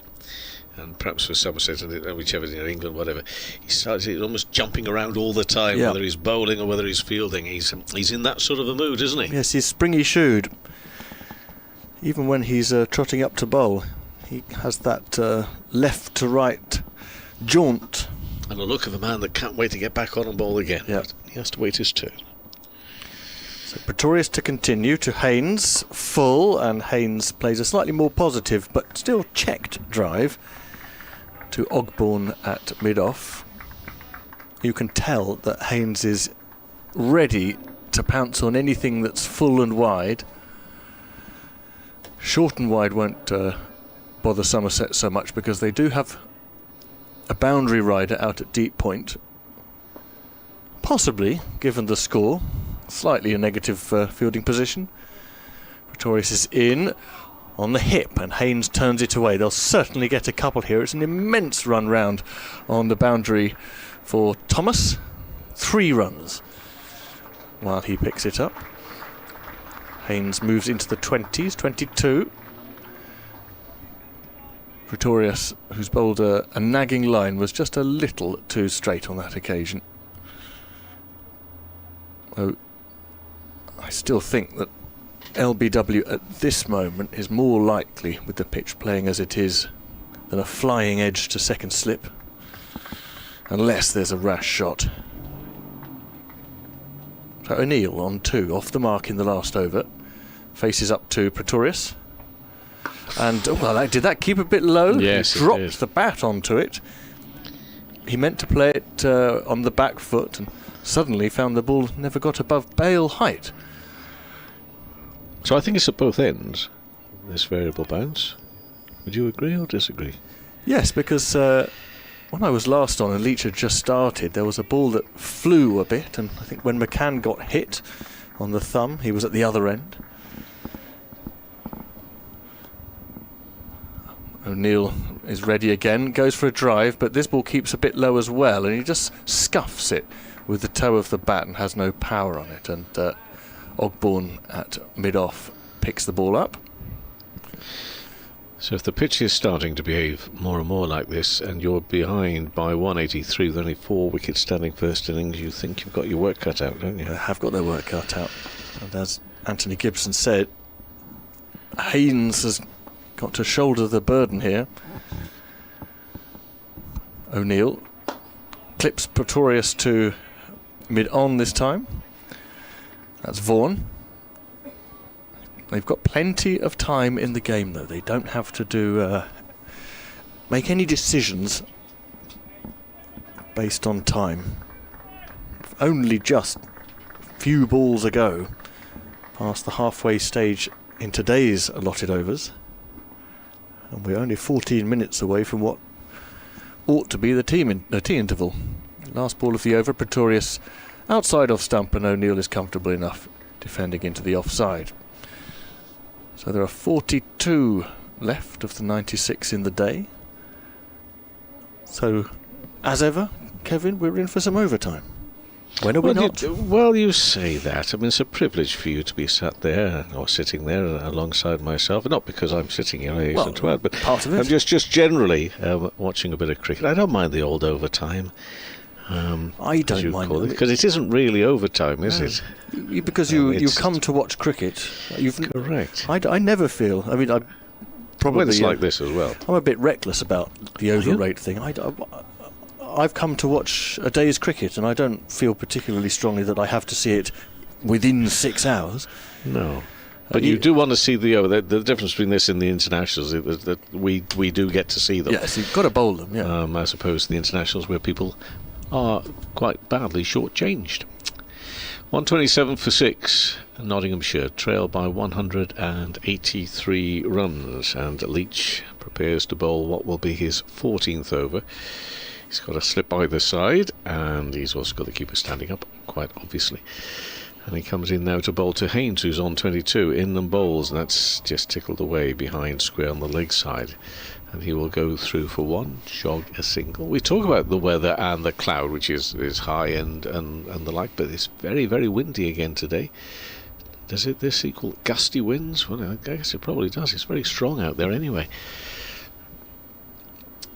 And it's from the far end, pavilion end, or the Stuart Broad end, beg your pardon, as Leach bowls now a little quicker and driven into the offside, and no run. I took a stroll round the ground up until about 10 minutes ago, and it was stiff enough breeze to give you a bit of a wind burn if you're out there for very long. And Leach again to bowl to O'Neill, who's on 2. Bowls now and defended. Did you walk through the tunnel of love? I didn't know it was the tunnel of love. But did you find love within the tunnel? I just found a tunnel. Oh, right. Now that's short-changed. Yes, it is really. It's the old tunnel that is for the pedestrians, the supporters to walk through in front of the construction site, as it still is at the moment. And Leach around the wicket bowls and driven. The back foot, a misfield, which will allow them to go through for one. They're not too sure about it. Could be a run out, left arm throw. Those are the sort that you think, no, stay where you are, because you've taken far too long to work out they're through. They're okay. But when you take so long to work out on the misfield, and the old adage about never do so on the misfield and everything, that almost was curtains there for O'Neill, but he gets through. He moves on to 3. That throw couldn't have been too far away. They weren't too sure about it. I'd like to think, as Leach comes around the wicket in and bowls, and worked away by Haynes this time he wants to come back for 2, and it's going to be a comfortable 2. He moves to 23, takes Nottinghamshire to 1. He moves to 25, and Nottinghamshire to 131 for 6. I like to think of that instance. They actually thought to themselves, it's a misfield. No, we better not, because you're not supposed to run a misfield. And by the time they'd all gone through the brain process, it was almost the end. They were committed, weren't they? They just had to go through with it. 179 is the deficit. And Leach is back to his mark around the wicket again, and just dabbed away, nothing more. And Leach gets through his overs quite quickly. I can't quite understand, with Leach bowling so many overs, a score of 131 for 6, trailed by 179 runs, how quick, so behind really. Yeah, it's but it doesn't matter. Head scratcher. It's not going to cause me to stay awake tonight, unlike the traffic rumbling down the London road, which has done the last 2 nights. I would only, even in international cricket, I would only introduce those overrate points penalties in the World Test Championship if the match is drawn. And you could argue that the loss of the overs has actually impacted play rather than just the spectator experience.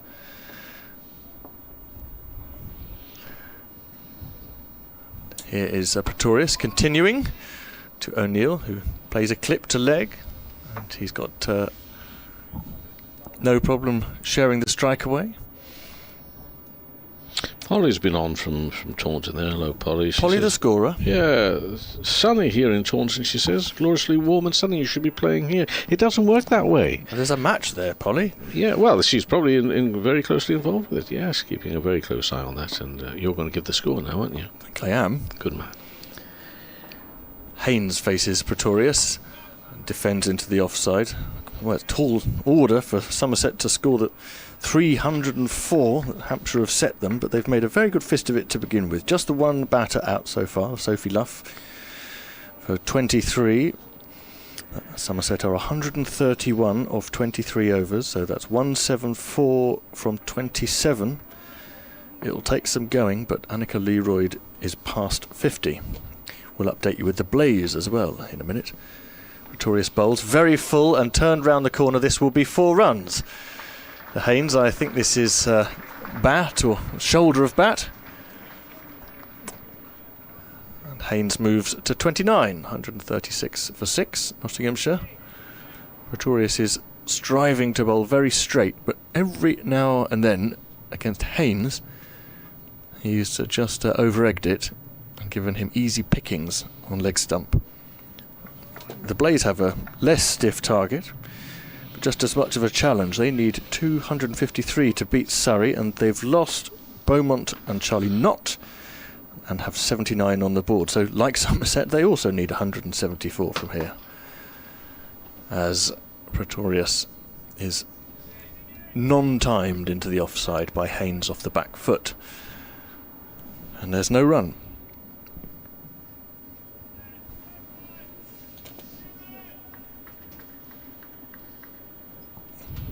And in the World Cup, T20 World Cup, I feel a bit sorry for Ireland, who've just been embarrassed somewhat in their first game of the tournament.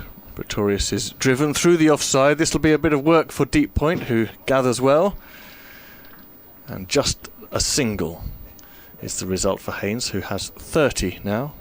Ireland, going into this T20 World Cup, had lost all 17 of their games in the tournament. But have never yet had to play an associate nation, a team from a non-test playing country, so they must have been quite pleased to be facing Scotland in the opening game. Scotland had lost all 4 of their T20 World Cup games up to now. Well, guess who won? Pretorius is in, O'Neill defends on the back foot. Don't spoil it for us all, Kit. Well, Scotland ran out winners by 40 runs, and someone of interest to several, Kirsty Gordon, 3-4-16, helped derail Ireland's chase. She took 3 wickets in an over. And that's the end of that over from Miguel Pretorius. 0 for 29 he has off 10, and Nottinghamshire 137 for 6. 3 wickets apiece so far for the Somerset bowlers, Lewis Gregory and Jack Leach. Gregory, who removed the first 2 in Hamid and Slater, has since also got rid of Clark, who chopped on for 36. McCann was caught by James Roux off Leach for 33, and James LBW without scoring. Patterson White bowled by Leach for 29. And here we find ourselves with a bit of a battle on the hands for the defending champions. However, they are defending champions because they do show a lot of backbone and fight, and therefore this is not a done deal at all for Somerset, and they will know that. They themselves made a really good start to the season, fell away a little in the championship, have struggled in the T20, but here things are going quite well for them on the first day and a bit of this match. There's a single into the offside off the first ball of this over for Haynes. He moves to 31. Kevin, I wouldn't mind seeing a short leg. You know, we've got sweepers, and for the right-hander Haynes, there's just been a little bit of inside edge. There's a leg slip, and then there's a deep square leg. And Jack has drifted down there a little bit, and this one is pushed into the offside for no run off the bat of O'Neill. Loads of runs to play with. Yeah, you don't need to cover the boundaries. It might be good to get him sweeping and go for the LBW if he misses. Well, not quite what you're asking for here. A man under the helmet right in front on the offside for O'Neill, who's on 4. Is he going to pop up to him? Let's see. Leach comes around the wicket now, in the bowls, works it on that onside, and you could just feel from that shot from O'Neill that he knew there was a man right in front of him. Just a little tentative, I felt, in the execution of that defensive shot. He's really close, isn't he? The 138 for 6. Leach in again, a little quicker this time, and gets on top of that and pushes it there to the man who is patrolling menacingly right in front of the batsman's eye. And Leach again to O'Neill, bowls and does get one away behind square. Would have been a catching opportunity for short leg. They come back for 2. They make their ground. They are running well, actually, this pair, despite it was almost a mistake on that misfield a couple of overs ago. Otherwise, there is decent running from Haynes and O'Neill. They seem to have a good understanding apart from that one incident. O'Neill with that 2 goes to 6, 140 for 6. Leans back, oh, very nearly gets through. And was that off the pad in the end? Because I think there might have been bat in there, and that's what's put them off in the end, Somerset. But Jack Leach got very excited about that. It's the end of the over, 140 for 6. A partnership of 18 from Haynes on 12, O'Neill on 6. They thought they had a way through there. He went back and didn't look at all certain about what he was playing, but he survives. Very conscious decision in the second half of that over from Leach to bowl on off stump rather than middle and leg. And as the leg slip went to silly point under the helmet, so too the deep square on the sweep came up to backward square, saving the single. Well, let's shelve those thoughts for a moment as we have a change of bowling from the Radcliffe Road end. Coming back for his second go of the innings, Alfie Ogbourne, left arm fast medium. 4 overs, 1 made, none for 9. Represents his morning's work. We're saying goodbye to Kevin Howells for the time being. Short but sweet. Always a pleasure, I hope, as much for everyone out there as for us. Now the field is well spread for Ogbourne. 1 slip. A couple of fielders quite well aligned on the onside. A short mid-wicket and a man almost just over his shoulder, his right shoulder. A very conventional, well, almost a short mid-wicket and a mid-wicket. Haynes has been clipping away Pretorius off his legs quite contentedly. Let's see if Ogbourne gets any swing. This first ball is lasered in on the top of off. No swing that time, but it was a bit short. Back of a length. Haynes defended. Hello, Dave. I'm back. Kevin's been whisked away to speak to the good folk on 5 Live. So I'm sitting in the great man's chair, so to speak. We had him for a wee while, didn't we? We did. The headmaster. 2 slips now for Ogbourne, who bowls down the leg side. It's flicked away, and once more Thomas has to do some work behind square on the onside. Just a single for Haynes. He goes to 32. That's not where Ogbourne is supposed to bowl, but he's got 2 right-handers now, which he didn't have during his first spell.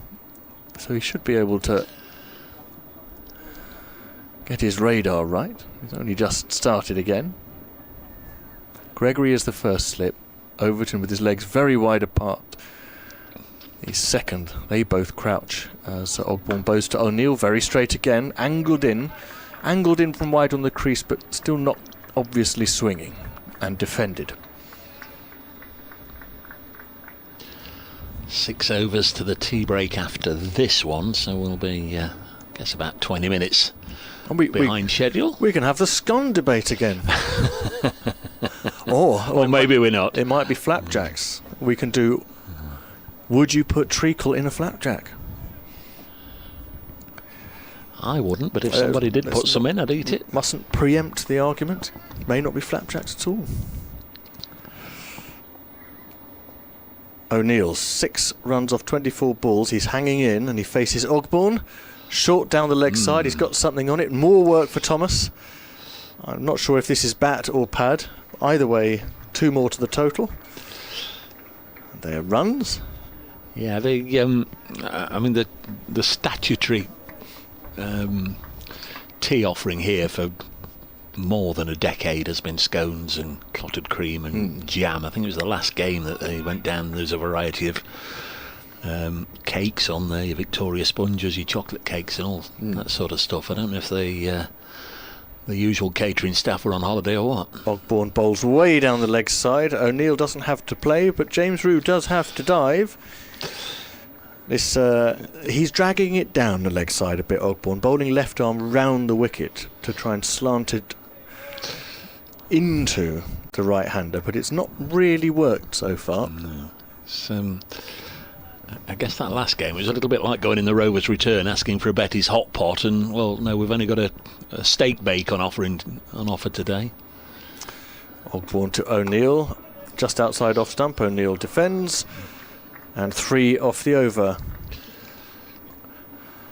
143 for 6 is the Nottinghamshire score after 49 overs. Now, the Rovers' return, is that from Coronation Street? Yes. And what was the other thing you said about Betty? Well, you have a Betty's hot pot in there, don't you? Betty's hot pot? Yes. What's that? You know what Lancashire? Oh, yeah, come Lancashire on, pot. don't play the North-South divide. You know what Lancashire hot pot is. But what's Betty doing getting involved in it? Well, she was the creator, wasn't she? The creator of the Lancashire hot pot? She was of her own special recipe in soap world. Renaming a well-known northwestern dish just because you've got your own recipe. That seems very presumptuous to me. Yeah. Was this in fiction, or this was actually a thing? Was it? It's a thing. Betty's hot pot. There's Craigo. I want to know the difference. What, between a Lancashire hot pot and a Betty's hot pot? Yeah. It's a good question. Lewis Gregory asking Overton from long distance what sort of field he wants, and he wants a deep backward point for reasons best known to himself, just in case he drops it short to Haynes, who's strong in that area. There is Overton. Bowls now with plenty of pace. First ball is turned not to deep backward point, but to deep square leg on the other side of the Trent Bridge outfield. And Haynes on to 33. Fergus O'Neill, a very unflustered, careful, cautious, watchful 8 from 27. I'd imagine it'll be Brett Hutton in next, then Dylan Pennington, and then Muhammad Ali coming in to bring up the rear. 144 for 6, and there'll be a couple more here at least as O'Neill opens the face and runs it down. Not think there's enough pace on it to go to the fence. There won't. Just going to be a couple of runs. In fact, they're going to push hard for 3. It's good from Jack Haynes. Could have easily settled for 2, but scampered back for 3. Did have a long distance conversation with a friend of mine, a correspondent up in a long distance conversation. Well, he was in Blackpool over breakfast. I was in the Kingdom of Newark. So he was just shouting, or? No, exchanging WhatsApp messages. To be perfectly honest. Kent supporter up at Stanley Park, Blackpool, watching Kent. They're having a good day there. 147 for 6 balls and hit back to the bowler. Saying yesterday, Dave, don't know if you saw, but Kent gave a debut to Mahmood from Bangladesh. I've mentioned this to your colleagues Scott Reed and Matt Cole. So that's BBC Radio Lancashire, BBC Kent commentators. I think we are the only county now to complete the full set of having a test player play for our county. A test player from each of the test playing countries. Ooh. 147 for 6, and this is worked away on the leg side. I said, well, let me have a think about this, mate, because off the top of my head, in comes a throw from the deep. They're asking, but nothing doing. I don't need to see that again because I was half reading this morning's communique and half trying to watch what was going on. But rest assured, Nottinghamshire supporters, a not out verdict has been given. A throw from the deep that hit them on the full, I think. 148 for 6. So I said, let me think about knots then. So that's your challenge. Have any other county bar Kent had a test player appear for the county? So I said, this was literally off the top of my head. As Overton bowl short, pulled away by Haynes immaculately for 4. Lovely look. In fact, it's Fergus O'Neill, I beg your pardon. Fergus O'Neill away for 4. Last time I was on, we'd got the right-handed Haynes and the left-handed Patterson White. 150 up, 152 for 6. So let me think about knots then. And they've had Tamim Iqbal from Bangladesh, Fazal Haq Farooqi from Afghanistan, Kevin O'Brien from Ireland, Asita Fernando from Sri Lanka, and then assorteds from the others. I can give you Sobers West Indies, Ravi Ashwin India, Shaheen Shah Afridi Pakistan. As the run scoring continues with a dab to backward point for a single, 153 for 6. Richard Hadley, etc. from New Zealand, Carl Verena from South Africa, Adam Vogers from Australia. Need I go on? Is that them all? And he said, what about Zimbabwe? And I said, well, yeah, we can give you Paul Strang and Brendan Taylor as well. So he had to say, oh, brilliant. Oh, Kent didn't do it first then. I'll give you Notts did it before us. Who were the Irishmen in this? Kevin O'Brien. And for Kent, what had... Well, I don't know because I didn't ask him. But we take the correspondent's word for it. I didn't know him for his. And I said, just checking, were all yours a mixture of red and white ball cricketers? And he said they're all red ball, bar the Afghans. Mohammed Nabi and Case Ahmed only played white ball. So I don't know if Notts were first, and I did that, as I say, literally off the top of my head. I'd forgotten Zimbabwe till he came back to me. Ogbourne is starting a new over to O'Neill. Leg side line. We're getting familiar with that with Ogbourne in this little spell. O'Neill taps a single. You perhaps know better than me. I'm guessing that not too many Bangladesh internationals have played county cricket. Like I said, Notts had Tamim Iqbal, the first sort of Bangladesh sea ball, hit ball, top of the order crasher for a season of T20 many moons ago. Not many. And even then, not for very long. Surrey flew in Saqib Al Hassan for a game at Taunton that didn't go very well. Haynes outside off, a straightening ball, drives and misses, but that can't have been far off the edge. Now, that ought to encourage Alfie Ogbourne to bowl that side of the wicket. And that length. Didn't he play for Worcestershire as well for a while? Yes. Yeah, Surrey flew him in thousands of miles. At what cost to the atmosphere? He got a stack load of wickets, ended up on the losing side and was reported for throwing. And months later there was a punchline to that as Ogbourne bowls to Haynes outside off, drilled through the covers for 4 runs off the back foot, all timing. The ball wasn't that wide. Haynes goes to 38. Lovely player, Jack Haynes, on his day. I mean, that's probably put the mockers on this innings, but he is. He scored 4 centuries last year, and when he started this season with 1 as well, that was, I think it was 5 centuries in 20 innings, which is a really prolific output, but that was his only one so far this season, but he's going well here, 38 not out. Ogbourne steams in again, shorter this time, and Haynes ducks under a bouncer, a rare bouncer. And Ogbourne is all smiles. I think he's getting a few words from his teammates along the lines of, you don't like being hit for 4 then. He's still smiling. Umpire says that's 1 for the over. So that's 1 there, I guess, Kit, for the Somerset supporters, if they want something to do during the tea interval, different nationalities for Somerset. bracecricket@icloud.com if you want to get involved. Haynes' next ball defends, covering up his off stump. And a few months later, Saqib said that he had thrown, and he knew he was throwing, and he had thrown because he was very tired.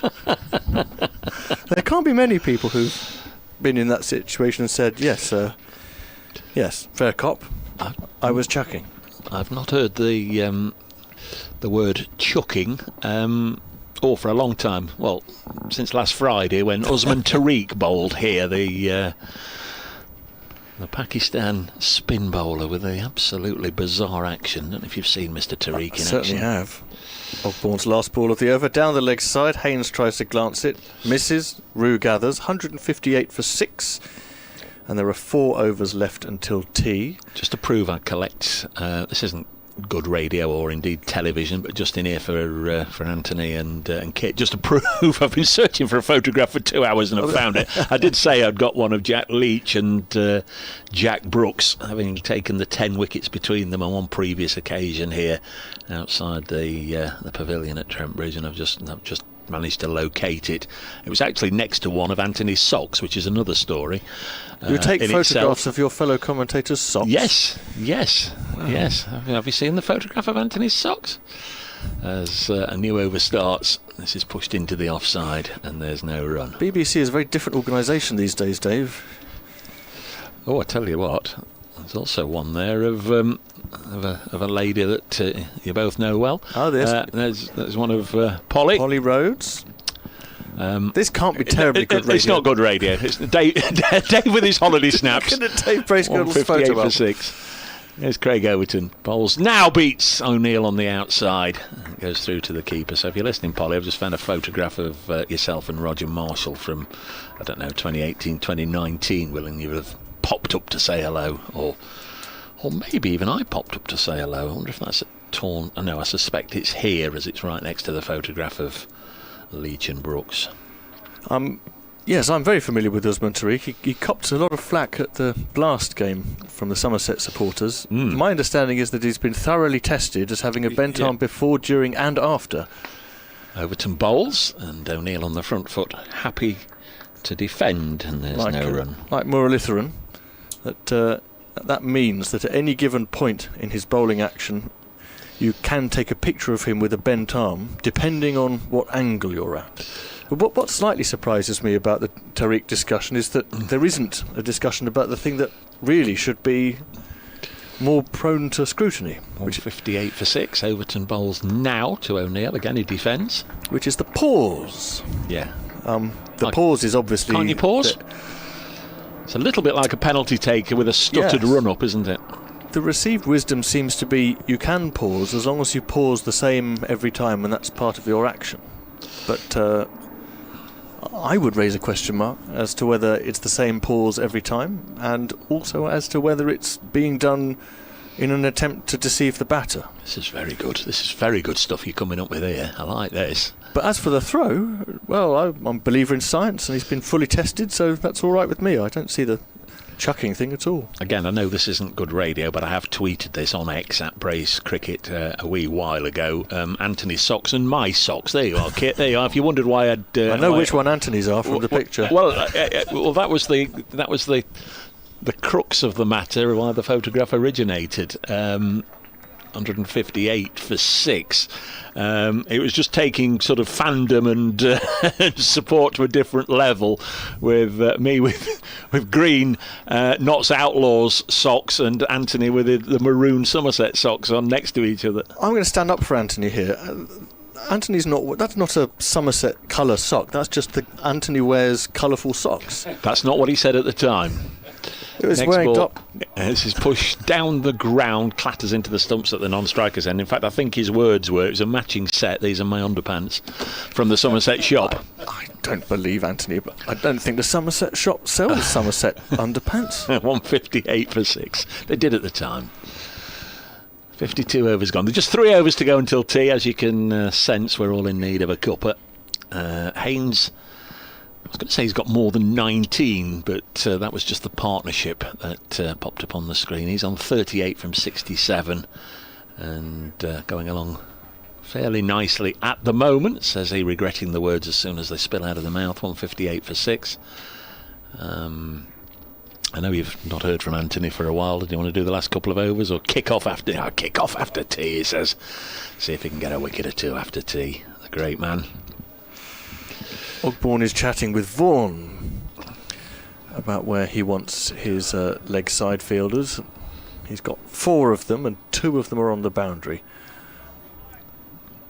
The fielders very well spread. There's a wide slip and an even wider leg slip. Ogbourne bowls to Haynes. On off stump. No movement for him. All Ogbourne has is the angle. Where's the umpire going? Where's the umpire going? That was a dot ball. The umpire, is he now going to stand on the other side? The umpire's moving to point. If so, why? He's not got the sun in his eyes. There's nobody in his line of vision. Just likes it over there. The sun would be in his eyes. I'll tell you why. Because there's a leg slip, there's a long leg, and there's a man square on the leg side. Okay, so Ogbourne bowls very full, driven through the covers. There's going to be a chase here for the man on the boundary. He does pick it up. Goldsworthy, I think, and a couple of runs. No, 1 run to Haynes, 39 to him. Right, so you're saying the umpire wants to be absolutely clear about whether there are 3 fielders behind the square on the leg side, so he gets to call an unusual no ball. Yeah, it would be really clumsy cricket, but it could have been that Craig Overton had just snuck over there without telling anybody. But even so, you don't generally get done for 3 behind square on the leg side. O'Neill, it's a little bit of a closed face on the bat here. And it squirts out towards Jack Leach on the onside. He gets a single, which takes him to 18. We're on the brink of Nottinghamshire's most meaningful achievement of the day so far, I think. 1 more run and they've saved the follow-on. Yes, we haven't really talked about that, but even when they were 6 down for 120 or so, it didn't feel as though it was going to go in that direction. No, and I don't think Somerset would have done it anyway, would they? It's not the modern way. Exactly 150 behind now. Ogbourne bowls to Haynes, who tries for the offside, but gets a bit of the inside part of the bat, and it goes much straighter to mid-on, in fact, and there isn't a run. Ogbourne liked that. He feels he's induced a miss-hit. All smiles. He's clearly enjoying himself. He hasn't bowled badly today. Lots of swing for him in his first 4 overs with the new ball. Lots of movement. He's been a little erratic, but not costly. He bowls to Haynes, who goes deep in his crease, opens up his stance and works the ball to leg. For a single. What are you giggling about? I'm giggling at the relief and the applause, because they're either listening to us they're very, very cricket aware here, cricket savvy. They're aware that saved the follow-on. Ironic applause. Yeah. Well, it's not. It's supportive. It's a big worry that's been removed just before tea. Last ball of the over. Ogbourne is in to O'Neill, who tries a big drive outside off, misses it, goes under the bat, and James Rew collects. 161 for 6 with 2 overs left till tea. It's funny, isn't it, in Championship cricket, the propensity for the supporters of pretty much every club except Surrey to anticipate the worst regardless of what's gone before. You're top of the table, Nottinghamshire, you won last year, and wouldn't it just be Nottinghamshire to follow on in this situation? That's cricket. Anthony does that a lot as well when Somerset. You're a fantastic team at the moment. Of course you're not going to follow on. You're riding high. You've had a setback, 6 wickets. But bizarrely, it might have. I mean, it's not going to happen, but it might have been a way for Nottinghamshire to find themselves entering the final day with a way to actually win the game. Whereas right now it's pretty tricky to see how they could do that. Overton bowls, and an edge here from Jack Haynes down to 3rd, somewhere down below us. There's a fielder. That's the penultimate over of the session. 162 for 6. Haynes on to 41. 3rd innings at Cardiff, Somerset fans. Nottinghamshire have only got to get within 100. Who knows what Somerset could manage in the 2nd innings?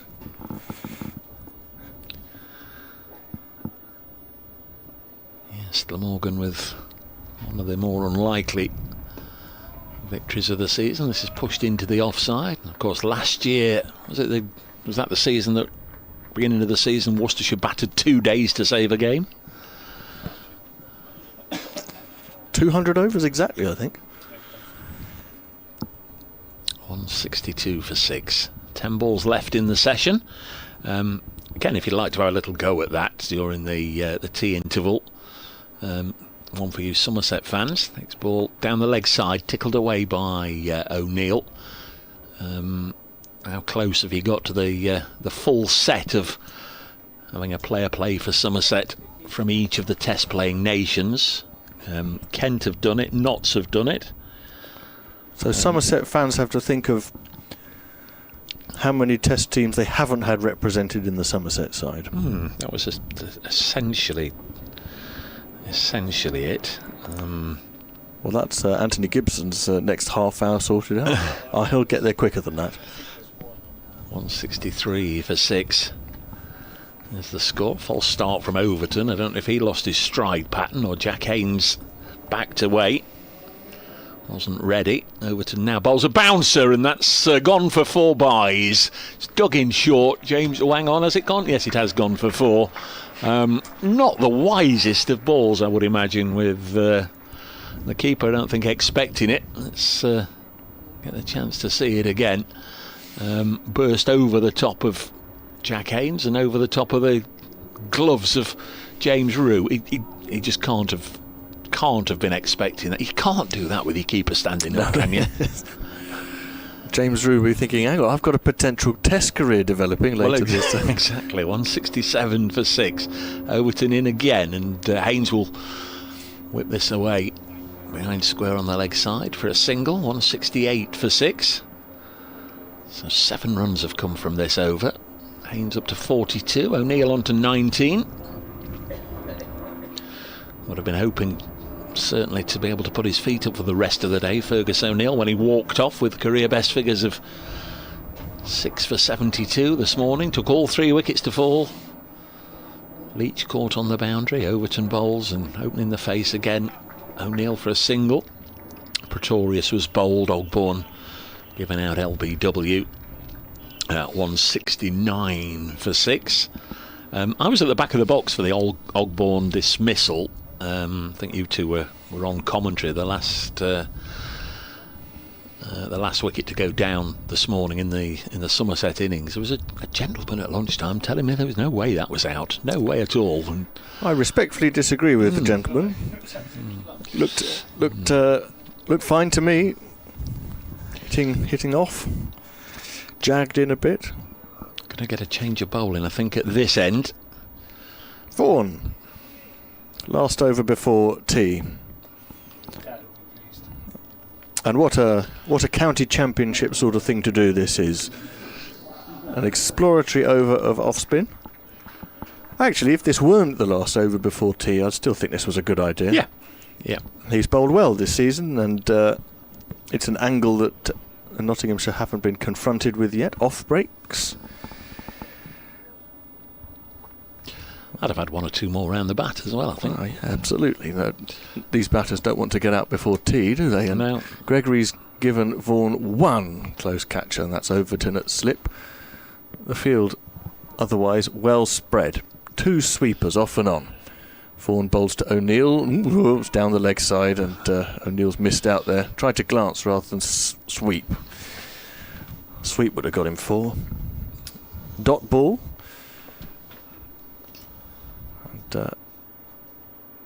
Vaughan is in again. We're dragged down on the leg side, and again O'Neill just happy to be watchful. Turns it around the corner for a single. Been a day that's seen the cricket move forward at quite a rate, actually. Just looking this afternoon, we've had 120 runs and 4 wickets. And 4 balls left to tea. Haynes on 42, faces up to Vaughan. It's a good off break. Haynes plays off the back foot, goes back and across, tries to cut, but Goldsworthy is on the receiving end at backward point, and there isn't a run. His run rate's been steadily above 3. This partnership is just starting to flourish. Vaughan bowls again, goes back Haynes, and they're scampering a single. Oh, there's a terrible mistake, a throw at the keeper's end, and Haynes has got back. Haynes wanted a single. He hit it hard out to the offside and said yes, and O'Neill was not interested. He must have been 2/3 of the way down the pitch. The throw came rifling in. It was a good throw. Direct hit might have made the difference. But the outcome of it all is that the scorer enters a dot in the book. Fawn to Haynes, works it to leg just round the corner, and Thomas Roux collects on the 45. So there are 12 test playing nations, yes, by my reckoning.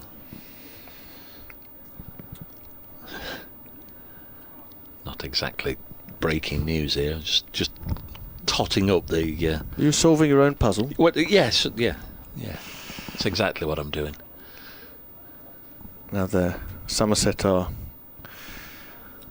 moved in a leg slip for the last ball before tea to give Haynes something to think about. Vaughan bowls flatter, still on leg stump, and a single takes Haynes to 43 at the interval, and the partnership between Haynes and O'Neill, who has 21, is 49, and that represents a significant recovery from 122 for 6. Nottinghamshire now looking much healthier, 171. Dave Bracegirdle. Yeah, well done to Somerset their afternoon, despite the 120 runs. Notts need Jack Haynes to go on and get a few more. He's 43 not out. We have mentioned a couple of times 7 years ago in the second innings here, just 2 bowlers were required to bowl Notts out. 6 wickets for Jack Leach, 4 for Jack Brooks on that occasion. Well, it's Leach and Gregory this time. They've got 3 wickets apiece. 3 wickets in that afternoon session for Jack Leach. Joe Clark falling, not at his best, hasn't been in the blast, and today took some time to get a couple away, but then chopped on to give Gregory his 3rd wicket. 171 for 6 at tea. Nottinghamshire trail by 139, and again, just on the test thing, if you want to have a little look, Somerset fans, how close can you get? How many nationalities have Somerset had? Notts from Bangladesh have had Tamim Iqbal, from Afghanistan Fazal Haq Faruqi, from Ireland Kevin O'Brien, Sri Lanka Asita Fernando, and then obviously various players from West Indies. You can have Gary Sobers, Craig Brathwaite, Vasbert Drakes and so on. India, Ravi Ashwin, Shaheen Shah Afridi, one of the Pakistan players, lots of New Zealanders and South Africans and Australians, and from Zimbabwe, Paul Strang and Brendan Taylor. So Notts have completed the set. I only came up with this morning because a friend of mine, if you weren't listening earlier, a Kent supporter, claimed that they'd become the first to do it, with Mahmood from Bangladesh playing for them yesterday. So I had a little think and said, what about this?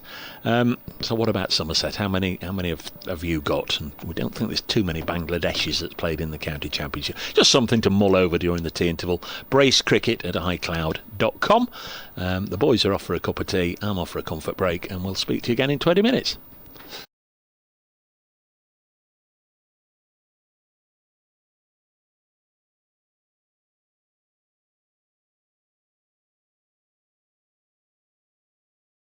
Welcome to East Midlands Airport.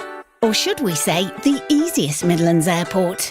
The airport at the heart of the UK, flying to over 70 destinations. The easier airport with faster check-in and security that gives you extra time to relax and get in last-minute shopping.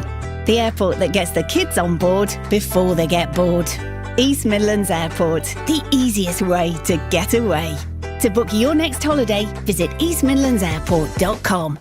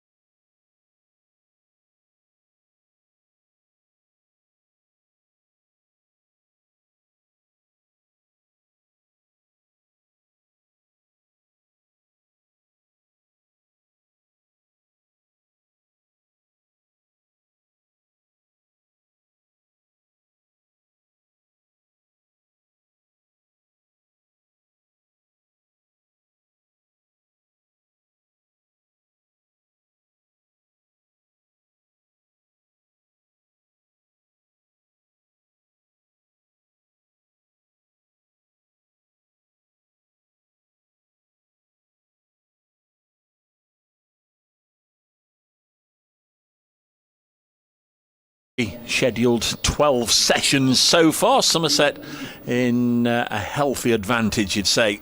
Notts 139 runs adrift. They've saved the follow-on, but they've only got 4 wickets left. Jack Haynes and Fergus O'Neill at the crease. They've added 49 so far together. Haynes is leading the way. He's 43 not out.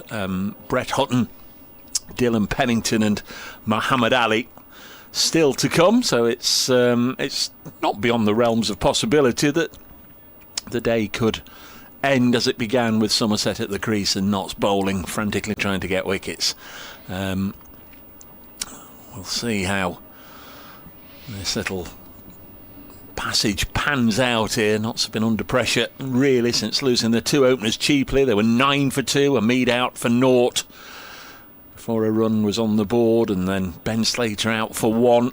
Over the last 2 or 3 years, certainly one or other has generally gone on and provided a decent score, a decent start, but not in this match. And Somerset very much on top, thanks to 3 wickets from Jack Leach and 3 from Lewis Gregory, who's going to get us underway after tea. I'm Dave Bracegood. Kit Harris will be with us in the fullness of time, and here, just ready like a coiled spring to burst back into action, is Anthony Gibson. Yep. Well, I think Somerset will be very pleased and possibly a little bit surprised as well to have picked up 6 Nottinghamshire wickets so far on a pretty placid, slow pitch with just the odd ball misbehaving. But it's going to be Lewis Gregory, who has 3 wickets to his name to open the bowling from the Stuart Broad end with a slip and 2 short mid-wickets. He's in and bowls, and this is hit away through the offside by Jack Haynes for 4 runs. A despairing dive at extra cover. Couldn't get anywhere near it, Thomas Rue, and that is the 50 partnership between Jack Haynes and Fergus O'Neill. And 53 they have added from 82 balls. 82 balls, yeah. Is that the loosest ball you've ever seen Lewis Gregory bowl? Oh, he takes a bit of time to warm up these days. It's stone cold then, if that's where we're starting from. He's trying again in bowls. This is short again and punched away again through the offside, and is going to be kept in very well by Jordan Herman. They'll come back for 3 runs. But he went sprinting around the boundary, did Jordan Herman, flung himself full length, parried the ball back in with his right hand, and the fielding completed by Thomas Rue, and that is Jack Haynes' 50. 127 minutes from 80 deliveries with 4 fours. Yep, very well played. He's got a good record actually against Somerset, averaging 56 from his 6 previous matches. Gregory to O'Neill, who swings and misses. Sorry that Lewis Gregory's first delivery was a loose ball. That was a distinctly loose shot from Fergus O'Neill. I've had a number of emails in. I'll attend to them at the end of the over when we get a moment or two. Just say hello to listeners on Sports Extra 2 who have joined us here at Trent Bridge. Gregory at the end of his run on this rather chilly afternoon. He's in and bowls, and he's caught behind. That is the end of Fergus O'Neill, just feeling for that ball outside the off stump, and a faint nick through to James Rue, who took a comfortable catch, and that's just the breakthrough that Somerset were looking for. It's been an expensive over from Lewis Gregory. 4-3 dot wicket. 178 now for 7. Yeah, he said he took a little bit of time to warm up. Well, he was helped in that warm up, I think, by Fergus O'Neill, who just had a little fiddle at it and turned round, and he was actually watching the ball for a good half a second leaving his baton into the gloves of the keeper. It was almost like morning catching practice, wasn't it, that they give to the keepers and the slip cordon. Fourth wicket for Gregory. Fergus O'Neill did well there, batted 5 minutes shy of an hour, faced 46 balls, hit 1-4 in his 21. Not the normal cavalier approach to batting that we've become used to seeing from Fergus O'Neill. A very responsible knock from him alongside Jack Haynes, but in the first over after tea, Lewis Gregory striking to get his fourth wicket, figures of 4 for 43 in his 12th over. And Nottinghamshire really do need some lower order runs, whether it comes from Haynes, whether it comes from Brett Hutton, who's on his way out to the middle, or more unlikely, late salvo from Dylan Pennington and Muhammad Ali. They really can't afford to leak a lead of 3 figures over a very strong Somerset side. Well, it's not a very strong Somerset side. It's the full strength bowling attack. But it's certainly very far from the full strength batting lineup for Somerset. I did have a correspondent very much on the same theme send me a message. It was Matthew. Dave, I always feel like Somerset are the Notts team arch nemesis. Very good point, Matthew, and I think there's a little bit in that as well, certainly over the last 10 or 15 years or so. Although the last 5 matches have all finished in draws? Yeah. It's a little bit like against Hampshire. Against Hampshire, Notts generally play well for 3 days and then lose. In recent times, Notts have played pretty well against Somerset and then drawn, but this one they've not played particularly well. I don't think either yesterday with the ball they were quite at their best, and certainly today with the bat far from it. And that's one of the things of 4-day cricket. They can come back and have a good day tomorrow. Home supporters will certainly be hoping that's the case. Gregory then to Brett Hutton. He's in and bowls, and Hutton plays this nicely away through the offside. It should be 2 runs as Jordan Herman Fields sends in the return.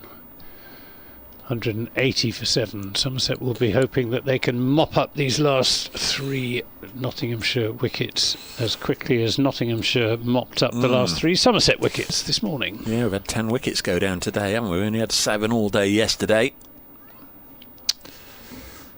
Bound to happen. As soon as I said generally things get easier for batting on day 2, but it's been a little bit of a nightmare today. Gregory in and bowls, and there won't be a run here as that goes into the offside. Thomas Roux very quickly around to do the fielding.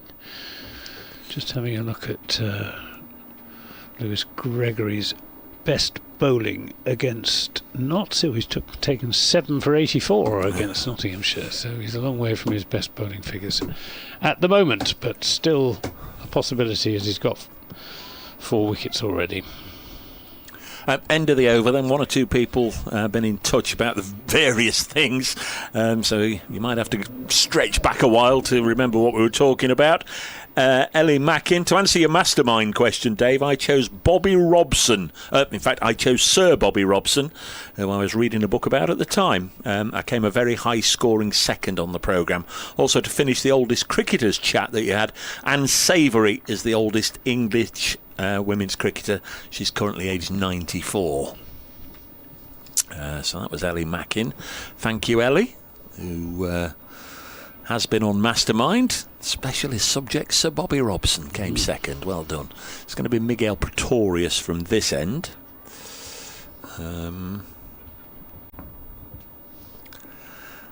Where's 27? He'll be bowling to Haynes, who's just reached his 50, and then he gets one outside the off stump and turns round. Very much the same as O'Neill did. The only difference, he didn't edge this one. Peter Lee. Dave, can I make a comment to try and shut it down for good? If your fellow commentators want the cream on top, tell them to turn it over. Hey presto, you've got jam on top. John Starbuck from Huddersfield has sent a missive entitled The Lancashire Hot Pot. This is pushed away by Haynes for a single, 181 for 7. Told you've been talking about different things today. Dave, a Lancashire hot pot is not far removed from a scouse, being basically a mutton stew with lots of onions. Are you listening, Kit, at the back of the box here? He won't know what a scouse is. Being basically a mutton stew with lots of onions, the proportions and other flavourings are what makes each version distinguishable. By the way, a blind scouse is the version without the meat. I found all this when I worked and lived on Merseyside in the 80s. So it may have changed a little bit since then. John Starbuck. Thank you very much, John.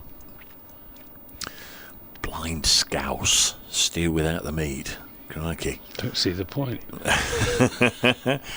If you can't afford the meat, then you can still have the stew. As Pretorius bowls past the outside edge of Brett Hutton's bat, facing his first ball from the South African. Hutton 2 not out, 181 for 7. Nick Griffiths, on your subject of Somerset internationals, they have had playing for them Australia, Ricky Ponting; South Africa, Graham Smith; West Indies, Nixon McLean; Pakistan, Babar Azam; Sri Lanka, Srinath Jayasuriya; New Zealand, Matt Henry; India, Murali Kartik; Ireland, George Dockrell. I'm stuck to think of any, though, from Afghanistan, Zimbabwe or Bangladesh. Next ball turned up to mid-on and there's no run. I don't think we have had any from... we being Somerset, don't think Somerset have had any test players from Afghanistan, Bangladesh or Zimbabwe. Interesting that Nick went for West Indies Nixon McLean and not Chris Gale. There was all the furore over Chris Gale signing and then smashing balls into the Vivian river. Richards. Yeah, and Joel, of course, yeah. Don't know why I thought of... this is pushed back to the bowler. Don't know why I thought of Chris Gale rather than Smokey. King Viv. Yeah, Chris Gale just played 20 over cricket for Somerset. Very popular, though, when he was there. And he smashed one in the river, and there was photographs of somebody in a boat going to try and get it or something. I think Viv Richards put plenty in the river. Tom Kohler-Cadmore's put one in the car park. I saw it. Good delivery. He always dropped by Rue. It wasn't nicked, I don't think, by Brett Hutton. A little bit of bounce from Pretorius to end his over. Just one from it. Nottinghamshire 181 for 7. Since tea, they've lost the wicket of Fergus O'Neill, caught behind by James Rue from the bowling of Lewis Gregory for 21. Somerset's over rate, by the way, is showing us +2, so they're okay. And remember, this season you've got to bowl for 8 hours before the over rate actually becomes live. That's across the match. Ian Shepherd from Always Look on the Bright Side of Life podcast has given his list of the best players from the various countries. Justin Langer from Australia, Jimmy Cook from South Africa, Graham Smith would be another possibility, George Dockrell from Ireland, Viv Richards, of course, from West Indies, Sunil Gavaskar from India, Babar Azam from Pakistan, Matt Henry from New Zealand, and Mahela Jayawardena from Sri Lanka. It's a pretty good selection there. Yeah.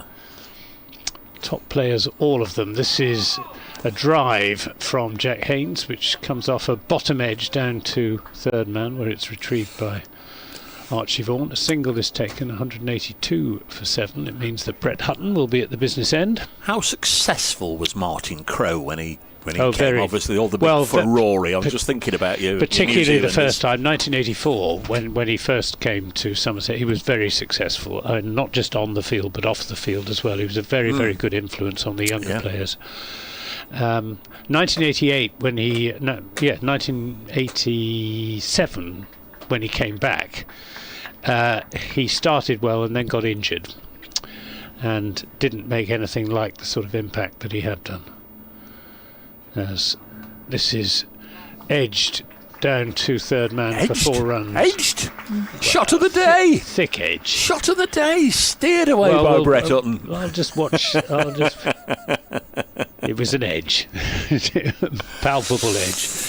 Yeah, Martin Crowe, and he was succeeded because he was injured, and Somerset, in his place, midway through the season, signed a certain Steve Waugh, who would also challenged Justin Langer and Ricky Ponting as being the best Australian to have played for Somerset. G.S. Chappell? And indeed Greg Chappell, who scored 100 in the Sunday League. at Bristol. Gregory in and bowls, and there won't be a run this time as it goes square of the wicket to Jordan Herman. For many years I liked Greg and couldn't stand Ian, and then there was the old business of the underarm ball against New Zealand, the ODI where he sent down the ball rolled along the ground, wasn't it? He got his brother to do it, yeah. Oh yeah. Now, what was his brother's name? Was it Trevor? Trevor, yeah. Yeah. Saw 3 Hadleys play in a match on this ground. 186 for 7 as this is driven off an open face, but again goes straight to Herman at backward point. There was Richard, there was Dale, and there was the other one as he's known. It's like trying to remember the Jackson 5, isn't it? There was Richard Dale and there was another one. We look at Kevin Howells to see if he can enlighten us with the thing. And of course there was the father as well, Walter. Yes, he helped me out with Shaw Taylor though, I must admit. Kevin and Nick Ross. Something else we talked about earlier. Gregory to Hutton.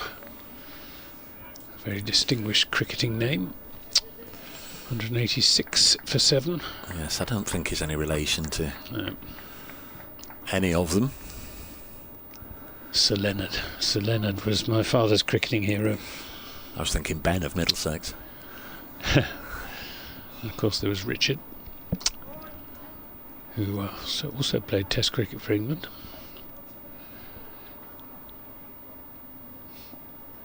Gregory with 4 for 50 to his name in bowls, and this is speared in at Hutton's pads, but he gets it away into the onside to Jack Leach. It's the end of the over.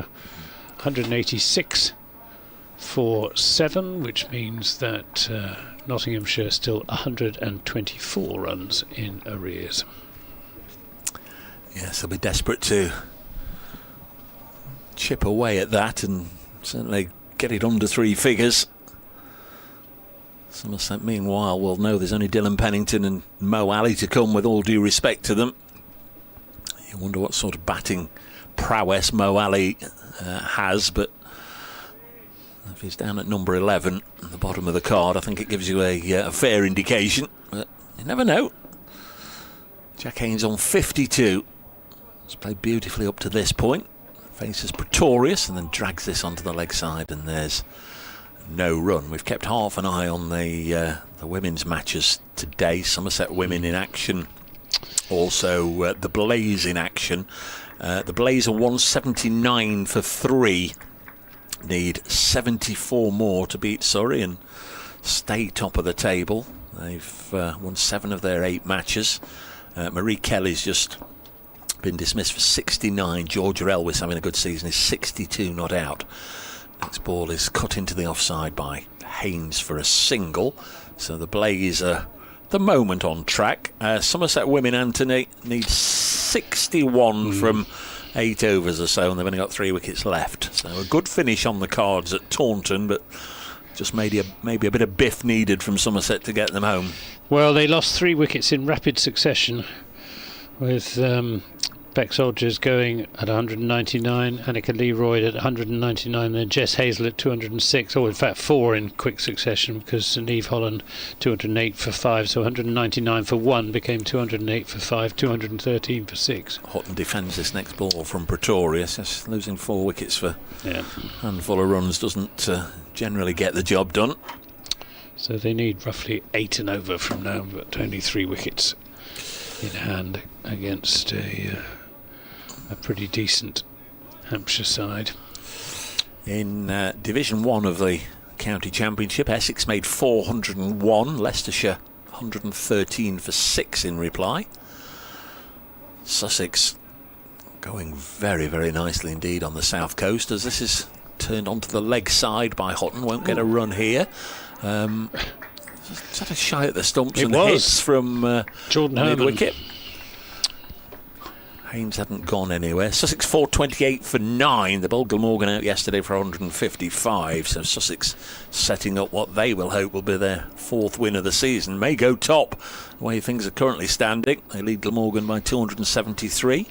Yorkshire 469, Warwickshire in reply 139 for 4, so they're a long way behind in that one. 187 for 7. 4:45, still got 28 overs left, and a missed time drive from Hutton just zigzags its way back to the bowler. So Pretorius polishing the ball on the hem of his cricket shirt, or the bottom part of his cricket shirt, which will have a great big red stain on it. He's quite an expert at polishing a cricket ball, is Miguel Pretorius. Did a good job with the Kookaburra. Managed to get some reverse swing out of it last season. Pretorius again, bouncer, pulled, it's gone high up in the air, and this is going to be a wicket, and it is, and Hutton goes. Didn't need to play that shot, but it was short, and had the eyes of the batter lighting up, trying to pull it away to mid-wicket for a big blow, Brett Hutton, but he's only just skied it straight up to mid-wicket, and Jordan Herman takes the simple catch. First wicket of the innings for Pretorius, and not slumped to 187 for 8. Second wicket they've lost since tea time. Brett Hutton out for just 6, faced 15 balls, 1-4. See it again now on the monitors in here, and he plays that shot actually quite well, Brett Hutton. He's hit 1 or 2 big sixes already this season, and of course in the years gone by. But on that occasion went straight up the chimney, and simple catch for Herman. 187 for 8.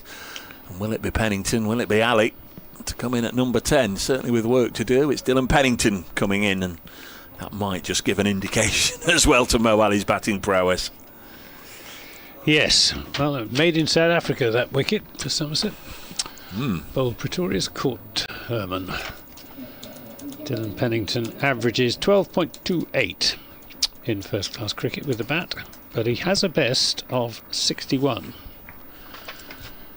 And I remember him holding Somerset up for the best part of 2 hours at Worcester when he played for them a few years ago. So he can certainly keep his end up. Did whack an unlikely 37 not out in the blast at Old Trafford a couple of weeks ago. The umpire's lost his glasses and his white floppy sun hat. Yeah, away it goes. It's making a bid for freedom. Will it go for 4? It's very close to... No, it won't quite go for 4. But as I said, Dylan Pennington an unbeaten 37 in the blast defeat at Old Trafford 2 or 3 weeks ago. But the very fact that Dylan Pennington had enough time coming in at the bottom of the order to make 37 not out tells you everything you need to know about Notts Outlaws' performance that particular day. So how's Jack Haynes going to play this? Is he going to play some shots? I think whilst Pennington's there, he's got faith in him. His first 100 for Notts, I remember Dylan Pennington was at the other end, and they were flatmates, roommates, housemates, whatever it may be, at the same time. And he was in the 90s when Pennington came out at number 11, and gave him enough faith and let him face enough deliveries and did the job for him. Well, it's Haynes on strike because that was the last ball of the Pretorius over. He's facing Lewis Gregory. Gregory's in and bowls, and this is driven on the bounce back to the bowler, and there's no run. I'm pleased, certainly at this stage, it might change in 10 or 15 minutes if nothing happens, but I'm pleased at this stage it's a reasonably normal field. Absolutely hate it when just suddenly everybody disappears out onto the fence. I know, it just hands the initiative straight over to the batting side. We're not trying to get you out from the first 4 balls of the over anymore. It's nonsense. Gregory in and bowls to Haynes, and he plays that out through the offside to Herman, who bats left-handed and throws right-handed. It's clear what Somerset feel though as soon as Pennington's on strike, even without being coaxed back into the ring, into the run-saving positions, all the fielders automatically move in, put a little bit of pressure on Dylan Pennington, who said it earlier, his parents had a natter too at lunchtime, which was very nice indeed. Did they buy a book? Yes. Oh, good. Even better. Here's Gregory then, to Pennington.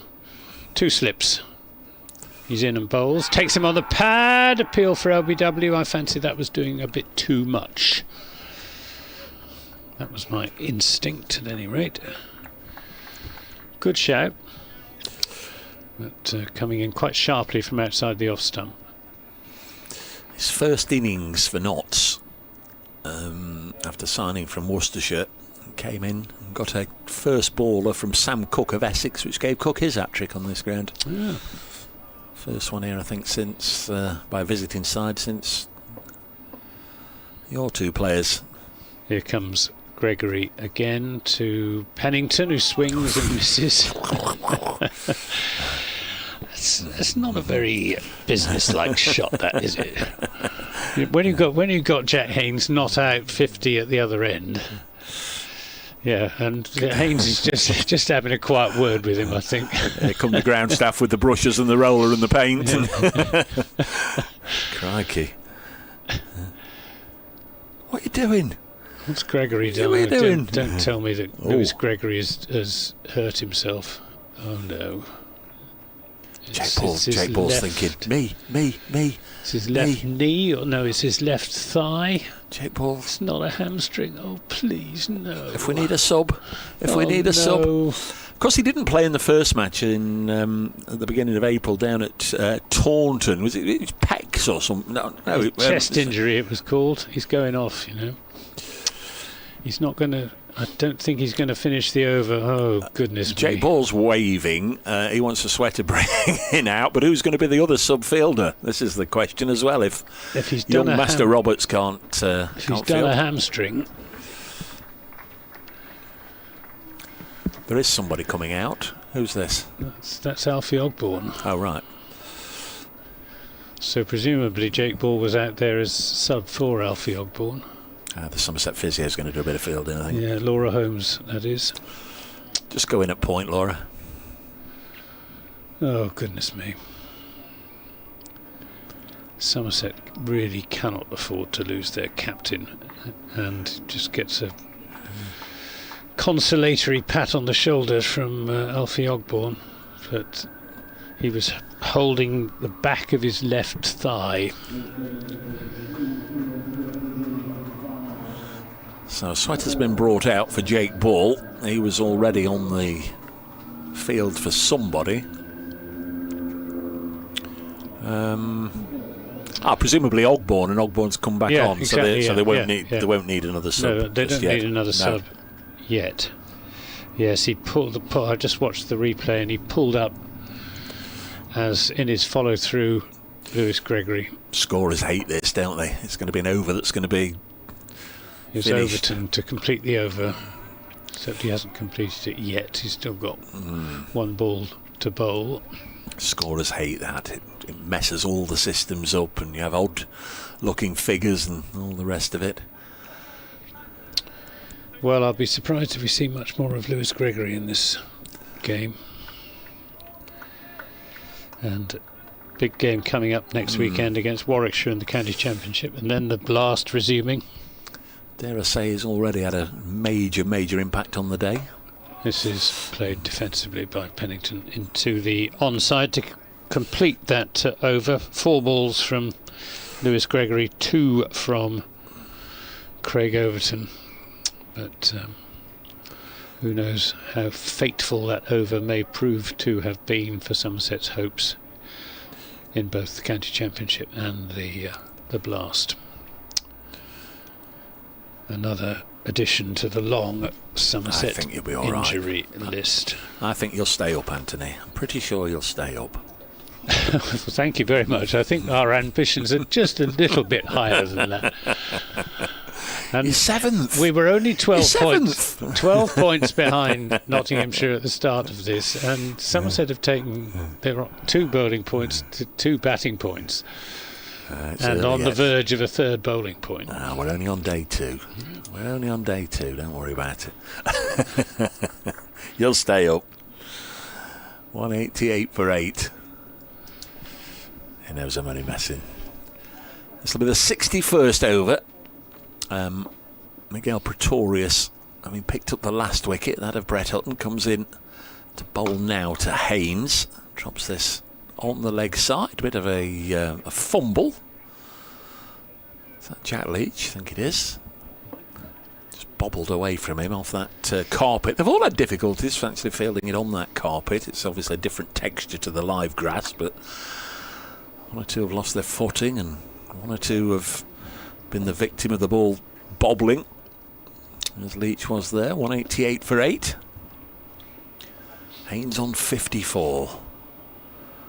Pretorius to bowl to him. Short, pulled away, and he played it much better than Brett Hutton did in the previous over, and rolls his wrists, gets a single. Ellie's come back. A question for Anthony, Dave. Assuming Somerset don't win this game, is that their season over? No, they'd be way not down the table and look like they can't get enough points in the T20. I think their hopes in the Blast are fairly slim. I think they need to win probably 5 of the last 6 games, which they're perfectly capable of. They won 14 out of 17 last season, so it's not beyond the bounds of possibility. But in the Championship, still very much in it. Even if they don't win this game, they're going to take a decent haul of bonus points. You'll stay up. And they will still be challenging for the Championship. Pennington drives into the offside. Although if they don't have their captain, I've just looked at the injury list. Tom Kohler-Cadmore, Will Smead, Tom Lammonby, Tom Abel, Tom Banton, Kean Roberts, Finn Hill, now Lewis Gregory. That's 1, 2, 3, 4, 5, 6, 7, 8 on the injury list for Somerset. Out of quite a small squad in the first place. Well, Roberts and Hill aren't regulars, are they? No, but they might very well come into the side. Bowls. Now it's him on the pad and imploring the umpire to give it, and not out is the verdict. Pretorius didn't go up straight away. No, he didn't sort of run down the other end, high-fiving the keeper in the slip cordon. Just has a friendly word with the umpire. From his position at second slip, even Craig Overton seemed to indicate it was going down. Yeah, it's going down. Yeah. 189 for 8. And Tom Banton's not injured, is he? Has he just been left behind to he was injured out in India, and apparently he's still carrying the injury. Ball pushed into the offside by Pennington, no run. He's still suffering from the injury, whatever it was, despite the fact that he's played all 6 of the Blast games. So it's a bit of a mystery, but when I get to interview one of the Somerset coaches, I will ask them precisely what the situation with Banton is, because it's all a bit mysterious at the moment. Whose dad, of course, Colin, played briefly for Nottinghamshire. He did. Bouncer. Pennington stands up nice and tall. He's a very tall man anyway, but eases it to backward point. No run. 189 for 8. End of the over. I presume Overton will carry on. It's never easy, is it? Just to suddenly go on, finish the over. But he got through those 2 deliveries nicely, and obviously will have just nicely got the blood flowing and we're ready for the next over to bowl in full. He's 11.2 overs, 3 maidens, none for 32. Well, he's the acting captain, so it's up to him to decide who bowls. And of course he captained Somerset in the first 2 games of their season in the absence of Lewis Gregory, and did so very well. He's bowling to Jack Haynes, and Haynes plays that defensively back to the bowler. I think he enjoys the responsibility, Craig Overton.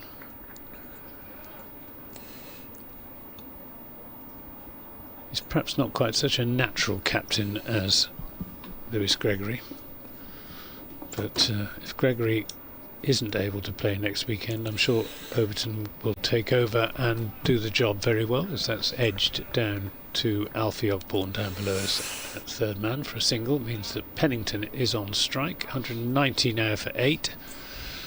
The deficit now 120. I did have a correspondent, and I don't know what happened to it or where it's gone, but we're obviously talking about, I was talking with Kit, who will bring in a moment, about local players coming through the side.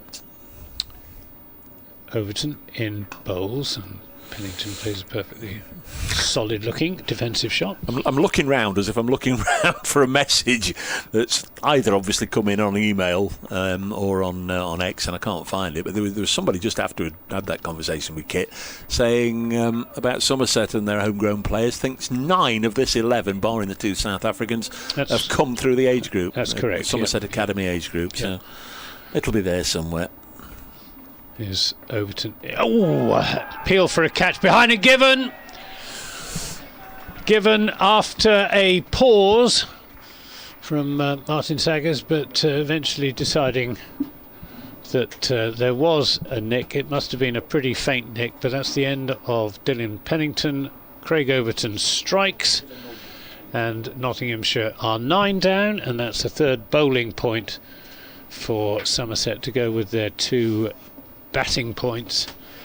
And it was rather a loose drive from Dylan Pennington. He's played a couple like that previously and missed the ball. On this occasion,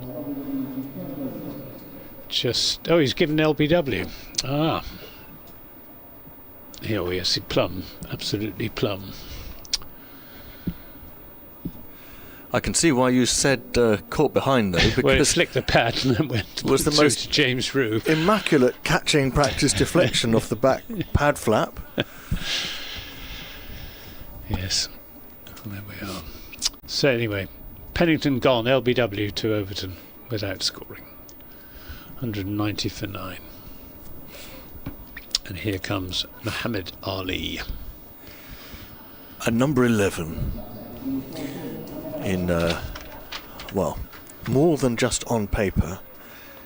And now I think is the time for Haynes to try and make hay while he still can. And we'll very soon see. Well, we'll see if Ali survives the next 2 balls from Overton, whether Somerset will go all out around the boundary. I sincerely hope not. I don't think there are too many people up here at press level who are convinced of the efficacy of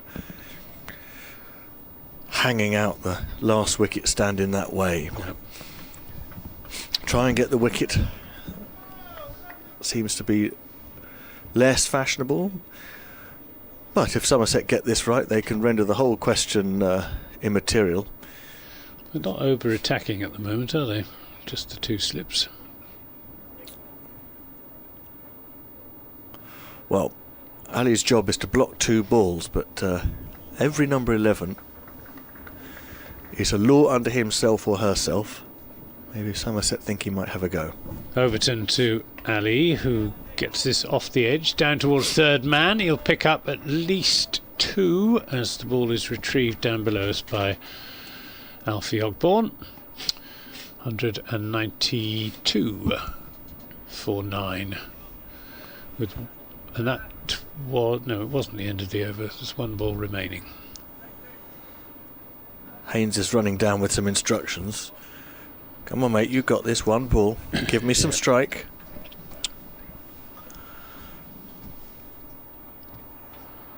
Somerset will be looking to polish this off sooner rather than later. Here comes Overton to Ali in and bowls. And that's on middle and leg, turned into the onside. Probably a bit of pad as well as bat. But Muhammad Ali survives those 2 deliveries. And it's 192 for 9, which means that the deficit is 118. Pretorius is still the man. Leach was striding towards the pitch, but only to cross over to the other side. Oh, welcome to listeners to BBC Sports Extra, with the news that Nottinghamshire are 192 for 9, still 118 runs in arrears of Somerset's first innings total of 310. Jack Haynes is the main man for Nottinghamshire. He's 56 not out, and he's just been joined by Muhammad Ali after Dylan Pennington was LBW to Craig Overton in the last over. I'm Anthony Gibson from BBC Radio Somerset. With me is Kit Harris from Wisden, who's our third voice, and it's Kit who will talk you through this over from Miguel Pretorius.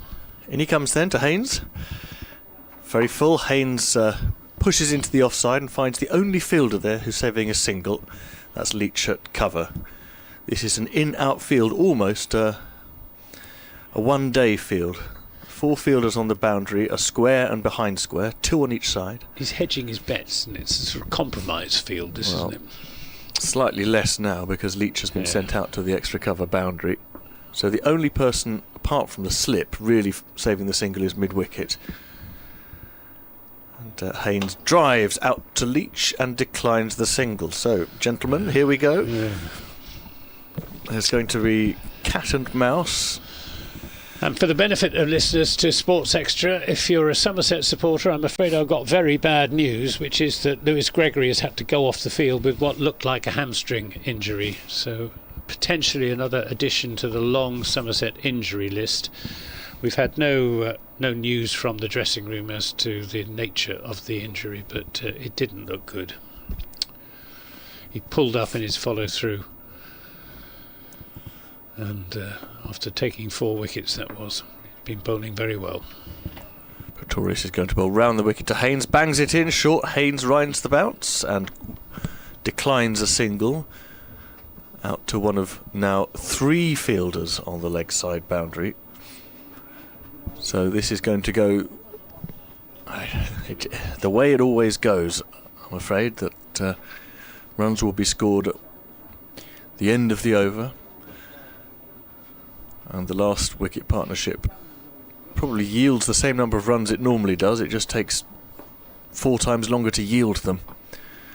This next ball, Haynes drives through the offside and declines a single. Leach on the extra cover boundary again. So he's middled 3 balls perfectly in this over. If the field were up, they would have gone to extra cover. I've had an email to Dave Bracegirdle from Dr. John. Says, great day for me, nursing an injured wrist. I did a spot of comedy gardening earlier with unavoidable squeals of pain confusing my Cocker Spaniel Lottie. Now a splendid evening listening to you and Anthony. Such a shame not taking a leaf from the Magpies by not turning up for the second half. Well, it's still only the first half of the game. Pretorius bowls full to Haynes, who does take the single this time. A half volley out to the square boundary on the offside. Goldsworthy fires in the return.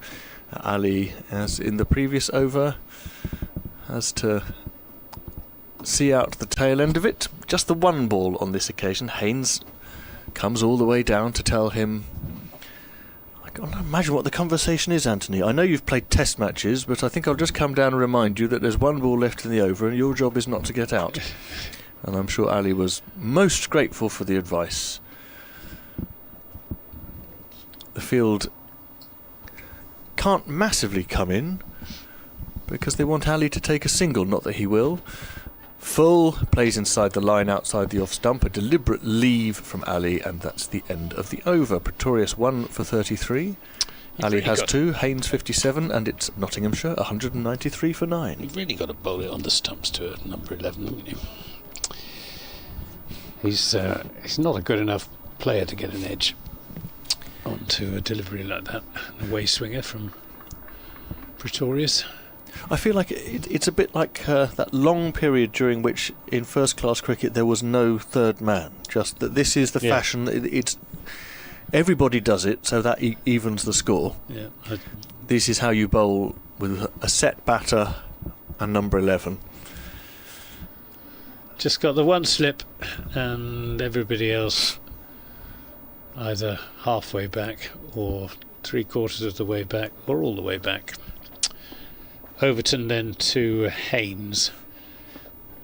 who makes room for himself and strokes that pleasantly away through the offside. And from Eric Peterson, morning from Fort Lauderdale. Just here watching the stream with my daughter and trying to convince her to visit Trent Bridge when she's over visiting family next week. Could you put in a request for some Taylor Swift on the tannoy? Also, I believe I remember Kieran Pollard launching a 6 and coming within as break off for Overton, who goes past the outside edge of Jack Haynes into the gloves of James Rue. I remember Kieran Pollard launching a 6 and coming within about 3 rows of clearing the Radcliffe Road stand. That is a big hit while playing for Somerset. In Pollard terms, I believe that was a nurdle. He can hit. I think he's still playing Kieran Pollard, isn't he? Or is he? Certainly could hit it a very long way. This is turned into the onside by Haynes, and again he won't take a run. I thought that email was going to end with and came close to clearing the Lord's Pavilion, because I was there when he did. Well, he nearly did that. He nearly did that, didn't he? Was it Somerset against Middlesex in the Blast? Yeah. Yes, he could certainly hit a long ball. Overton then to Haynes in and bowls a full length delivery, which is driven up to a fielder saving 1, Miguel Pretorius, and the field come in with 2 balls of the over remaining to try and keep Jack Haynes at this end so that Pretorius has a free run at Muhammad Ali for the next over. Haynes' best riposte here, I think, would be to hit it over the top for 4 or 6. Got Archie Vaughan going to short third man on the 45. Overton to Haynes. This is pulled away down to... It doesn't go down to deep backward point. Didn't get hold of that at all. I was looking for that. Deep backward square leg, I mean. But it only got as far as short mid-wicket. So, tension mounts. Can Somerset keep Haynes at this end? Alfie Ogborne goes from the offside to the onside. So we got 7 saving 1 now as Overton is in and bowls, and this has gone up in the air, and wicket-keeper Rue is underneath it and takes the catch, and that is Nottinghamshire bowled out for 193. Jack Haynes last out for 57, and well, Somerset will say that their strategy has worked. Well done them, because they tempted Jack Haynes into going for the sort of big hit that I was talking about. He went for it, got a top edge, and a straightforward catch taken by James Rue, and great disappointment for Jack Haynes, who's batted very nicely indeed for his 57 from 102 deliveries with 4 fours, but it does mean that Somerset take a first innings lead of 117, and I would give them good money against that eventuality first thing this morning, Kit Harris. Certainly would. It's as though, given the form and the injuries in the Somerset team, we keep expecting this match to go in a certain direction, and it's made every effort not to. Somerset are in command. What's your explanation, though? Is it good bowling or bad batting or a bit of both? Bit of both. I hate to be a fence sitter, but I think it is a bit of both. That the pitch is tricky, and as one person showed supremely, Jordan Herman, yesterday, if you dig in, you will accumulate the runs. Thomas Rue and Archie Vaughan backed that up. Haynes also backed it up until he was forced by the last wicket partnership to do something risk. So I'd call it a sporting pitch. There may not be quick runs on it, but there are runs on it for a batsman who digs in. But Somerset are in the perilous position for them of a first innings lead of over 100, from which they've managed to lose 2 games so far this season. So, well, we'll see what happens in the Somerset second innings. But Nottinghamshire bowled out for 193. We'll be back with you in around about 7 or 8 minutes for the start of the Somerset second innings.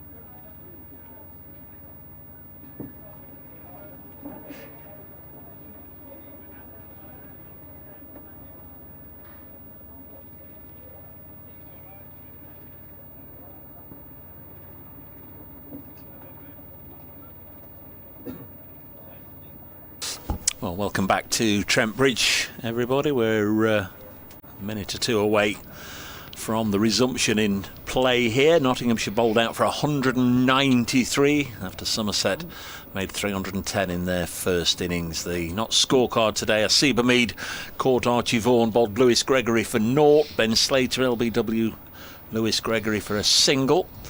Freddie McCann was third to go straight after lunch, caught behind by James Rew from the bowling of Jack Leach for 33. Joe Clark, again, didn't look in prime form. Really edgy, nervy start. Eventually played on to Lewis Gregory. Clark out bowled by Lewis Gregory for 36. When he fell, Notts were 81 for 4, and then it straight away became 82 for 5. Lyndon James out for a 4-ball duck. LBW to Jack Leach. Flourishing partnership between Haynes and Patterson White ended when Leach bowled the left-hander for 29. Fergus O'Neill caught James Rew, bowled Gregory for 21. And the end wasn't long in coming. Brett Hutton caught by Jordan Herman from the bowling of Pretorius for 6.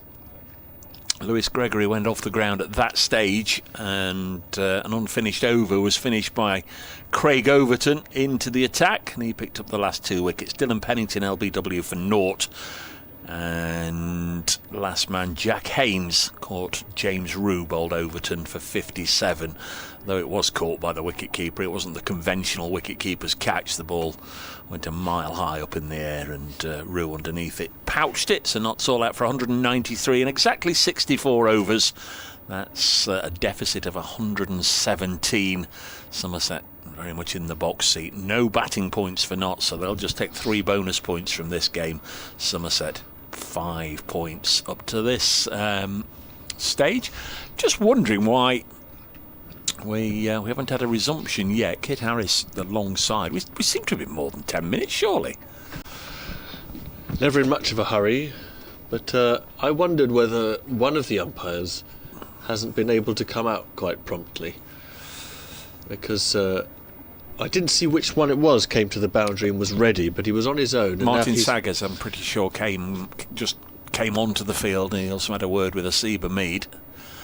Jason Swift, the match referee, is now making his way from. In fact, here come the 2 umpires. They've changed caps, Kit. That's what it is. Look, they've changed caps. They've got baseball caps on.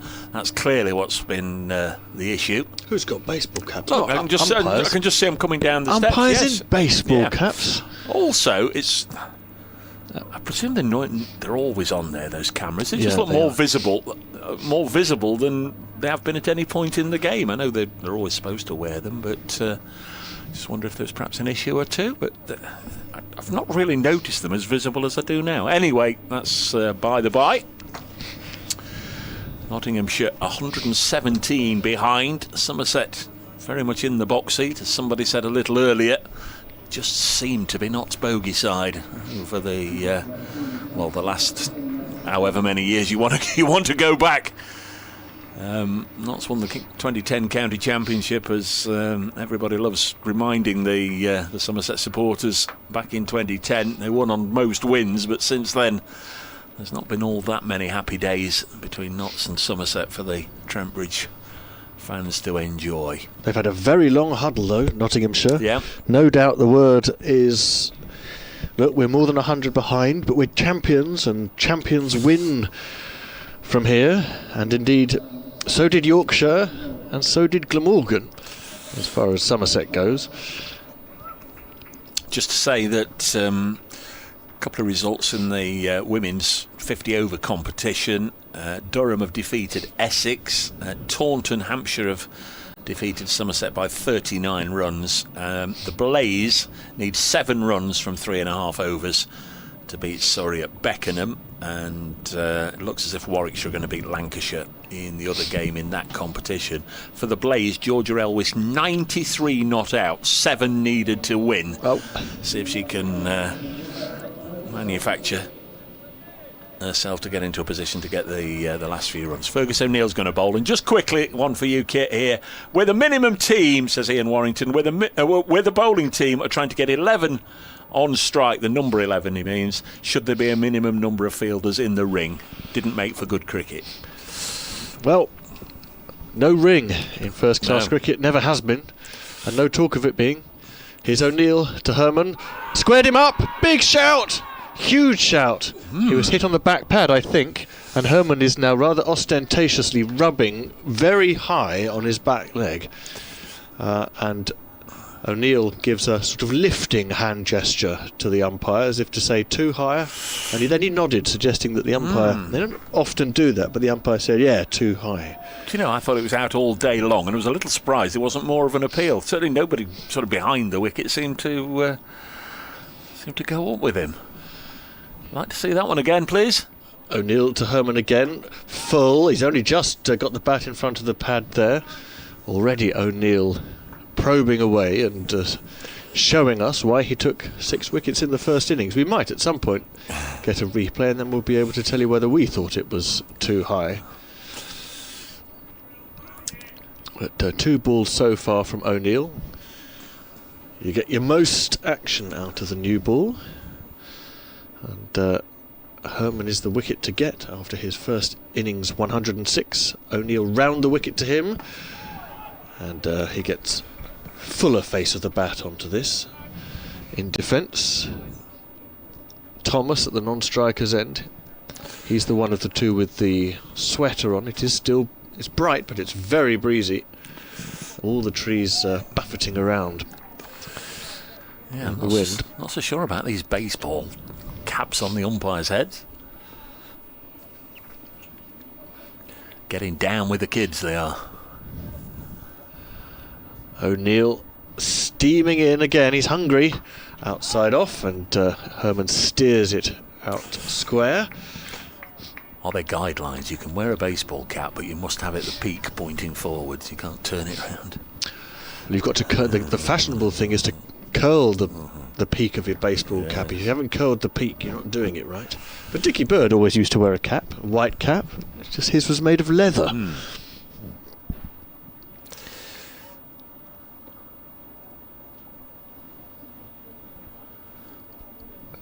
O'Neill bowls to Herman, squared up a bit. He jags his back foot right out across in front of first slip and meets the whole thing chest on, defending back down the pitch assertively. Just to go back to your correspondent, was it Ian? Yes. I've only stated that that is the law and the regulation. Both converge when it comes to fielding limits. fielding restrictions in a first-class game. The only restriction is you can only have 2 fielders behind square on the onside, else it's a no ball. O'Neill bowls very full to Herman down the leg side, something on it. It's going to be 4, very fine, and it's byes, so nothing on it. It must have curled a bit through the air, and Somerset are away with 4 extras, and that means that O'Neill has bowled a technical maiden to open with. Do you think fielding restrictions would have a beneficial effect if they were to be introduced? I don't know if this is the first ball we're just seeing on our monitors. Outside off, maybe. Maybe. I can have more of an understanding now. Thank you for getting another look at that as to why it wasn't given. There was certainly an element of doubt. T, one of our regulars. Sorry to not say hello until now, Dave. I've not been too well. We need a long skipper's knock from Haas. Presume it means in the second innings. Hope you're feeling better soon, T. 4 without loss, Somerset. The lead is 121. There's Brett Houghton. Got a wicket early on in the Somerset first innings. Bowls from the far end, and Thomas drops this on the leg side, and there's no run. It was Lammonby that Brett Houghton got in the first innings, wasn't it? It can't have been Lammonby. Beg your pardon, Goldsworthy. It was Goldsworthy, caught by Haynes at third slip. Hard to say, so much time left in the game, what a decent target would be. Houghton into bowl now, and turned away by Thomas, and he's off a king pair, or a pair in the match, I beg your pardon, and Houghton leaks his first run. Ben Slater doing the fielding. Slater out for 1 earlier. There's not too much to be happy about amongst the Nottinghamshire team. Jack Haynes, of course, played nicely for his 57. He was last out, but there'll be many in the top order that feel they left a few runs out there. Here comes Houghton again. Bowls and attempted pull by Herman, and mistimes it. Tries to obviously get it away on the leg side, and it just dribbles away in front of him. And Jack Haynes doing the fielding at mid-wicket. So Notts don't feel there's enough pace in the wicket for 3 and 4 slips like they had in the first innings, or maybe they already feel they've got to be protecting runs. I'm not sure, but they've only got 2 slips. Patterson White and Freddie McCann. There's Houghton. Bowls now. LBW shout there, but presumably drifting down the leg side, and it'll be another bye, and bye's comfortably the top scorer here. It's 6 without loss and 5 byes. Beg your pardon, 4 byes and now a leg bye. Let's get it right. I think the bowling plan is becoming clear, that because of the slightly unpredictable bounce, the plan is going to be to bowl straighter. That's why perhaps the 2 fielders are out square of the wicket on the onside for the clip off the legs, or the leg glance. Houghton to Thomas. Bowls now, and this is just helped into the cover region, fielded by Lyndon James. 6 without loss. Go for bold, go for LBW, because it only needs 1 to keep low. If the bounce is tricky. Notts doing as they did in the first innings, starting with Houghton and O'Neill. The quicker Pennington and Ali to come. 6 without loss. Houghton bowls now and just run away to backward square. Disappointing news for Blaze and Georgia Elwes fans. He was dismissed for 96. The scores are tied at the moment, so the Blaze need a single with 12 balls left. So they should get home. 252 for 9, Surrey. The Blaze 252 for 5, 2 overs left. Ella Claridge has come out to join Prisha Thanawala, who's 29 not out. So it looks as if they're going to win.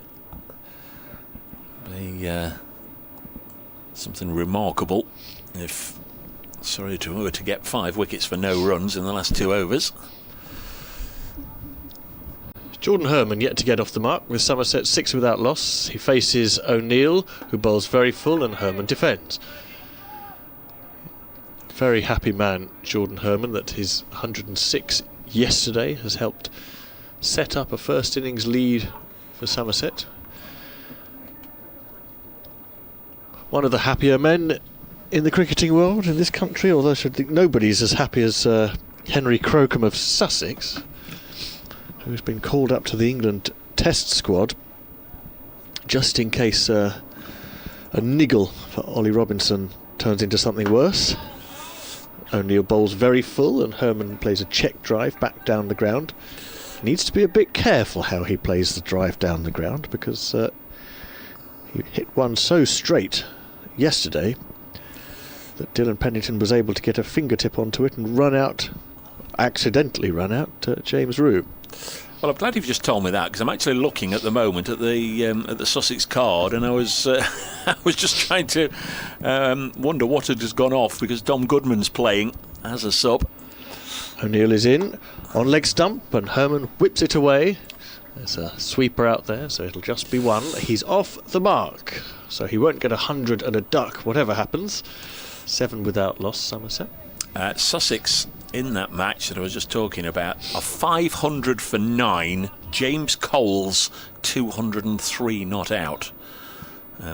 It's at least the second double hundred in this round of matches. Jordan Cox of Essex getting 204. Cole's 203 not out. Here is O'Neill again, outside off, and an uncomfortable defensive shot from Thomas. Wasn't quite sure whether he was going to go after that, but in the end decided just to drop the bat on it. Derbyshire having a miserable time of things in the northeast. Durham 377, Derbyshire 118, and has to follow on a 55 for 3 second time around. For a long time last season it was Derbyshire and Leicestershire at the top of Division 2, wasn't it? Thomas drives this next ball, he'll get runs here, races away, but unluckily for Thomas it's got Hasib Hamid after it, who slides at the deep extra cover boundary and restricts the running to a couple. Thomas moves to 3. Yeah, that is tough for Derbyshire. I suppose they were never going to be the same side once they lost Bashir.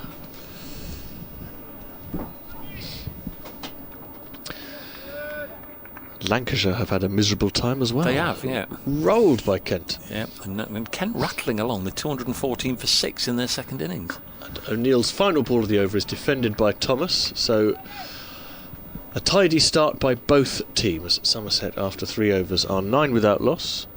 That is, I wonder if that's a slightly funny pitch actually for Lancashire Kent, because Liam Livingstone, a spinner, took 5 wickets on the first day, and then Keith Dudgeon rattled through the Lancashire batting. I always want to say Gus Dudgeon. Who's Gus Dudgeon? I don't know. Is he Elton John's record producer? Don't think so. I don't know. I just have to pause whenever I get to Keith Dudgeon. If you want to say Gus Dudgeon, by all means, go ahead. T20 World Cup, Australia have just completed an absolute ransacking of South Africa. 172 to 107. Hutton to Herman. Bowls a delivery outside the off stump, which I don't think Herman really pushed at it. He was always confident of knowing where his off stump was, and safely pouched by Joe Clark, who had a tough old time of it in the Somerset first innings, which only ended this morning. 16 byes, I think, was the eventual tally. Made a really battling 36, Joe Clark. Been out of sorts with the bat for a wee while now. Hutton bowls and helped on its way down to O'Neill at long leg. Throw not quite reaching the keeper, or wouldn't have reached him on the full. Joe Clark had to come scampering towards the ball to prevent it hitting the deck. It's blustery out there. It's not been a great day for sitting and watching. Not been a great day for the Notts fans. They'll have dined out over the last 18 months on performances, particularly here, but Notts have been dismissed cheaply in this match as Thomas plays this gently to mid-wicket, again fielded by Jack Haynes. More than 2 years since Notts lost here. It's a full round of, or a full season's worth of matches since they lost a game. They lost in the 6th round of matches last year, the one defeat.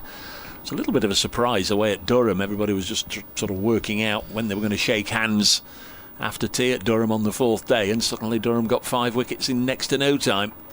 This is pushed back to the bowler.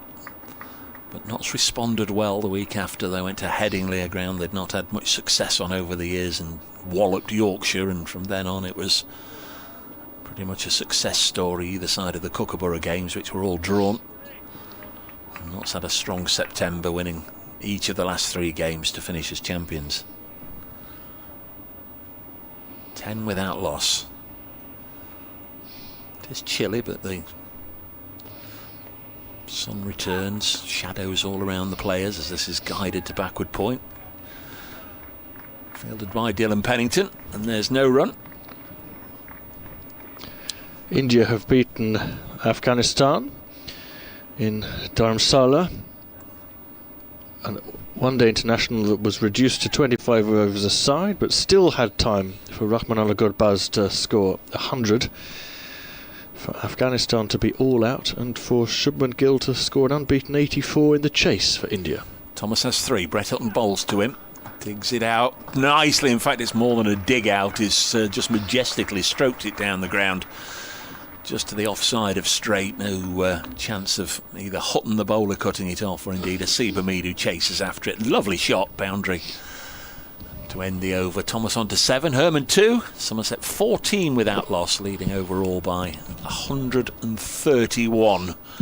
And we've got 17 overs left in the day, a good hour's cricket remaining.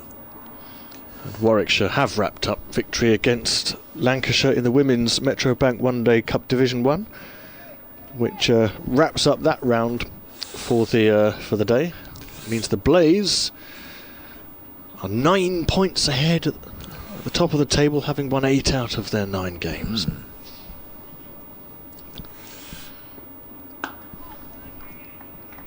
First ball from O'Neill is defended by Herman. He's just doing what he did in the first innings, which is playing himself in. He hasn't massively gone after the occasional bad ball. Not that there have been many.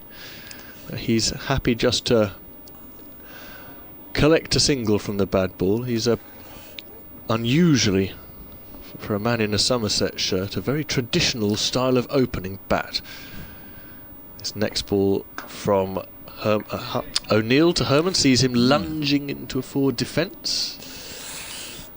And what wouldn't Somerset give for an opening batsman like Jordan Herman to be with them all season? My laptop's still on the Sussex Glamorgan scorecard through the course of the last over, since I last gave you an update. Coles is now 224 not out. He's hit 11 sixes in that innings and 22 fours. Absolutely rattling along. O'Neill bowls and Herman defends again off the back foot. Well, he must be absolutely in that zone that gets talked about. 224, very nearly a runner ball. 22 fours and 11 sixes. Well, James Cole's that's the end. Jaydev Unadkat is out, bowled by Mason Crane. So Coles has got a nice red inker there for Sussex. Yep. Back here at Trent Bridge, O'Neill bowls very full. Herman goes for a cover drive, but inside edges it to mid-wicket. All along the ground though. So a rare shot in anger from Herman. He has 2 off 17 balls. He just got to see the shine off the ball. And Hamid says, well, let's play a little game here. Let's change what's happening in the offside. They've now got 2 mid-wickets and a huge yawning gap at cover for Herman to try and hit through. And all he does is push the ball defensively into that gap to collect a single. That's smart work. Keith Havers Gus Dudgeon, 1942 to 2002, English record producer, including Elton John hits. Thank you, Keith. No idea. Well done, Kit. I don't know where I got that from. But it's funny how things stick, isn't it? Yeah. But Gus Dudgeon, the late Gus Dudgeon, record producer, is not playing for Kent. Here's the last ball of the over from O'Neill to Thomas, who plays inside the line. I don't know whether he was beaten or just tucked the bat in behind the pad and let the ball go through. One way or another, it's a dot. And after 5 overs, Somerset are 15 without loss. Pleasant enough evening. Seba Mead and Fergus O'Neill having a bit of a chat. I just wonder if Mead has decided that he's going to make a change. We won't find out, of course, until the next over. It's going to be Hutton to continue. It's a little confusing with Mo Ali continually not wearing any sort of headwear at all. He was loitering with intent near the umpire there, Mo Ali, really just waiting for Brett Hutton to make his way to the far end. In comes Hutton and bowls, hit back past him and down the ground for 4. That's a real stroke of authority from Jordan Herman. Straight down the ground for 4 to move him to 7. His first boundary in the second innings, and for the second time in quick succession, Hamid's got to wander all the way to the far end to get the ball, and he's helped in doing so by a steward, the ball hitting the rope and just taking off over the advertising hoardings. Jordan Herman is a very watchful player, and he won't go wild through the offside, but there's a very specific full half volley on off stump. And if you bowl it to him, it goes rifling back past the bowler. Yesterday, one of those accounted for the run out backing up of Rue. And look, there's a fielder going into a very unusual position next to the non-striking batter. It's Patterson wide, Hutton bowls, and this is turned to Mo Ali at mid-on. Ali gets there as quickly as he could, and they're safely home for a single. 20 without loss. And on to 8. Yeah, you're looking at the fielding positions. I was looking at the advertising hoarding actually at the far end, because the ball hit the rope and those advertising hoardings are just at a nice enough angle that the ball can hit the rope, get a little bit of elevation, just clip the advertising hoardings, and then, as that one did, go up and over and potentially into the front couple of rows. Next ball's pushed into the offside by Thomas, wearing the woolly pulley. At the start of this over, there were 16 left, which, all things being moderately paced, should represent another hour. Reality is, we could very well, without a spinner, we don't see Patterson White, we could very easily push 7 o'clock here. Yes, Thomas on 7. Got good overhead conditions as well. Hutton bowls now, and this one's defended. Somerset not in a hurry really to get anywhere. First innings lead of 117. They've already built on that to the tune of 20 more. Nottinghamshire can only really get out of this and improve their position by taking wickets. Build up of pressure, yep, sure, that's one way of doing it, but they're going to need to take every opportunity that comes their way. Going to have to be good in the field, they're going to have to be good with the ball. And as and when it becomes their turn to bat for a second time, they're going to have to turn in a much improved performance. Hutton's decided to go round the wicket to Jordan Thomas. Still with just one slip, Freddie McCann, who's probably in the second slip position really. Ball's now Hutton with the familiar grunt, and defended nicely by Thomas up to mid-off to the captain, and there's no run. Is it the loudest grunt on the circuit? I think it might be. I'm going to say I'm so used to him, having watched him for 15, 16 years, whatever it is, since he's been playing for Notts. I'm so attuned to the Hutton grunt. I can't think of anybody louder, but obviously I don't follow all the other counties as much as I listen to the grunt of Brett Hutton. The grunting Hutton fires this one into the pads of Thomas, and just trickles away on the leg side. End of the over, 6 gone. Somerset 20 without loss. Houghton 3 overs none for 11. O'Neill 3 overs none for 4, and it will be Fergus O'Neill to continue, I think. Although again, you look and Mo Ali's here. Look, he's in a position where he could come on to bowl, but he's not going to. It's going to be Fergus O'Neill. It's indicating his readiness. Yeah. No one ever seems to be distracted by the grunt. It's funny, isn't it? Because if a fielder sort of went, clapped as the bowler was running in, the umpires would say, "Whoa, no, that's distraction, dead ball, back you go." But if the bowler roars as he's letting go of the ball, well, the batter doesn't seem to mind. No. On we go. No. Right. O'Neill is still presenting Herman with this big gap in the covers, and he bowls now outside off temptingly, and Herman looks for the gap but only finds Hamid, the sprightliest of all the Nottinghamshire fielders.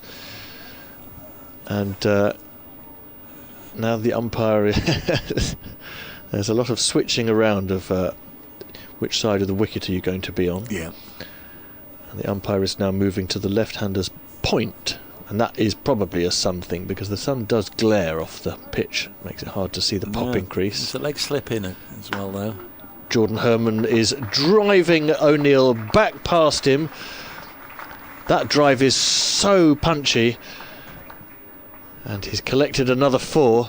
Just that one particular half volley, and I wonder if Hamid is going to stick in that short fielder next to the non-striker again. Herman has gone to 12. He's played that 3 times, and 2 of them have brought him a boundary. All Ali could do was go back to collect the ball.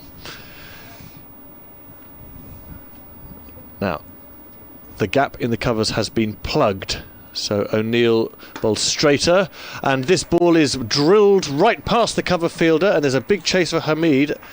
As usual, he's going to win it. Herman races back for a 3rd run as the throw comes in. A good throw, but it's a long way out there. And Herman has 7 runs in 2 balls.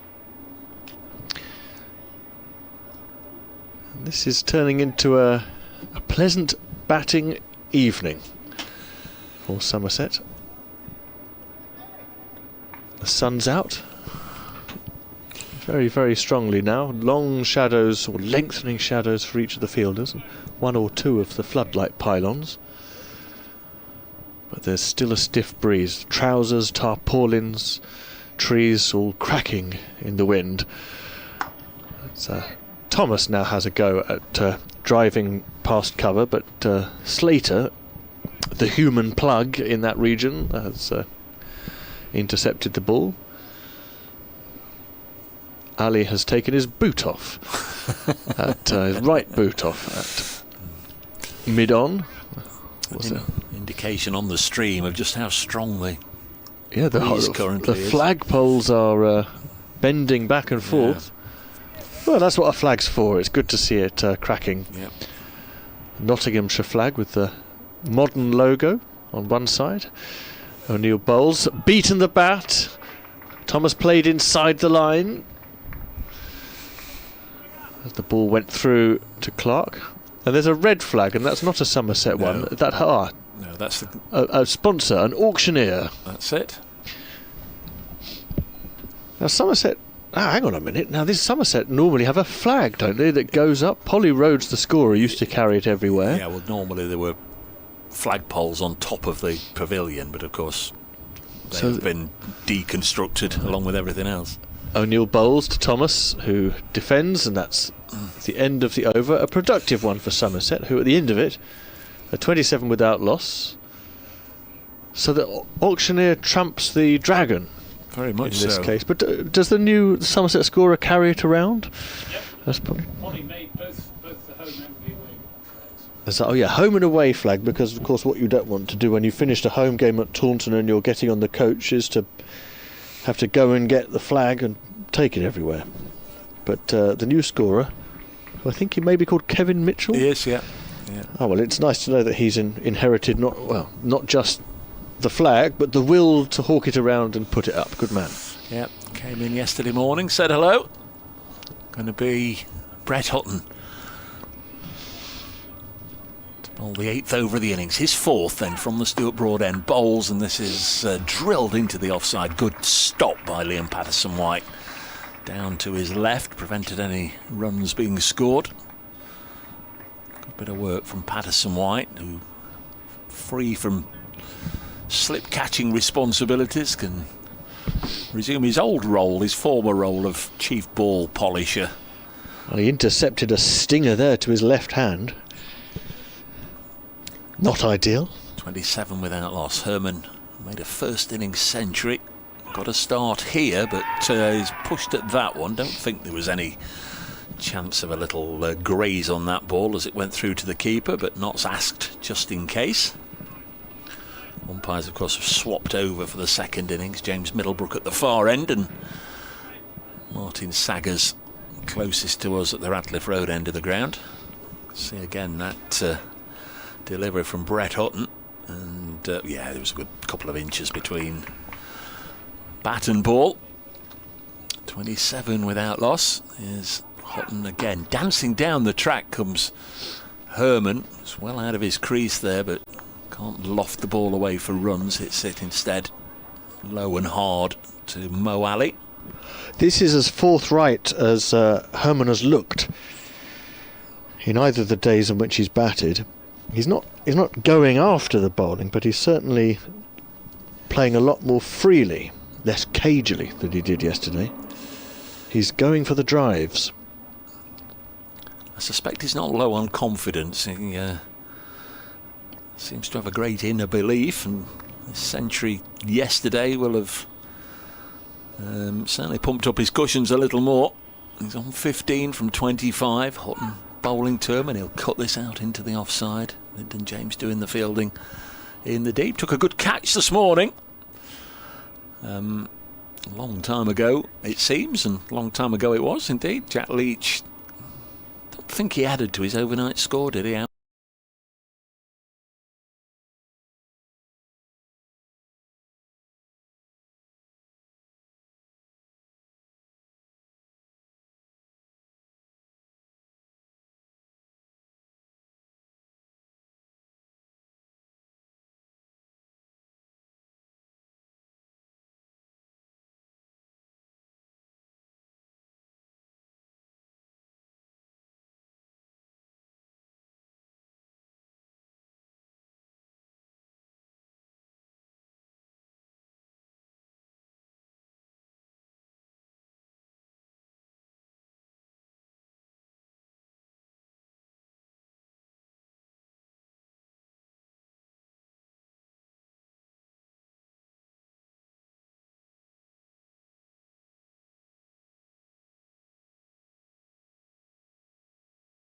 On that one, certainly sounded as if we'd got something.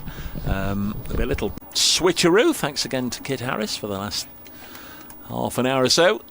Alongside Anthony Gibson, chomping at the bit for the opportunity to pass comment on what's been a very, very good day for Somerset so far. They've bowled Notts out in 64 overs, got a healthy lead of more than 100, and now they've safely negotiated the first half an hour of their second innings. Welcome back. Yes, unexpectedly good, I think it would be fair to say. But, well, memories coming back of what happened at Cardiff a few weeks ago when Somerset took a big first innings lead of 125 as O'Neill is in and bowls to Herman, who pushes that out into the offside. Then they went in again in their second innings, 7 for 1, 7 for 2, 7 for 3. Oh dear.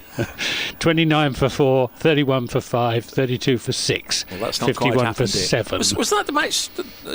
Was it Norton got a hat-trick? Yeah, it was indeed Tom Norton. And you were there for that one? I was. They follow you about, don't they, the old hat-tricks? I was. Here's O'Neill in and bowls. This is driven and through the offside, not timed completely by Herman, but he'll bring him 2 runs as Haseeb Hamid retrieves it, losing his hat. Goes without saying in the process. I'm sure there'll be no update today on Lewis Gregory. But maybe an overnight call might be, or a call put in this evening for somebody to travel overnight to potentially replace him. Do you think? I will ask the question of Steve Kirby, the Somerset bowling coach. This is pushed defensively into the offside, and quite why Jordan Herman thought there might be a single there, I don't know, but he did, and he'd gone quite a long way down the pitch before he was sent back fairly frantically by Josh Thomas, with Dylan Pennington closing in on the ball. Pennington now goes through a practice bowling action, so he's going to come into the attack sooner rather than later. Well, there was a part B to that as well, and part B was, if so, who do you imagine it might be? I've no idea. I don't think there's anyone fit. This is driven, but can't get it past extra cover. Liam Patterson-White there. I think they've run out of players. I think they've have to. I mean, Mark Stoneman, I suppose, the batting consultant, would be one possibility. I don't think he's going to be bowling right arm, medium fast at the start of the Nottinghamshire second innings. Kean Roberts would have been the obvious injury replacement, but he was helped off the field this morning, so I don't think he's fit. This is played defensively into the offside. Finn Hill is the spare batsman. He's injured, and I just don't know. I mean, they might have to sign someone on a short-term contract. Knots, can you lend us somebody? Yeah. Someone from the second. Believe it or not, that has not quite that scenario, but I have seen it happen on this ground against Hampshire a few years, well, more than a decade or so now.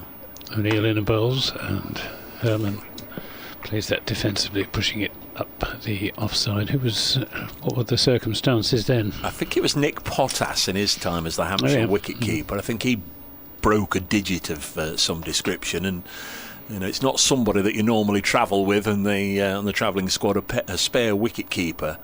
And Hampshire's not exactly 3 miles down the road, and I think Notts lent, well, I know Notts lent the spare wicket-keeper, their second 11 wicket-keeper, Adil Shafiq, and he kept for a good session and a half until they got somebody here. It might have been Brunschweiler in his time as on the Hampshire staff. And it's a good while ago, maybe 2011, 12, 13, something like that. But Adil Shafiq still doing the rounds in local cricket in the Notts Premier League. He was Hampshire's wicket-keeper for probably a session and a half here once the call-up had to come from Southampton,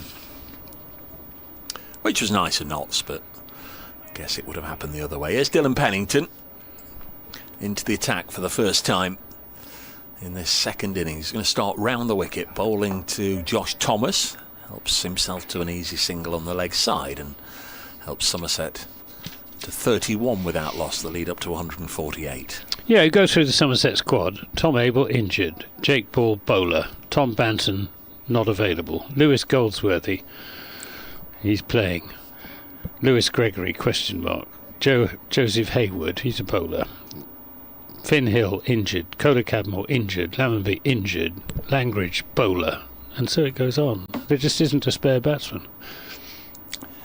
Next ball push back to the bowler. Well, would you term Lewis Gregory as a?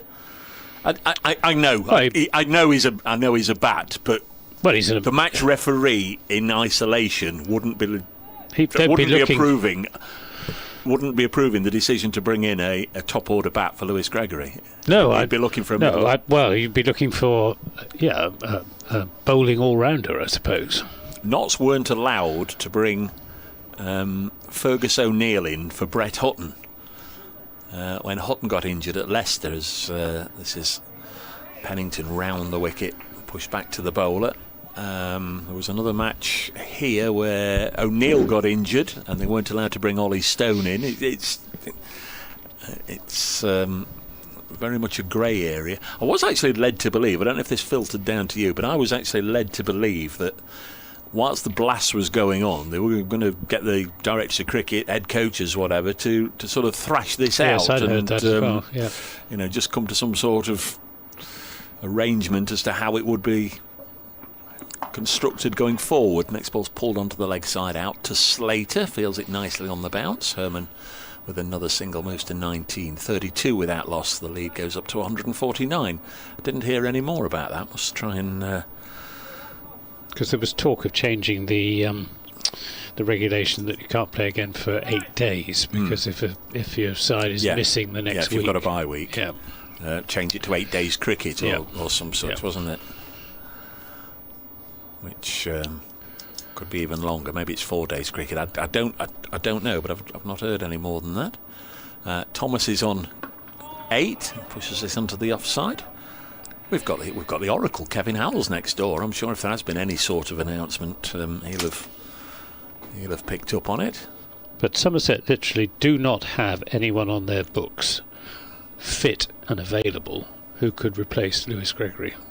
I mean, I suppose you know Tom Banton could come into the side, but Tom Banton, as you were saying, Dave, is an out-and-out batsman. He does roll his arm over occasionally, some rather filthy off breaks, but that's about it. There's Pennington. Bowls again, pulled once more away onto the leg side out to O'Neill. Like a Mead, he loses his floppy son out whenever he chases after it. 33 without loss. This isn't a sort of pop at Somerset then. It's just sort of a mention of the regulations then. Is it then maybe down to the match referee to say, well, you can't replace him then? It's up to you to find somebody. Could well be. I mean, I think the ball is in Somerset's court, and they would have to, sign someone on a short-term contract to fill the bill. Yeah, Notts have got a sub-fielder on, by the way. Number 96 is Sam Seachuran, who, talking of subs, he got his first-class debut in the last match when Freddie McCann had to go to hospital with what everybody thought at the time was a badly broken thumb. They approved the replacement of Sam Seachuran to come in for a first-class debut to replace Freddie McCann in that instance. Here's Mohammed Ali into the attack. 33 without loss. And he's going to be bowling to Josh Thomas, who has 9 of Somerset's 33 without loss. They're now 150 ahead rather, as Mohammed Ali goes past the outside edge of Josh Thomas through the gloves of Joe Clark. Notts very much on the defensive with just the one slip, 5 saving 1, third man and fine leg out. Stockily built, isn't he, Mohammed Ali? He's got a good pair of shoulders on him. Yeah. You wouldn't say he's a natural athlete, but he can get it down there. Yeah, it's built very differently to, say, Dylan Pennington, who's taller, more slender build, to say wide, broad shoulders. He's up now and bowls, and this is swung away for 4 runs by Josh Thomas. It was short, sat up, and Josh Thomas pulling that well in front of square, well away from Lyndon James, who's patrolling the deep square leg boundary. 4 runs to Thomas. He goes on to 13-37 for no wicket Somerset. Did okay, I think, in the first innings, and so what I would say next sort of would knock that. I was expecting more after the blast. I was expecting to see stumps flying everywhere, and it didn't happen. This is pitched right up to Thomas, who digs it out, and the bowler himself fields. Different game, different fielding restrictions, different ball, different mindset from the batters, but it's been a sheer joy to watch in the bowling performances in the blast so far. Well, I've had a suggestion from Harry Hayden as to who might take Lewis Gregory's place. Zach Fukuzic, whose sister plays for Somerset Women,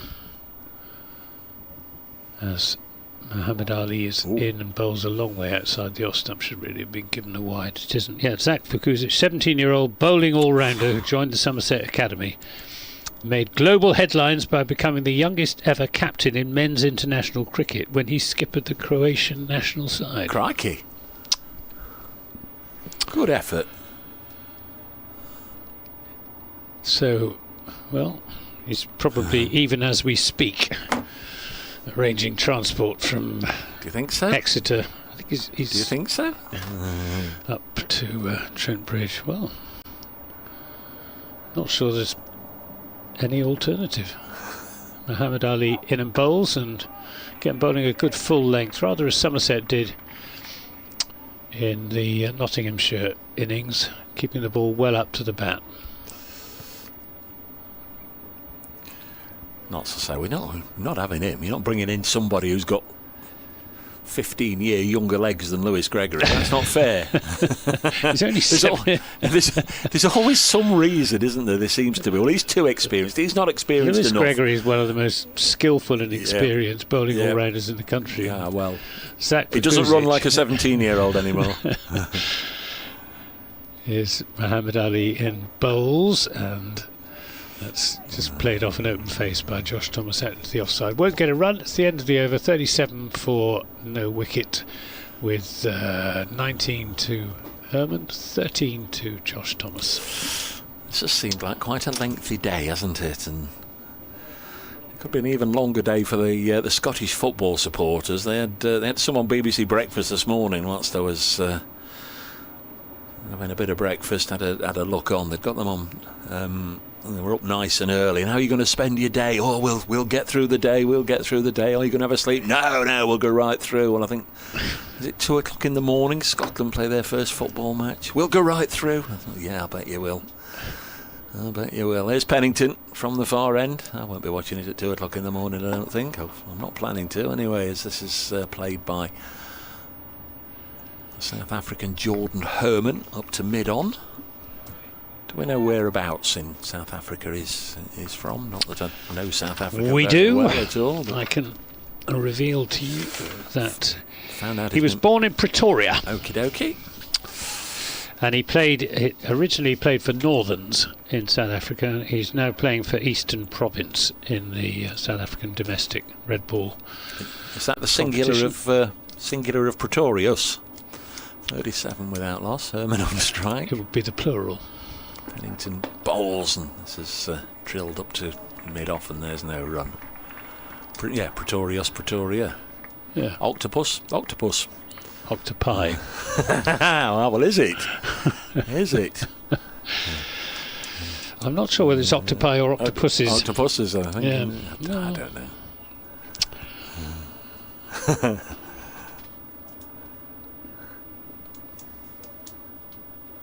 Played very nicely in this game, whatever. It's already a fifth of the way towards another century. He's a very quietly spoken cricketer. I interviewed him at close of play last evening. He was obviously very, very happy with the way he'd batted. Said it had been really hard work out there. The slowest 100 of his career. He's naturally a fairly free-flowing batsman who's equally adept at playing 20-over cricket. I think it's because you had intimidated him. That's probably what it is. Cowering over him. Certainly did not. Pennington in again to bowl to him. Oh, it's him on the pad and asking. Well, he was looking to turn it through the onside, but he did come across his stumps. He did. You don't very often get those given, do you? Just the polite ask. How about that, umpire? That's out, son. But no, you don't. Pennington bowling from quite wide of the crease, so it's quite a sharp angle. He needs to straighten it off the seam to get an LBW decision. I wonder if in 10, 20, 30, 40 years' time, assuming the county championship's still going, assuming live streams are still going, I wonder if we'll have ball tracking by then. 37 without loss. This is played up to mid-on. There's no run. I think there's plenty of people already counting down the days till the county championship's gone or first class cricket's gone, which technology is round them all up and give them a good thrashing. It's the best format of the game. Lyndon James out for naught today for Nottinghamshire. I think that was Lyndon from to the Fox Road stand, head bowed. There's Pennington in again, leaving his creases. Herman drives it out to the far side, and the very self-same Lyndon James has to go on field. Well, fetched the ball back rather than field. It was already over the rope, and it was a very good shot indeed. End of the over, 41 without loss, a day that's already seen 13 wickets go down. And Somerset, who I think had the better of the day yesterday. They got those runs on the board, 20 odd late on as well from Jack Leach, just getting them up to 295 for 7. They lost their way a little bit this morning as Notts went bang, bang, bang. 310, we felt, was certainly a very workmanlike first innings score, and it looks even more impressive as each minute passes by. Notts bowled out for 193. Seba Mead now not happy with the ball. Martin Saggers, the umpire, is happy with the ball, tells him to get on with it. And Muhammad Ali is going to bowl his second over, conceded 4 from his first. Bowling to Josh Thomas. He's there, bowls, and Thomas just plays this quietly into the offside. The latest of umpteen Somerset opening partnerships, Thomas and Herman. The other thing to be said about Jordan Herman, I asked him if he would be interested in coming back to play for Somerset at the tail end of the season, in the run-in, those 6 county championships games from late August through to the end of September. And he said yes, he would be absolutely delighted if he gets the call. He said, "Where do I sign, Anthony? Where do I sign? Oh.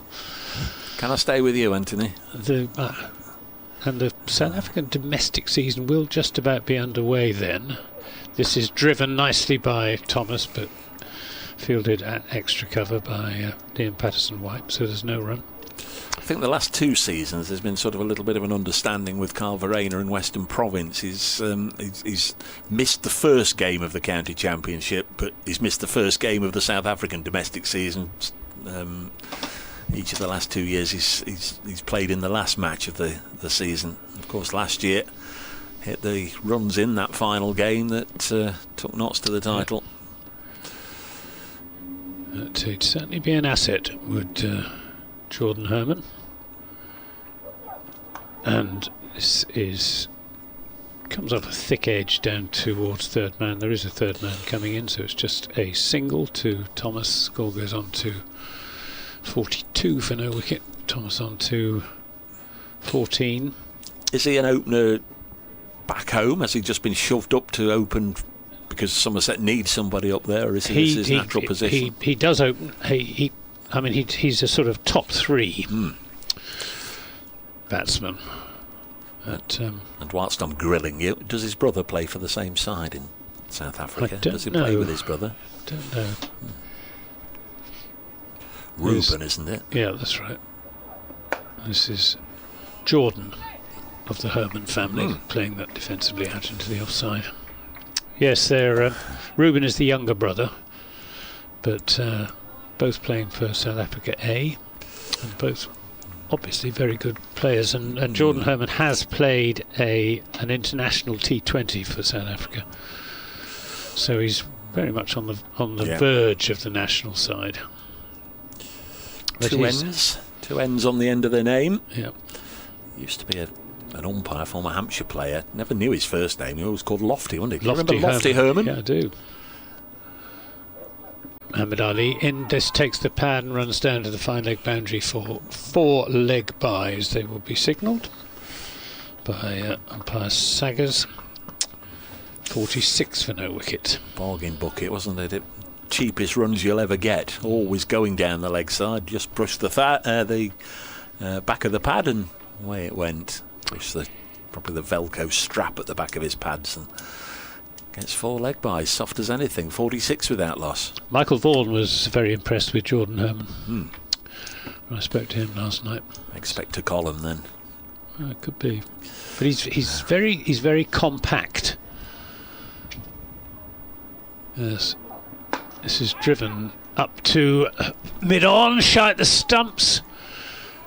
And from O'Neill, which misses. I think that Herman would have been safely home just about in any case. The single is completed. It's 47 for no wicket. Herman will keep the strike. He's got 24. And Josh Thomas, 14. Been lots of shies at the stumps in this match. The only run out is a complete and utter fluke, isn't it? The deflection off the fingers of Dylan Pennington to run out James Root. Pennington, of course, would say that he did it quite deliberately. Oh, of course he would. And you do see bowlers being much more conscious of that possibility now than they used to be. Spoke to him last night. I don't think they were the words he used, actually. I deliberately flicked it under the stumps. He's going to bowl now from the pavilion end. In now and slammed away through the offside. Again by Herman, again impressively, and again for 4. Lovely shot, and Somerset's 50 is on the board, and the lead is up to 100 and... Is he doing the math? 164. Partnership 51 from 79 balls. Josh Thomas and Jordan Herman. Been 9 extras in that half century as well. Just what Somerset needed, really. I think Anthony was saying the similar scenario in the Glamorgan game suddenly found them in their second innings in a whole world of trouble, 6 down, but smooth passage to 50, smooth passage to 55 as there's 4 more deflected down the leg side this time, and this is off the bat.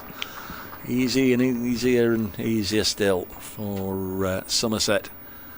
That's been 3 boundaries in quick succession that they've not really had to work too hard for.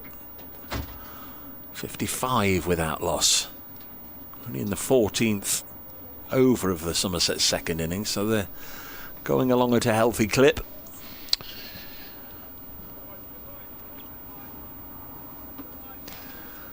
First 2 balls have gone for back-to-back boundaries. Last ball of the previous over went for 4 as well. This is dropped on the leg side and eventually a dot to end the merrymaking for now. Yeah, if it hadn't been for the injury to Lewis Gregory, this would be a very good day for Somerset County Cricket Club.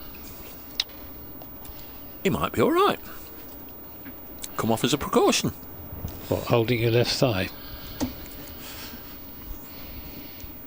55 without loss.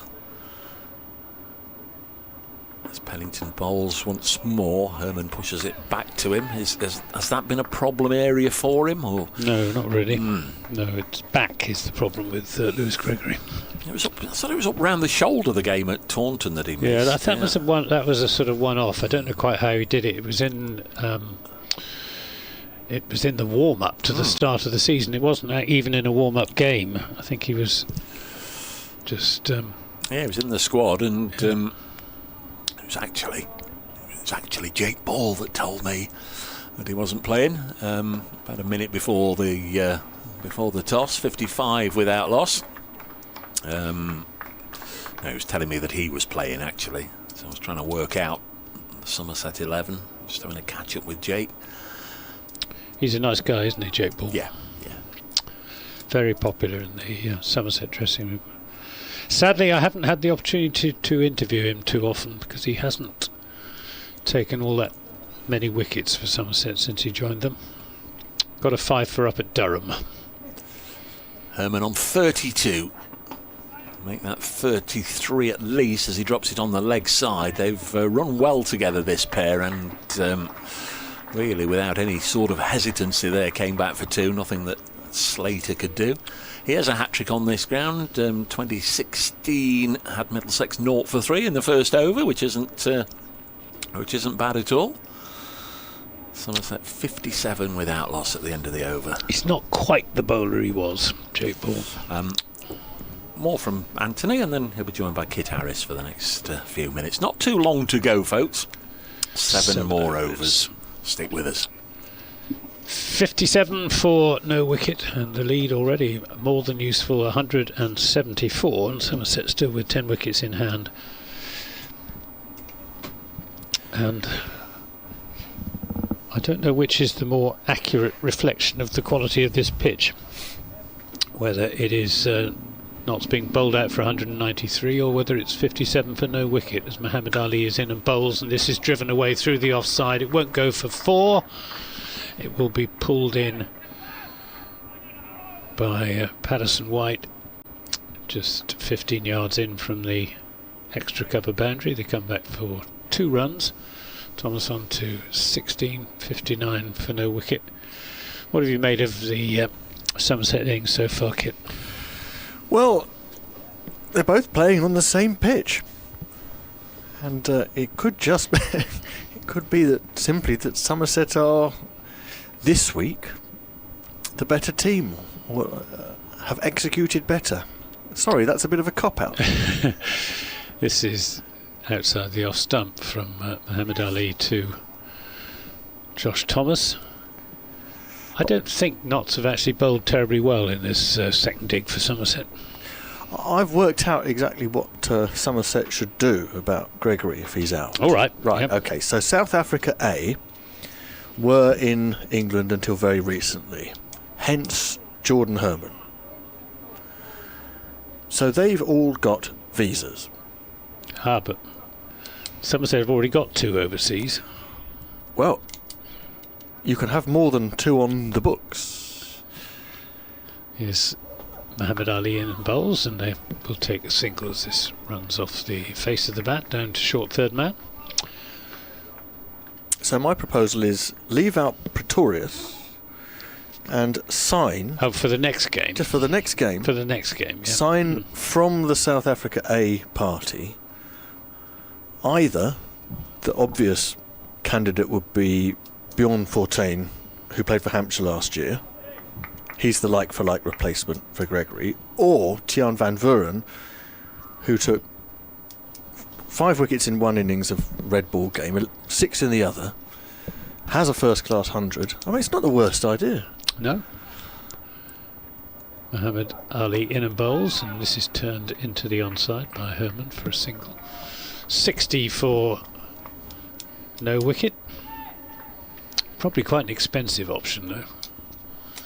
Well, a couple of flights, a bit of experience. You wouldn't. I mean, they're not doing anything, are they? But you'd be hard put to find a decent bowling all-rounder on a short-term loan from one of the other, presumably second division counties. It would have to be. Perhaps Leicestershire would. Ben Green. No, I was just going to say Ben Green.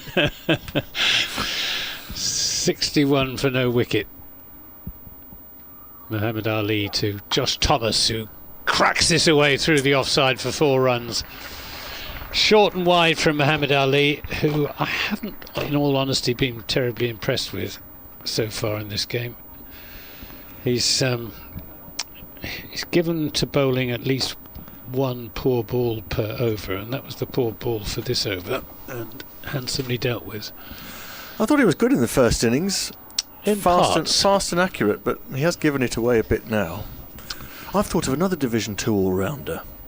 Who's that lad at Durham? Oh, the lad at Durham. He's just got a 5 for Casey Aldridge. Yes. Well, they're both very good cricketers, Aldridge and Green. This is pulled down to deep backward square leg, stroke long leg by Josh Thomas. Brings him another single. Runs coming fairly easily for Somerset at the moment. 66 for no wicket. The lead now 183. And they bat well together, these two. They're of similar build. Thomas the more naturally expansive. Jordan Herman very compact. He doesn't. There's no sort of superfluous flourishes about the way that he bats. He's very businesslike in the way he goes about his batting. No frills, but equally he hits the ball hard if it's there to be hit. Bowling change. Liam Patterson-White coming into the attack. First spin in this Somerset second innings. Jack Leach did all right from that end. Let's see how Patterson-White does. Really tossed up, very full, driven through the covers, but not to the boundary because James is out there to save full. Thomas starting to look pretty confident. Pity for him that he's only got shade under 6 overs left. He'll have it all to do again in the morning. if he's still there. Herman facing Patterson White now. Just the slip in, short, sat up a bit, he's cut that hard, and there's a good chase and a diving stop. Oh dear. The chase was good, the stop was insecure, and James has parried the ball onto the boundary and passed it. A young lad has helpfully retrieved the ball from beyond the fence and rather sympathetically thrown it back to him.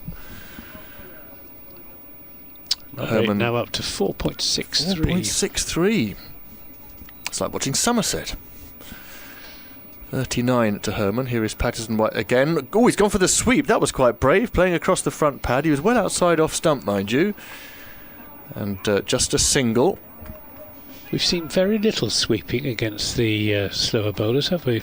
I suppose because the bounce has been a bit unpredictable. Exactly, that's exactly what I was about to surmise.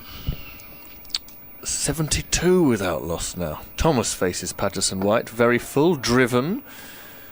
And Hutton picks that up at mid-off.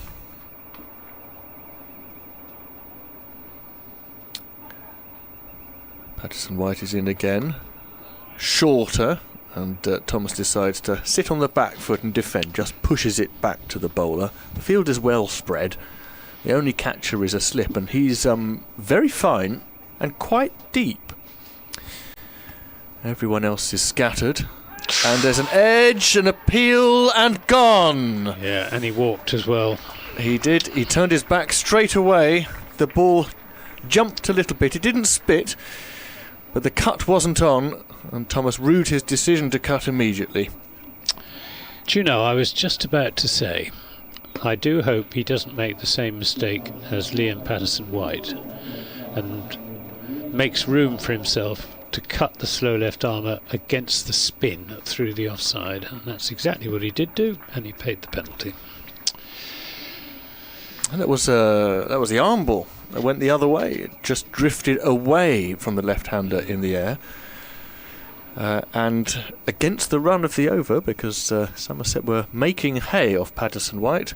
A wicket has fallen and put a little light at the end of Nottinghamshire's evening, which really was going against them quite quickly. Somerset are 72 for 1, a lead of 189. Patterson White has broken through in his first over with the wicket of Thomas, caught behind. Who's coming out then? It looks like Alfie Ogborn. It is Alfie Ogborn. You don't trust Jack Leach to come out and do it sensibly as a night watchman. Has Ogborn filled this role before in your memory? No, I don't think so. He certainly got the attitude for it. Well, but I don't know whether. I don't think I'm not sure he has. He's five overs is a long time to. He's a lovely, lovely young man. Yes. Well, he won't go after the bowling like Leach. He'll be able to, won't he, to rein himself in? His instinct is to go after the bowling. From what I saw of him down at Hampshire, at any rate, when he scored 38 in no time at all. That perhaps he was night watchman down there. I can't. Well, he's got a job to do, and it's not a complicated one, but he'll be the non-striker to start with, because Muhammad Ali is now going to start a new over to Herman. Herman is the crucial one for Somerset. He wasn't a night watchman. He came in at number 10 down at Hampshire. So another over from Muhammad Ali, with 5 overs to be bowled this evening. Just had an interesting tweet from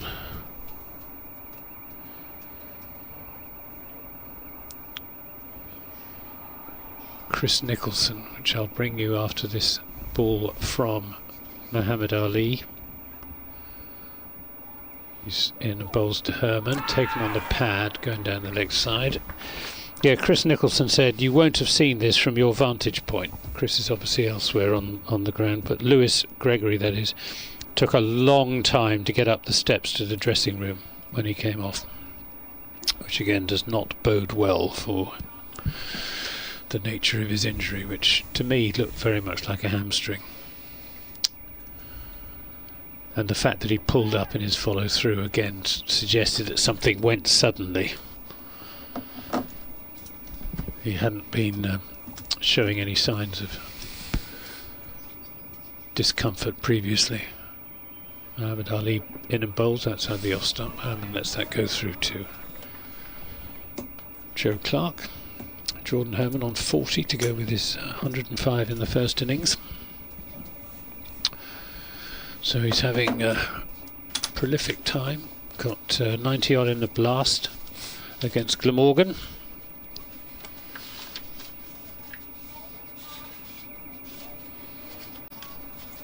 Proving his value. And hopefully he'll be back late season for the run-in.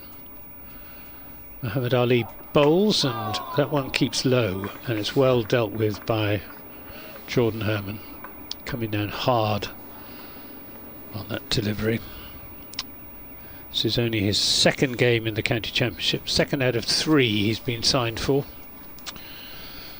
He only made 25 in his 1 innings in the previous game, which was against Sussex, a game that Somerset came close to winning, robbed by the weather in the end. Here comes Ali again in bowls. Herman driven on the bounce back to the bowler, who parries it with his left hand. Not timed, it came rather off the bottom of Jordan Herman's bat, judging by the way he's looking at the toe. It's got the one slip and then backward point stroke, short third man, deep cover, extra cover, mid off, mid on, straight mid wicket, long leg and a deep square leg. So 3 men out for Muhammad Ali to Jordan Herman. Seems odd saying Muhammad Ali is bowling, and that's why I keep almost calling him, and sometimes actually calling him, Muhammad Abbas. Easily done. You must have said those words quite often. Yeah, indeed. Such a good bowler, Mo Abbas, for Hampshire and for Notts, and now for Derbyshire.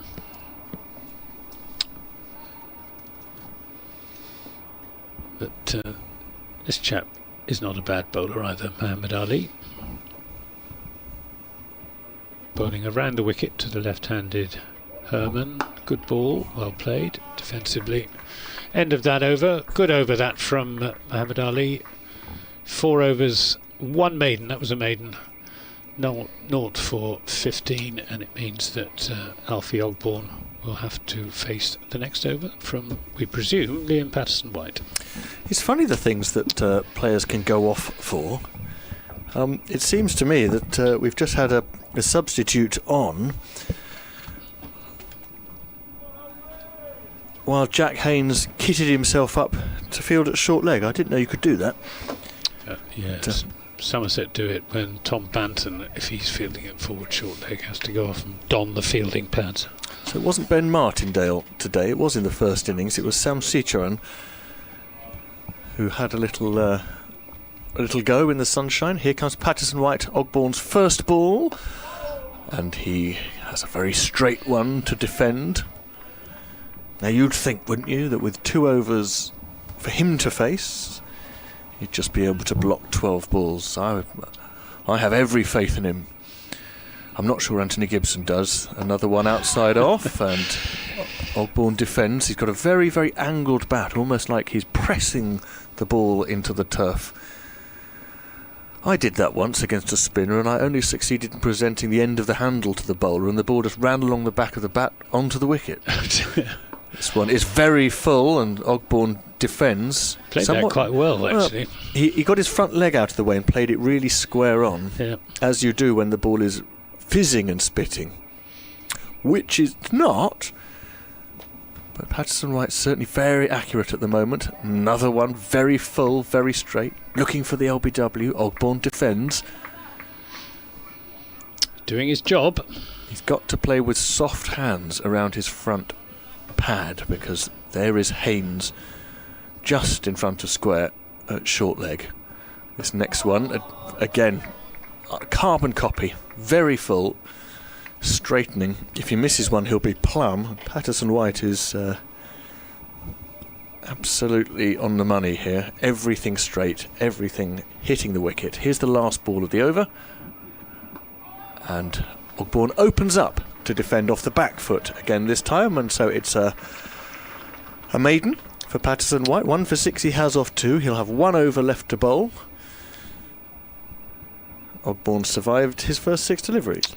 Alfie Ogbourne, one of those who bowls left-handed and bats right-handed. There is a certain logic to it, because if his stronger side is left side, then if he's batting right-handed, it's actually the left hand that controls the bat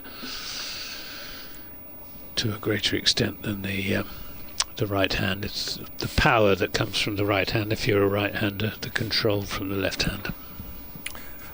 Northamptonshire Gloucestershire has closed for the day, with Gloucestershire 233 for 5 in response to Northamptonshire's 465. That's in Division 2. Here we got Muhammad Ali bowling the anti-penultimate over of the day to Jordan Herman, who covers up and plays it up to mid-on, and there's no run. New Zealand women are batting first in the third of today's T20 World Cup games against West Indies. They're just underway. No wickets yet, 22 on the board. That'll be a nice place to drift if you fancy continuing your cricket into the evening on radio. Ali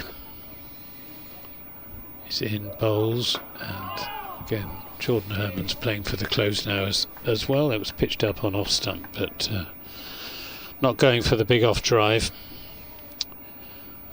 Quite happy to keep the bowlers at bay and live to fight again another day. Leicestershire following on against Essex, 28 for no wicket.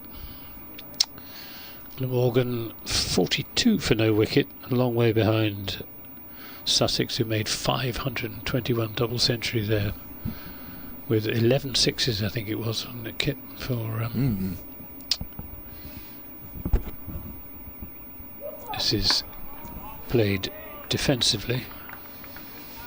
There's another close for the day, the second one. This is in Division 1 at Scarborough. In reply to Yorkshire's 469, Warwickshire are 225 for 7. So they still need 95 to prevent the follow-on. Don Bess has taken 2 for 31. Another one from the Somerset pathway. There are Somerset pathway players all over the country. His brother's here, isn't he? Is he? I don't know. Is Zach Bess not on the support staff here? Cousin. Muhammad Ali in and bowls to Herman, who gets an edge and is caught behind, going for the hook and got a top edge, and triumphantly claimed by Joe Clark. Jordan Herman, he looks very, very unhappy, disgruntled. Whether with himself or with the decision, I'm not sure, but just shaking his head as he walks off. There's 2 possible reasons for that. It's very hard to guess which it is. He's having a long word with Alfie Ogbourne over his shoulder. Shaking his head all the way back to the dressing room. But again, whether this is in self-reproach or umpire reproach, I am not sure. But if the latter, he could be in a spot of bother, because let's just watch the replay. Looking at the replay, I obviously can't hear anything, but it looks as though there was quite a big deflection. Unless my eyes are kidding me. Don't know. Ali and Clark went up straight away. They looked convinced. It did seem as though there was a deflection down the leg side, and umpire, keeper and bowler all went up at the same time, one with the finger. Well, he's out. We know that. That's for sure. And no second night watchman. Goldsworthy coming out at number 4. So Somerset have just taken the gloss off the day. 72 for 2, 189 ahead. The gilt has come off the gingerbread. Do you gilt gingerbread? I don't know. What goes first, the gilt or the cream? or is the gilt doing the job of the dairy? Every day's a new day at culinary school up here. Forward short leg now for Muhammad Ali to the new batsman Lewis Goldsworthy is in, bowls, and Goldsworthy ducks underneath the short ball. He's a good hooker and puller, is Goldsworthy, like many less tall batsmen, and he's one of the least tall in this game. He's certainly the shortest in the Somerset side at around 5'6", but he packs a punch. He did to his first ball perhaps what Jordan Herman should have done to his last, and just ducked underneath it. 72 for 2. The lead is 189 as Goldsworthy just draws his bat inside the line of that. I'll give him the benefit of the doubt. I'm not sure that Muhammad Ali would agree with that interpretation, but I think he did, in fact, draw his bat inside the line of the ball, leaving him outside the off stump. So a successful over for Nottinghamshire and Muhammad Ali. The wicket of Jordan Herman, who was looking very, very secure, went for that hook shot and a bit of glove or a bit of top edge, and given out caught behind. We've now got 2 left-handed bowlers who bat right-handed out in the middle. Patterson-White continuing to Ogbourne, and he's straight back where he was, pitching it way up, aiming for middle stump, and Ogbourne lunging forward in defence as carefully as he can lunge, given that he's got that short leg fielder and a slip. No turn yet for Patterson-White. Curves one in on middle and leg, and Ogbourne plays very nicely around his front pad. The lunge doesn't yet seem to have caused any problems in terms of Patterson-White threatening the outside edge. No turn towards that slip. Ogbourne not ready to receive the ball. Nothing going on behind the bowler's arm, I don't think. Just looked up and Patterson-White was nearly on him. Bowls again now, drifting it onto off stump. This is accurate stuff. Waiting for the mistake. Ogbourne defending again, and it's stalemate. Ogbourne has 3 balls left to negotiate before Goldsworthy faces the final over. Patterson-White on leg stump this time. Kidology going on from the Nottinghamshire fielders, who are shouting ooh and ah, as though things are inside edging. Here is Patterson-White again, and Ogbourne is having no problems at the moment. He's coming forward to defend quite late, which looks like he's hurrying onto the ball each time, but it's working. And just to keep things interesting, Haynes now comes from short leg to silly point for the last ball of the over,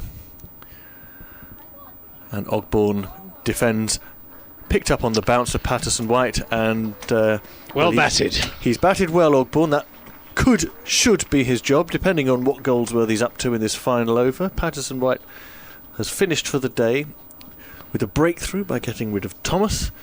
3 overs, 2 maidens, 1 for 6, and it will be very interesting to see how he fares tomorrow.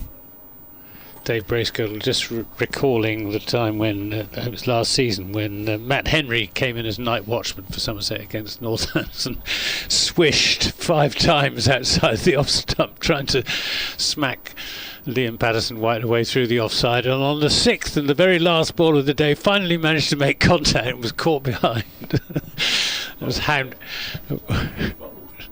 Well, was he bowled? Well, he was out anyway. Wasn't how to be a night watchman.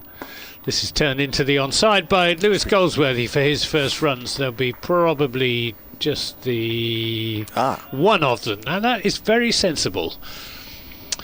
That is how night watchmen should be used, with Goldsworthy just going for the single, which means that he will live to fight another day.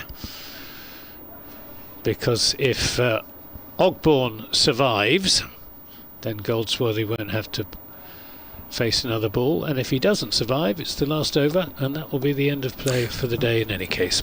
Is that so? I thought the law was changing at some point. They are going to change it for next season. Next season, okay. Next season. Well, yes, that's the night watchman's job being done properly. It is. So 2 slips and a leg slip and a forward short leg for Muhammad Ali to Alfie Ogbourne, who plays and misses at a good ball. Yeah, and he knew it was a good ball because he was open-mouthed even as the ball hit the keeper's gloves, and he looked back at Ali and nodded and said to him, "Well bowled." Yeah, well, he's such a nice young man, Alfie Ogbourne. He's too nice to be a fast bowler. He's still shaking his head now. He's talking to the short leg fielder, shaking his head. He's a chatter, clearly saying, "That was too good for me." Nice a chat. So 4 balls remain in the day's play. Ali to Ogbourne, who gets one down the leg side, and quite happy to see that go through to Joe Clark. Hove is wrapped up for the day. Glamorgan haven't lost a wicket in their second innings against Sussex, 42 without loss, but still 324 runs away from even setting Sussex a target. Yes, Sussex are the real dark horses of this season's County Championship Division 1. They might well go top after this round of games. Here's Ali into Ogbourne, and again it's down the leg side. This is not very intelligent bowling from Muhammad Ali, and he holds up his hand in apology to wicketkeeper and slips. Durham and Derbyshire have walked off the field at Chesterless Street. Derbyshire 99 for 4 in the follow-on, still 160 short of parity. Casey Aldridge took 5 for 19 in the first innings, and now Matt Potts has taken all 4 in the second. Yeah, strong seam attack Durham have got. This is short. Not that short. He ducked down, but it must just have whistled over his shoulder. So, last ball coming up. And look, do get over after this game to a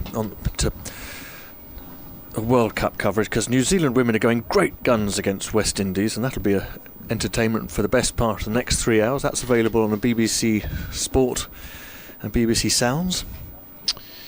So, can Alfie Ogbourne survive the last ball of the day from Muhammad Ali in evening sunshine? 2 slips, a leg slip, a forward short leg.